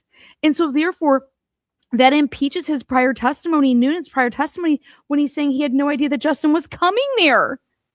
I mean, what the fuck is Bradle doing? This is like, oh my God, I'm going to fucking pass out. You drove past Kelsey's home because Daly called you and he wanted to make sure that she was home. So when you drove by, you're just like, oh shit, her car's not there. You just continue to, you know what she drives though? Okay. And you thought it was weird that she parked somewhere else. And you told, so you informed Nunan what was going on because Daly tells you, and then you tell Nunan to come meet up with you, and then you're going to be the one that's going to tell Nunan stuff, right? Is that when you told him that Justin was coming in the parking lot when y'all were together before Daly showed up? Did you see Daly use the phone when you were in the house?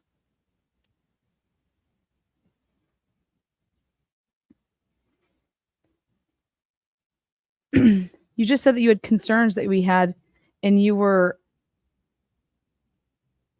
aware that she had been sectioned before. Daly is going to do all the talking, right?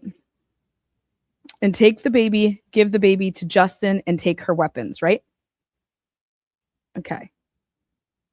And so if she was telling you that the weapons were in the basement, did y'all look at each other and say, okay, Kelsey, show us where the weapons are. Like, come downstairs, take me to get these weapons. Isn't that what you're supposed to do? Are you afraid of the dark, Mr. Houston? If she's telling you that the weapons are downstairs, okay, well, let's go downstairs and get those.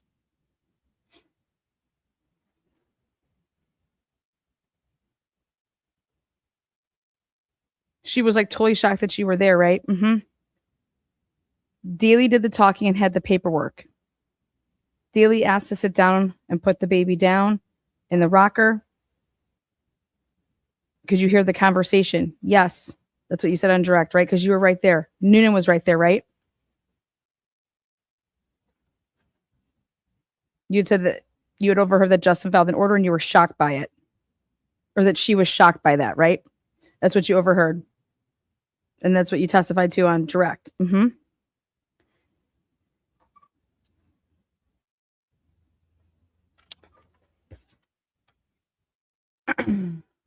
You said that one of the first questions that was asked was, where are your firearms? But yet nobody goes to the basement to get them? Because you have to get them regardless of where she says that they're at. You still have to get them.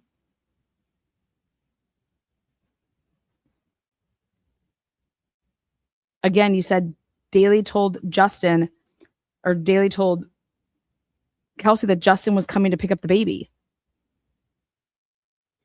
You said that the defendant made a call. How soon after you got there did the defendant make a call?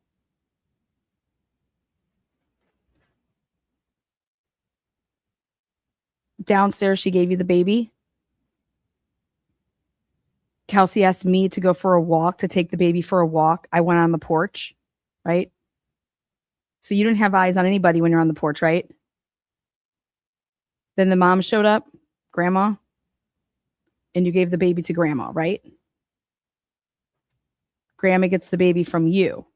So when was you handed the baby to Houston? Is this after you went out on the porch for a little bit. Then you came back into the house. Then you gave the baby to Houston. And then Houston gave the baby to grandma. Why were we passing the baby around like hot potato?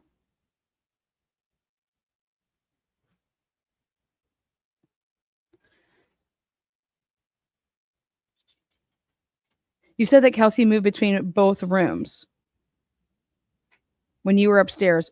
Nunan's was upstairs as well. How was that? How were you all situated? Were you just following her around like a puppy dog? But did you see Nunan ever go into her bedroom? Because if what was happening here? I was always like, what the fuck, Bradel? You suck dick. You want to blow up everything that Nunan was saying. Okay, then we're gonna get to the big part. Y'all said that, let's talk about this car seat. Who had the car seat? How did the car seat get from upstairs to downstairs? How did the car seat get into Justin's hands?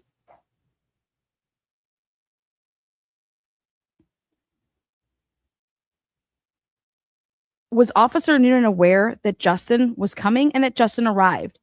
Yes, and yes. Boom. You have to blow up everything that man just before him testified to. But Bradel doesn't know the case. Bradel doesn't. I don't even know the case, and I know the case. Like, is he paying attention to what anybody is testifying to? It seems like he already has his questions for cross-examination. You have to wait until especially if these guys didn't write reports. You have to sit there and you have to like literally write down everything that they're testifying to. That's just what I did. This is embarrassing. Turtle Boy is FUCK'd. Thank God. A lot of things could be weapons, correct? It's a So that's why you don't leave hot potato baby. That's why you keep eyes on them the whole time. Gross. That's why you use a term in their pocket while they're walking around, correct? Correct. Thank you. Any recross? Nothing further. Okay, you may step down. Nothing further. Raise your hand who just invites randoms to their wedding? It must be a thing in Massachusetts. I don't know. We just don't invite randoms. It's actually really expensive. I don't know. Like, I come from like a family that Italians, and it's going to be, I don't know, $75 a plate. You're not, in our weddings, like 400 people. This motherfucker who doesn't even know her gets invited, and she just started working there. Like, dude, come on. Come can call your next witness. This is crazy. Bradel is fucking shitting himself. What are these? Probably Melanie the Little is probably over there like blowing him. Oh my God, this is the best. If these lawyers on these channels that have YouTube channels aren't like fucking going apeshit, then they're all ass kissers. All of them. There's a look into the crowd. Oh, there's our boy. Look at Jay Bro. Look at him go.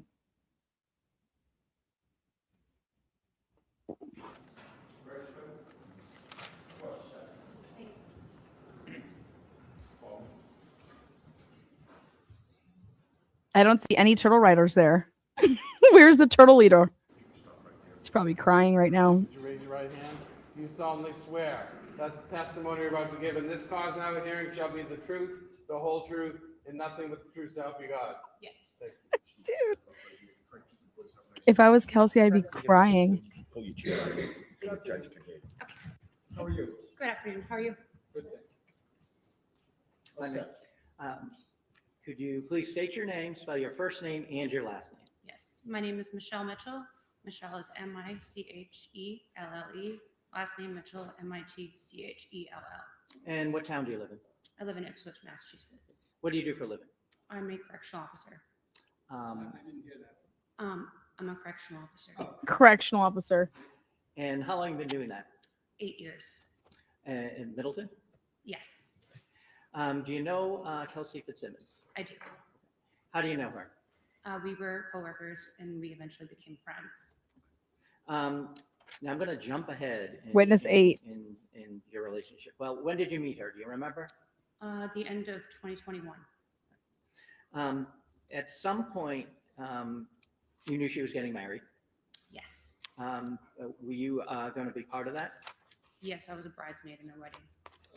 Bridesmaid. I'm going to turn Never your a attention bride. to June 30th of 2025. Do you recall that day? I do. At some point, did you have a conversation with her? I did. And was that over the phone? Yes. And can you tell us about that? Yes. We talked on the phone, and she was driving around North Andover, and she was crying, and I heard her baby crying in the back seat. Did she tell you why she was crying? She said that she needed Justin. Any more than that, or was that the gist of it? That was the gist of the conversation. And then she said she had to pull over to feed the baby. Now, where were you when you had that conversation? Do you remember? I was in North Andover driving around trying to meet up with her. Did you ever meet up with her that day? I did not until I saw her later in the hospital. You, where did you go? Did you stay in North Andover? I did, and up until I went to the hospital after she was shot. Okay. Where did you go in North Andover? Anybody's house in particular? I went to Hunter's house. Okay. And who is Hunter? He is a friend of Justin's. And Justin Alayan? Yes. And who do you know him to be with regards to Kelsey? He is a coworker of Justin's and also a friend of his. Oh, I'm sorry, Hunter. I meant of the defendant. Who is Justin in relation to the defendant? Oh, sorry Justin. if that was unclear. That's okay. Justin is was Kelsey's fiance. Was anybody else over Hunter's house? Yes. Who was that? It would be me, Justin, Katrina, myself, and Justin's sister, Courtney. And who is Katrina? A friend of Kelsey Fitzsimmons. Was she also in the wedding, if you know? Yes. Why did they didn't have a wedding yet? And without getting into the conversation that was being had between the half dozen of you or so, do you know if Justin made a decision to do something? Yes. What was that? He was going to go to the Lawrence courthouse to file a restraining order 209A and also get temporary custody of the child. Okay. Of the And, child. At any point, did you see the defendant in the area of Hunter's house? Yes. Can you tell us about that? Yes. I witnessed her drive by Hunter's house. Thank you. I have nothing else.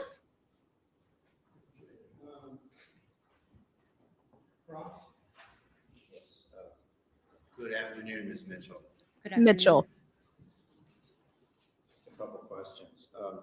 You said that you spoke with Kelsey on 6/30/25, That is correct. and she told you that she was driving around. She said that she was meeting Justin, right?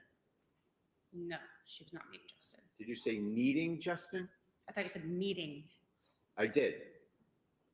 Wasn't she going to meet Justin? That was what I understood from Justin, but she didn't tell me that on the phone. Wait, Okay, what? She said that she needed Justin? Meeting or needing? You need to clarify that for me. I think I said needed.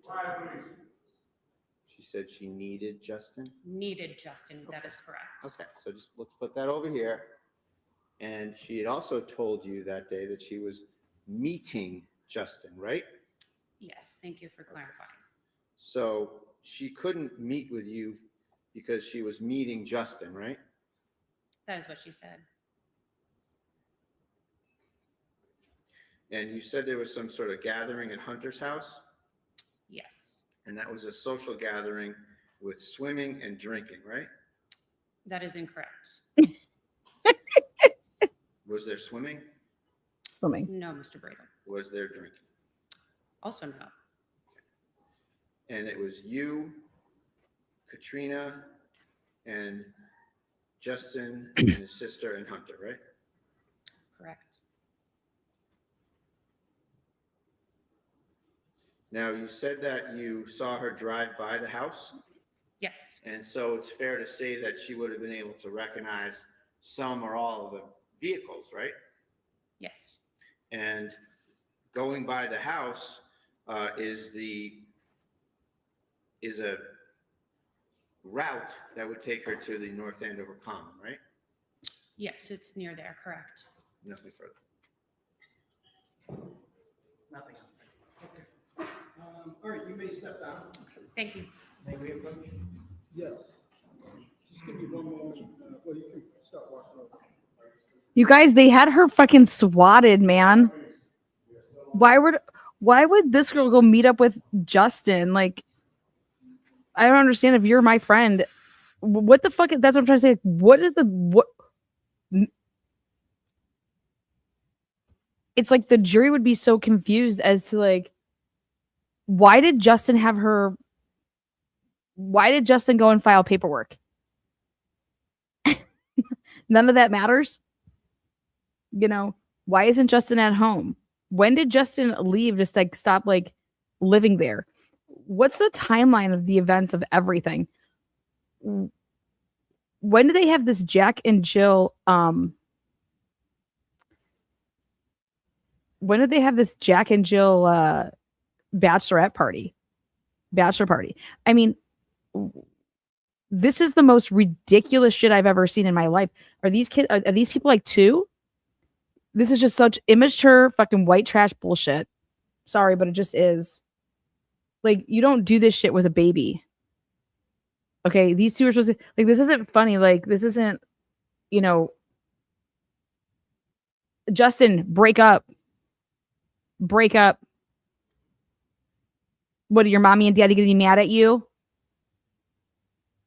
Like, what's going on here? Just none of this makes any sense. Like, how do we get to the point that there's an RO that's being served? And I'm sorry, but how does somebody just get an RO and you can just like take the baby like for an emergency? Like what evidence did he provide to the courts that they're just, yep, sure, emergency that you can just take the baby? The fuck are they doing in Massachusetts? They're not even married. For all we know, that's not even the fucking dad. Just to continue in open court, Mr. Brado, we were discussing, why don't you give me an update on the potential for a view? Yes, Your Honor, thank you. We did get some kind assent from the folks that live there, and it's something that we can do.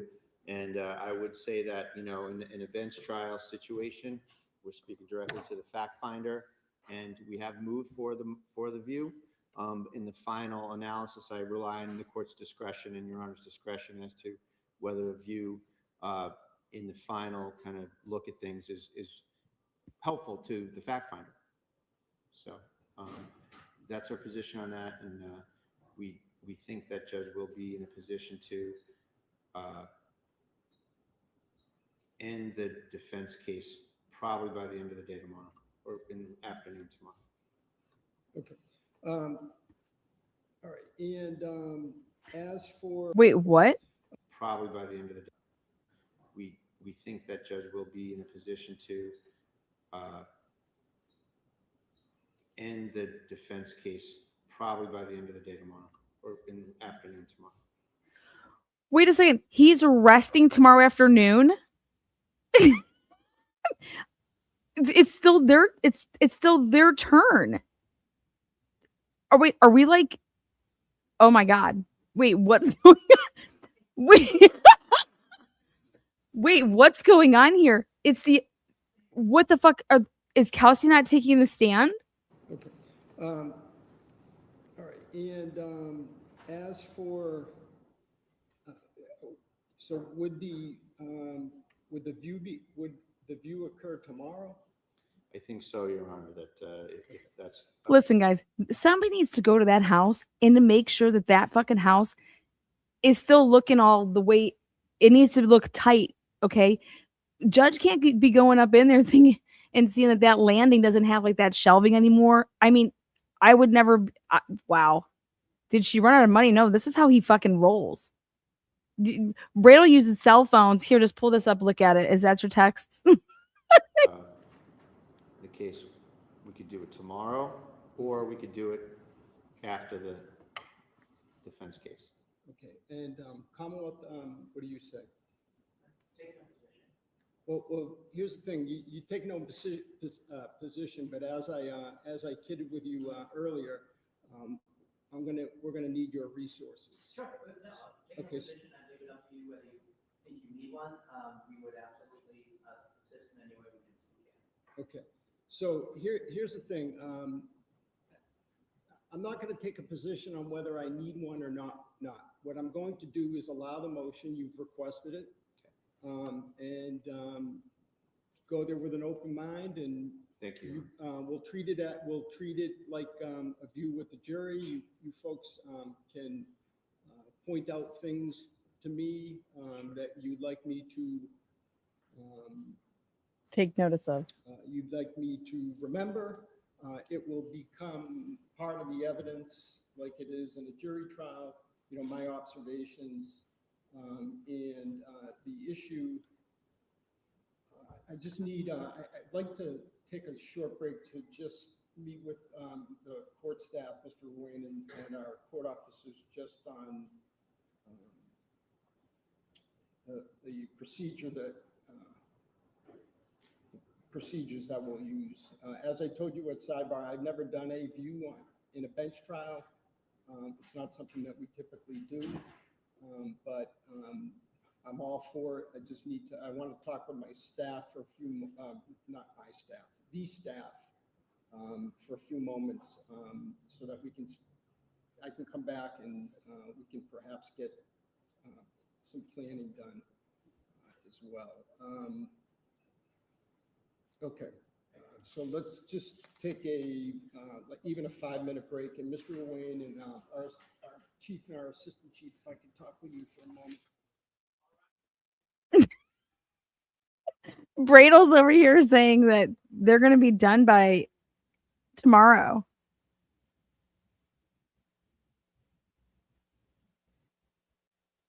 Like, what the fuck is going on? You guys, there's nothing that changes in a bench trial in terms of like, you still have to present a case. There's just no jury. The judge has to still see the fact. Like, you still have to present the evidence, and then I'll then determine, like, I mean, to leave this up to he said, she said, but we're going to have like 3 he's and one, like one, her, this is her. He said the evidence is going to show you that blah, blah. We have people's words. Unless you're going to say like that does not meet the fucking burden, like these people's words. Review is allowed. I will say this, you better hone in the fact that none of these people wrote reports, okay? They needed to come up with, how this all had to go down because all of them were getting in trouble. What I mean by this is that they were supposed to secure the firearms. They were supposed to do X, Y, and Z things when they went there. They didn't do any of it. And this is what happens. Kelsey fucking takes a gun and pulls it on herself, and then they shoot her. So that like she, that's what the guy did. That's what Nunan did. But he then claims, no, she didn't pull a gun on herself. She pulled the gun on me. And that's why I had to shoot her. Is it enough that we have inconsistent, like a couple different inconsistent statements of like, oh, I heard Kelsey being yelled out, I don't know. Okay. All right. So formally, the motion for review is allowed. And I've met with our court officers, and I'm going to assume that the 3 groups, the Commonwealth, the defense, and the court staff, will go there in separate vehicles. And so we need to just work out a time. So frankly, we have to work out. So let me back up. As for who goes inside the house to do the view, I'm sorry, all the folks in the back row, but perhaps it can be the four of you folks that Ms. Fitzsimmons, counsel, the trial counsel that have been here, Attorney Coakley, Attorney Bradle, and your paralegal. And I'm sorry, he said Mr. Bradle has told me your name 6 times, and I just keep forgetting. But I don't mean any disrespect to the other attorneys, but I can already tell from the photographs it's a small house. way so that Great.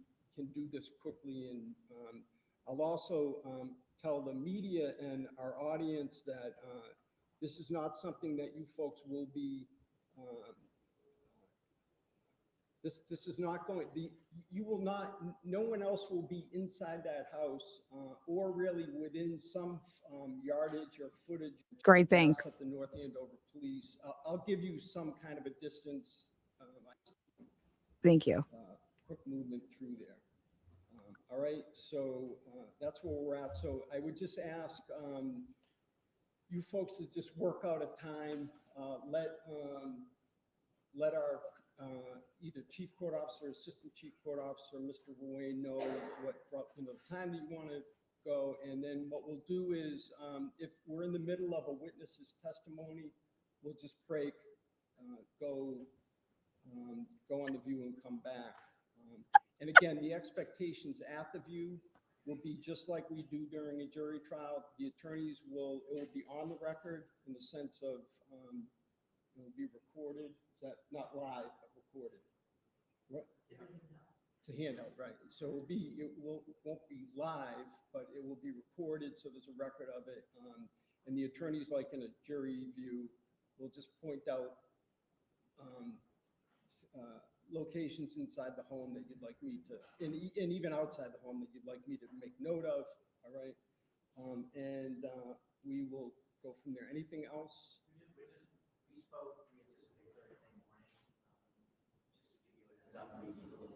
Oh, okay. All right. That makes sense. You anticipate. Okay. And does that work for you folks? Okay. All right. Okay. That makes sense. So tomorrow, the Commonwealth may or may not have a witness.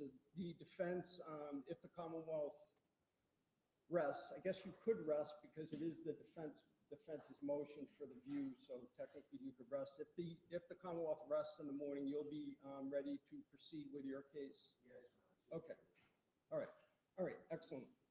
And then we won't obviously get to closings until after the view. So if we're on target to end the evidence tomorrow, we can. That can happen on Thursday. All right. All right. And one other thing. I've only done this once, this trial. I always have these false alarms when I'm ready to leave. And that is that, as I said, I'd like to get some agreement on the law that you want me to apply. All right. So, or at least maybe not agreement, consensus. All right. So you can do that in the way of proposed jury instructions, just a memo, whatever you want to do is fine. Okay. All right. Thank you. We'll stand recess. All right. Oh my God, they're resting? That's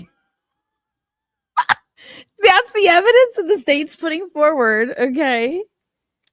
And basically tomorrow it's going to be this. It's going to be if the Commonwealth may have one witness tomorrow in the morning, but basically if not, Bradel takes over, and Bradel's saying that they will be done by tomorrow, by the end of the day.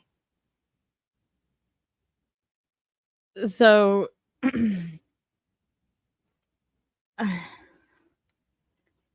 now let me just get this little sheet here.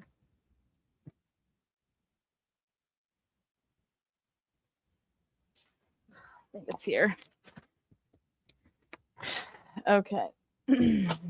Let's take a look. Patrick Nunan, he testified. Timothy Houston. Stephen Core, he testified. We heard from Justin. We heard from Courtney. That's Mitchell that we just heard from. Okay. So we did not hear from Jason Wedge.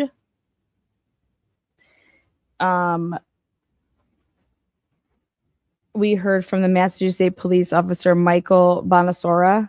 He was today.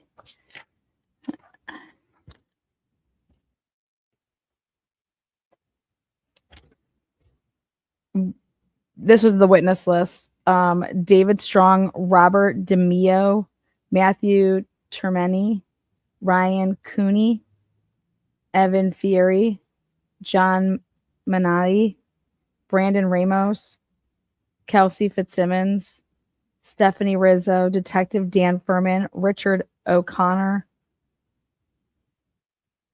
It's just the whole goddamn North Andover Police Department here.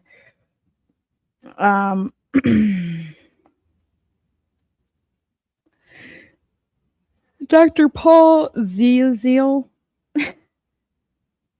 Ashley was a different sibling. Elaine. Lisa, Doug, Elaine. Katrina, that's, she was at that house. Hunter, William Page, Kelsey's parents.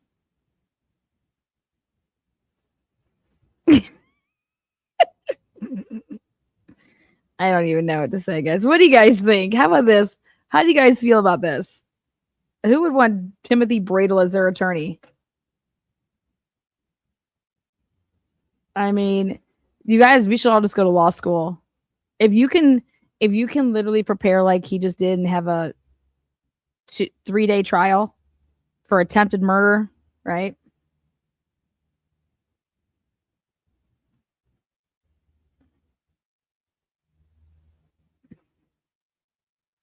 Where's Daniel Bennett, the CIC Solutions guy? Where the fuck's he? I feel sick about all this, and I'm not in the hot seat, right? Oh, I thought she was. That person that was just on the stand was Mitchell. Katrina has not testified, but is on the witness list. She was present at Hunter's place. Yeah, you guys, the Commonwealth is resting unless they bring one witness tomorrow morning. So the Commonwealth, I mean, they believe us enough to say that this is what a police officer said. Okay, a police officer is claiming that Kelsey pulled a gun out on me. Okay.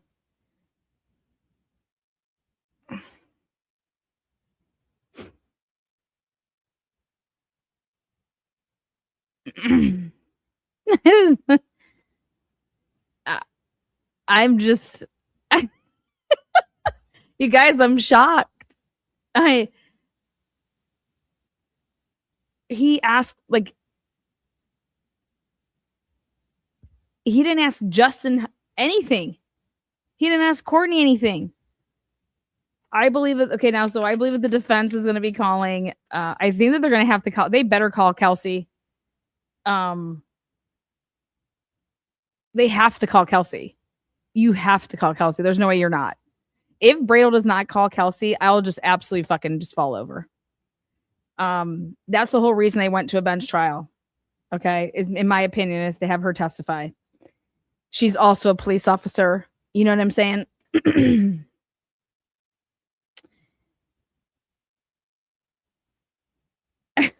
I believe they're going to call, obviously, her mom. I don't know why they would potentially call her dad, but her dad's on the witness list.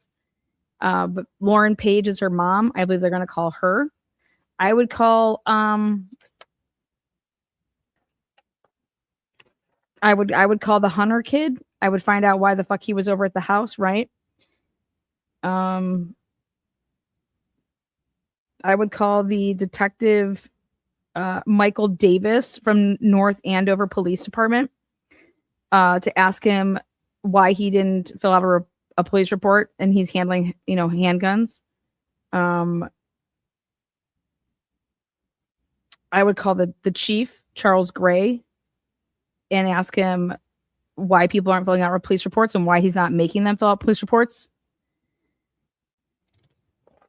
You really have to hone in on that. Is Bradel gonna call the Daniel Bennett guy from CIC Solutions? He's the outside agency that was retained by the local police department. He did an 80-page report. And this is what Bradel was talking about. He's like, this guy did this 80-page report. And in this police report, or in this outside agency's report, he has quotes in interviews with law enforcement that we've never even seen before.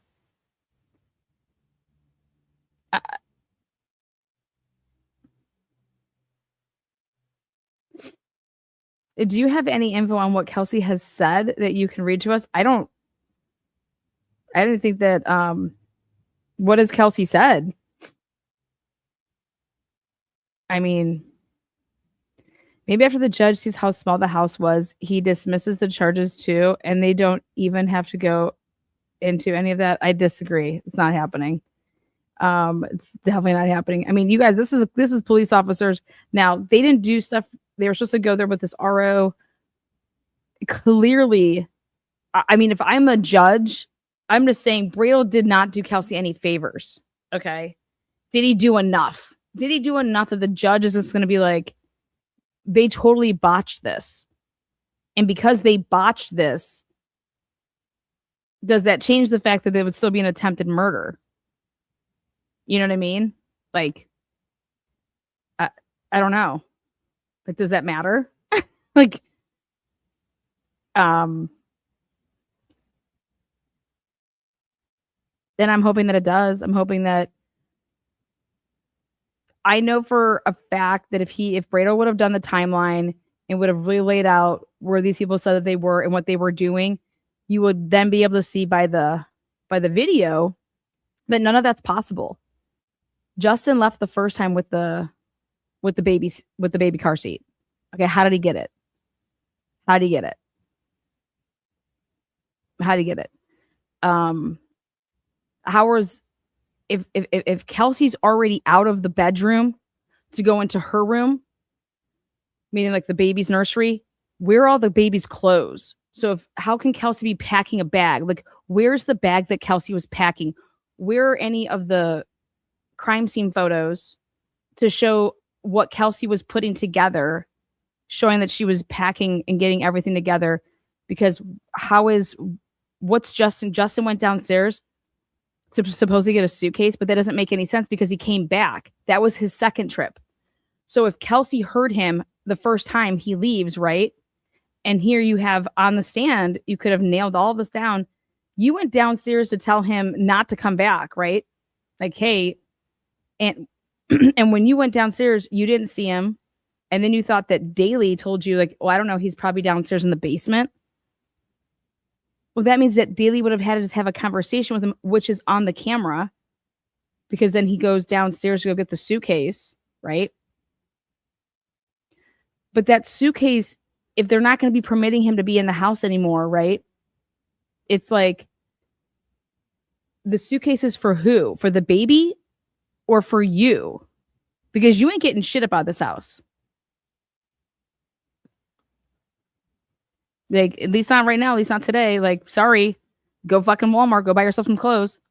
I mean, this dude in text messages talking about that he doesn't have any gas money. All that shit was, I don't have any gas money. What do you mean? Like, this kid's a little pussy. Nothing was in the suitcase. He went to go grab it and then legit gunshots fired.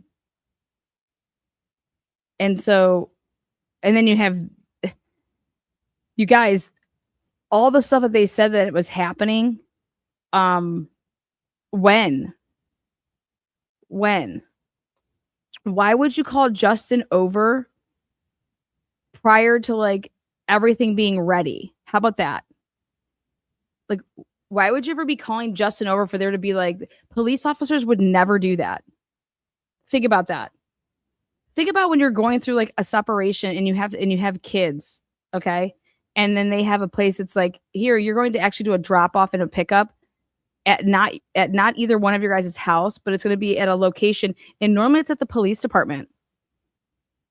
Okay. Like, hey, Justin, you're just going to sit tight here at the police department here.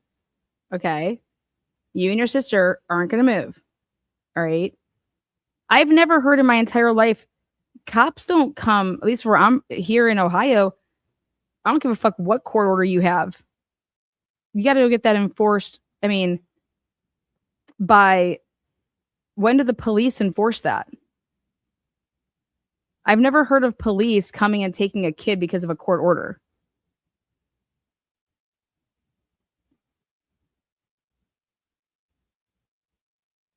Think about it. You're serving papers on me for, wait, what? It's a restraining order. So you need to stay the fuck away from me. So why are you bringing Justin to my house? Right? That defeats the whole purpose. Wait, Justin had Kelsey served with an RO? Yes. With no social worker, nothing. And I just don't like, I mean, I don't know if Bradel, like, if he's just like, the judge gets it, like, none of this is okay. None of this should have happened like this. And all I'm saying is that, does that change the fact that I don't care how it happened? If they're trying to say that Kelsey pulled a gun out on a cop, does that matter that the shit didn't fucking go, like, that they did all of this wrong? Does Kelsey still get to pull guns out on people? You know, I think what you needed to show is that these people were lying. Right? There was no plan. Like, how do you plan on pulling this off? Why does Nunan think that Justin's not coming? Who the fuck are you giving the baby to?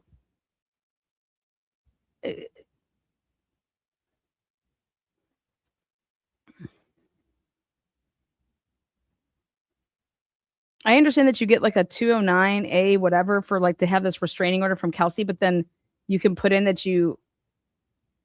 I'm the dad. How do we know that you're the dad? How do we know that Justin's the dad? Did he have to provide like the birth certificate of the baby? How did this all go down at the courts? How was there even an RO to be served? And I've just never heard of somebody serving an RO. I thought you just have an RO. Like, what do you mean? I've never heard of 3 people going to serve an RO. Don't they just do it by like a sheriff? A sheriff serves it and you have to actually like properly serve them. And if you don't properly serve them, then actually the RO doesn't go into effect until they're actually properly served.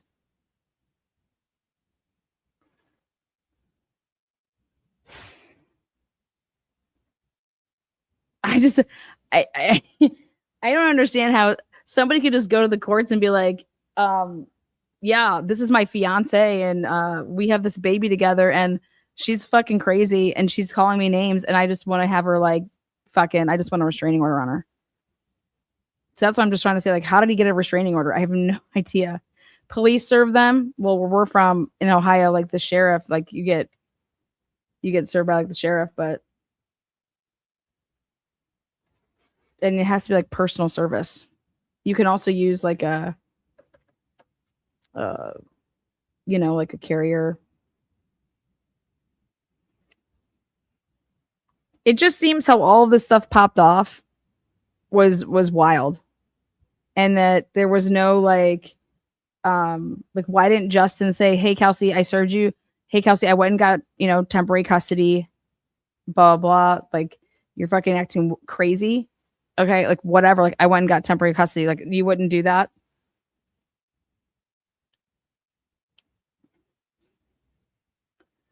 I don't know.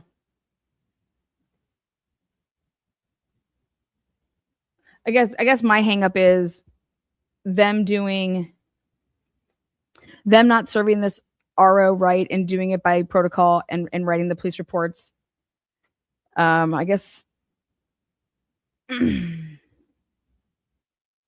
Well, man, she still fucking pulled a gun on me and tried to shoot me. No, because he's not supposed to. I was being a smart ass, knowing that, yeah, you can't do that. Well, maybe this is a really big situation, like a really good thing that maybe Massachusetts just take a look at, because all I've seen is people in Massachusetts just wanting to weaponize, the courts. So here you weaponize the courts and look what the fuck just happened.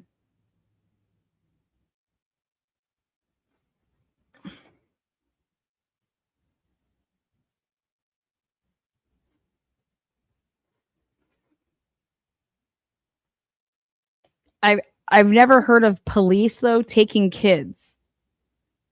For example, let me just throw this out to you. In Ohio, if you were supposed to have a exchange on like a Wednesday at 6 p.m. and parents are exchanging, okay, and you don't show up with the kid, you cannot call the police. You cannot call the police in Ohio and say, hey, so-and-so didn't meet me for pickup drop off. And hey, these are our, here, I have my papers. They're going to say, take it up with the courts. Take it up with the courts. Like the police don't go, okay, let me go over to their house and go get the, and take the kid, put the kid in the car, okay, and bring you the kid. That's just not how it happens. So in Massachusetts here, it was, hey, we're serving a restraining order. That's great. But there has to be some other paperwork that how you're taking somebody's baby from them. How are you taking her baby?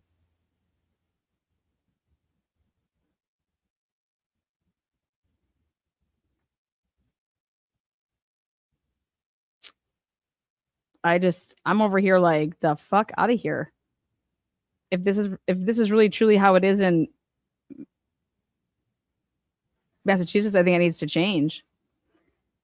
So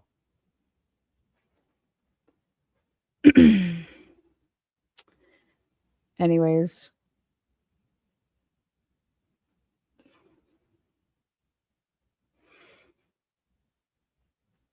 he shouldn't have been allowed in the house at the same time. None of this should have went down the way that it did. Also, if you have her mom there, yeah, why don't you call your mom, Kelsey, and then you give the baby to your mom, and then we'll have your mom follow us to the police department, okay?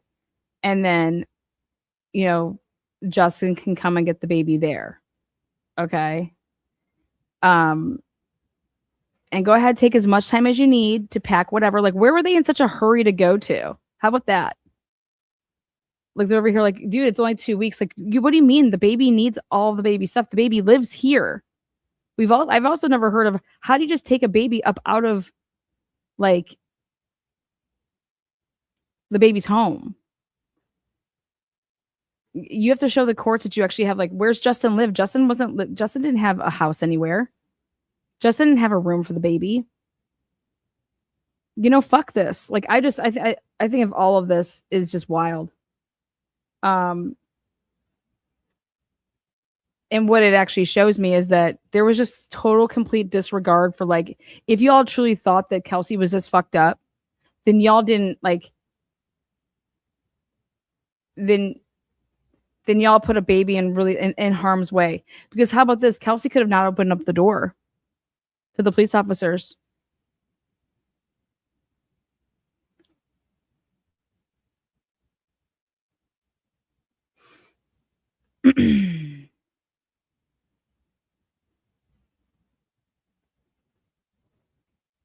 The loser didn't even have a car seat. That's what I wanted them to focus on.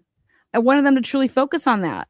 And I think I would have went with a total, like, I would have went with a trial by jury, and Bradel should have actually put some time into this case, and he should have laid out how how this was all so ridiculous and how all these people are lying, and would have put together a good timeline. I mean, when you're a lawyer and somebody entrusts you with their life, this is the fucking output however much money, somebody should ask Kelsey how much fucking money she paid for this defense. This is disgusting. They might have more than one car seat. No, they didn't, because he testified. I pay attention to every little word that comes out of everybody's mouth. And Justin's testimony was very important. He does not have a car seat. Okay, he needed that car seat. He comes in, that's what he left with. Courtney left with the baby, and he's walking out with the car seat. Okay. Like, don't y'all have, like, a baby diaper bag that's, like, all packed and ready, like, for you to, when you go anywhere? Like, we had a bag for Jax. We actually had 2. I mean, it's just sick. We paid for her defense with donations. Oh my God, that's right. Holy shit. How much money was raised for Kelsey's defense?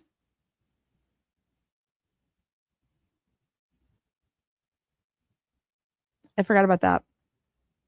I'm just saying, if you're taking a baby out of the home, these guys walk in there like, what do you need all this shit for a baby? Like, who do you fucking not know? Like, why wasn't a woman police officer sent?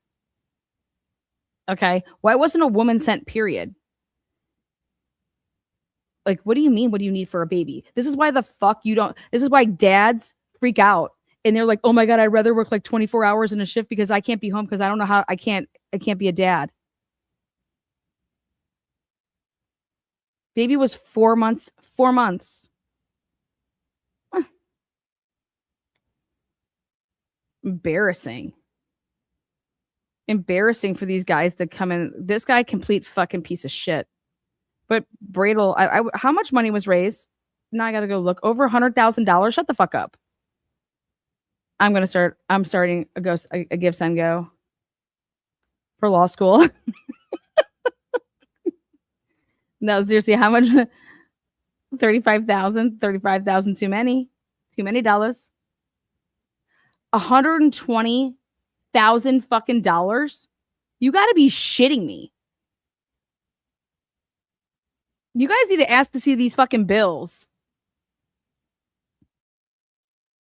Drop the link in. Where can I go and ask what Mazda Media? Where can I go and ask these people? Since the community's over here paying for, I want to see the bills. I want to see what Bradel did in as far as we're entitled to that. I'm going to actually just go give right now $10 so I can be entitled to see the fucking legal fees. Otherwise, I'm suing. Fuck these people. This is insane. Her side of the story is on that link. Yeah, but it's not. She didn't write it, though. Do you get what I'm saying? At least shouldn't be that dumb.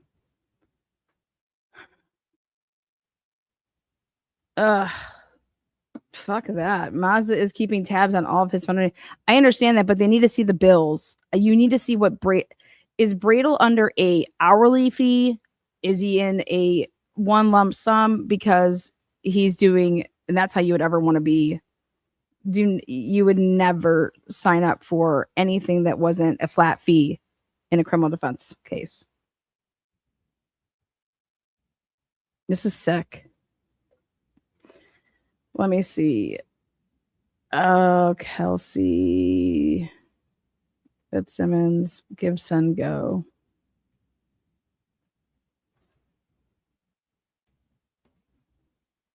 If these lawyers that have YouTube channels aren't literally going crazy over what they're watching, then I'm telling you, they're the biggest ass kissers. CBS News. Kelsey, don't do it. Trial begins. Kelsey's police report and 2 other statements. Oh, Justice for Kelsey. Official Facebook group. Is it in there? I think somebody sent me an email. I'm just fucking in awe. In awe. Here it is. Karen sends it to me. Thank you, Karen. Sorry, I didn't see that email sooner. Here we go. $120,410. I wouldn't pay $1 for what I've been watching. This is embarrassing, you guys. Oh my God. Kelsey is a caring, devoted mother who has always put her baby first. Kelsey's baby boy is a year old and is her pride and joy. Kelsey has unfortunately been battling with postpartum depression and has done / is doing everything she can to heal and recover. In the process of healing, Kelsey was met with a mother's worst nightmare. Having her baby taken away from her while being served a restraining order full of false narratives and self-serving allegations. 1000% they were. But I think I've already talked to Sherry about a couple of this stuff. I mean, you guys, anybody that's going to pull a gun on themselves, you also have to look at that as hey, I want her to be found not guilty, but she hopefully is getting the help that she needs, because anybody that's resorting to that, to think that that's what they need to do, I'm just hoping that help has been, that she's been focusing on that. She has undergone multiple surgeries due to her injuries, and she has a long road. Oh, I'm sorry, I skipped something. Oh, during this already extremely tragic incident where she needed compassion and help, she was met with deadly force and gunfire to her chest. She has undergone multiple surgeries due to her injuries, and she has a long road of recovery as she sits in the hospital today. She now needs extensive support to heal physically and emotionally. We are raising funds to help cover a variety of expenses, such as Kelsey's household bills. She lost her house. While she is unable to work and to assist her parents as they take time away from their jobs to care for her full time. What? Your donations will go directly towards household bills and living expenses, medical costs and therapy for recovery, travel and time costs for her family so they can be by her side and support her, experts, investigators, and legal incidentals. You guys, there are no experts here. Okay? Investigators, there's not an investigator that's sitting at that table.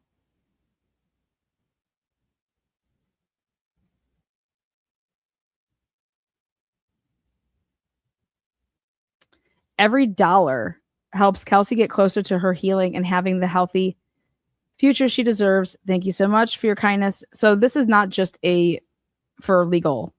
This is other things. Well, I don't know. Scott Roeder would have done this case for probably six G's, 6,000, and then plus testimony. So, travel out the testimony. I mean, probably 12 grand.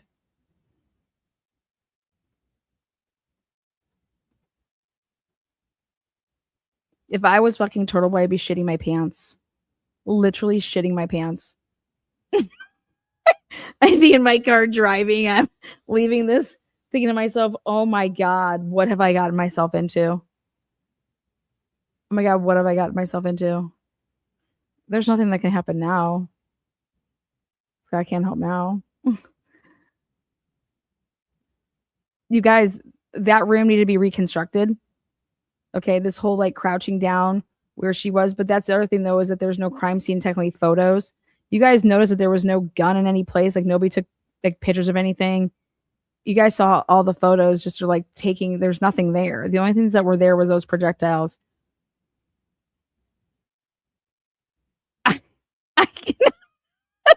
Dude, Turtle Boy's gotta be losing his dick. Oh my God, I'd be crying. I'd be like, oh my God, I'm fucked. I'd be calling better around being like, oh my God, are you watching this shit? What is Bradel doing? You do understand that we're not asking Jennifer McCabe 4 questions on cross. Oh, damn. Damn. Oh my God. Oh my God. I mean, he's probably over there too worried about his Amazon wish list, but fuck shit.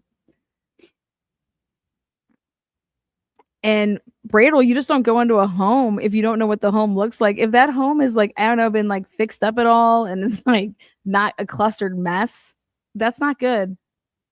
I don't know. It would scare me to have the judge go in there and me not know what the inside of the home looks like. I'm thinking that they may pull that off the table in the morning. I know I would, unless I was being able to be in that house to check it out really quick. You know what I mean?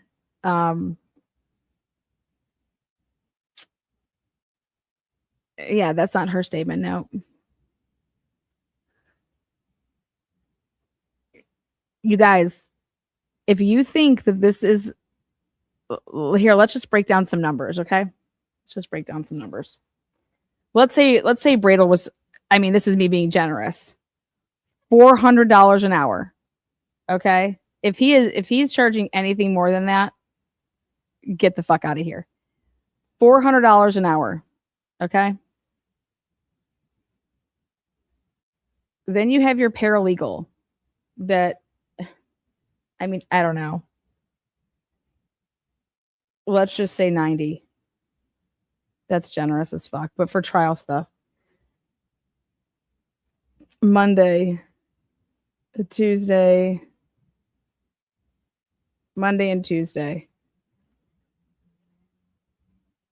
You're 8 a.m. to 5 basically.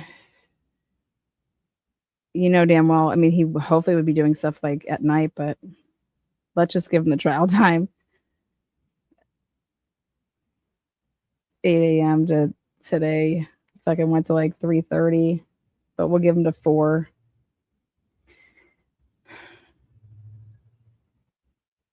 Or 4, so whatever. We'll give him 8 hours each day, so he's at 16 hours. The amount that he would have charged last week for the prep and the week before.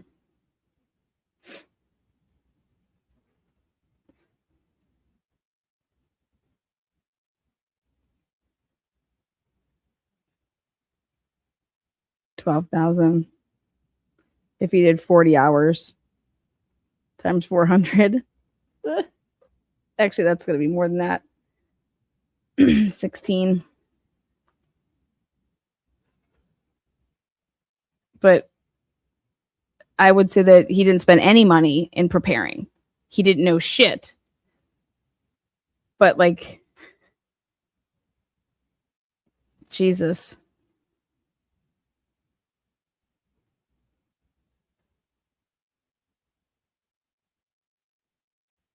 $8,400.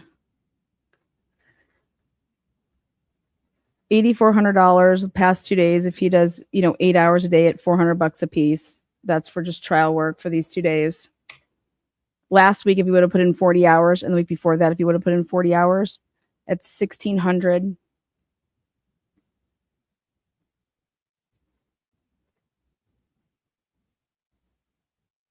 $32,000.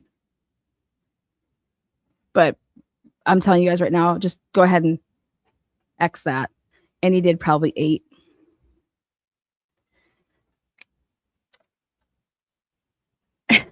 I wouldn't pay this motherfucker anything. This is why you don't pay hourly, guys. This is why you don't pay hourly. Courtney is the paralegal. I mean, what does she charge an hour? She's sitting there just fucking staring at the ceiling, flipping her fucking blonde hair. So this is where you pay somebody that's like, I want you to defend me and I'll pay you $75,000 flat fee to defend,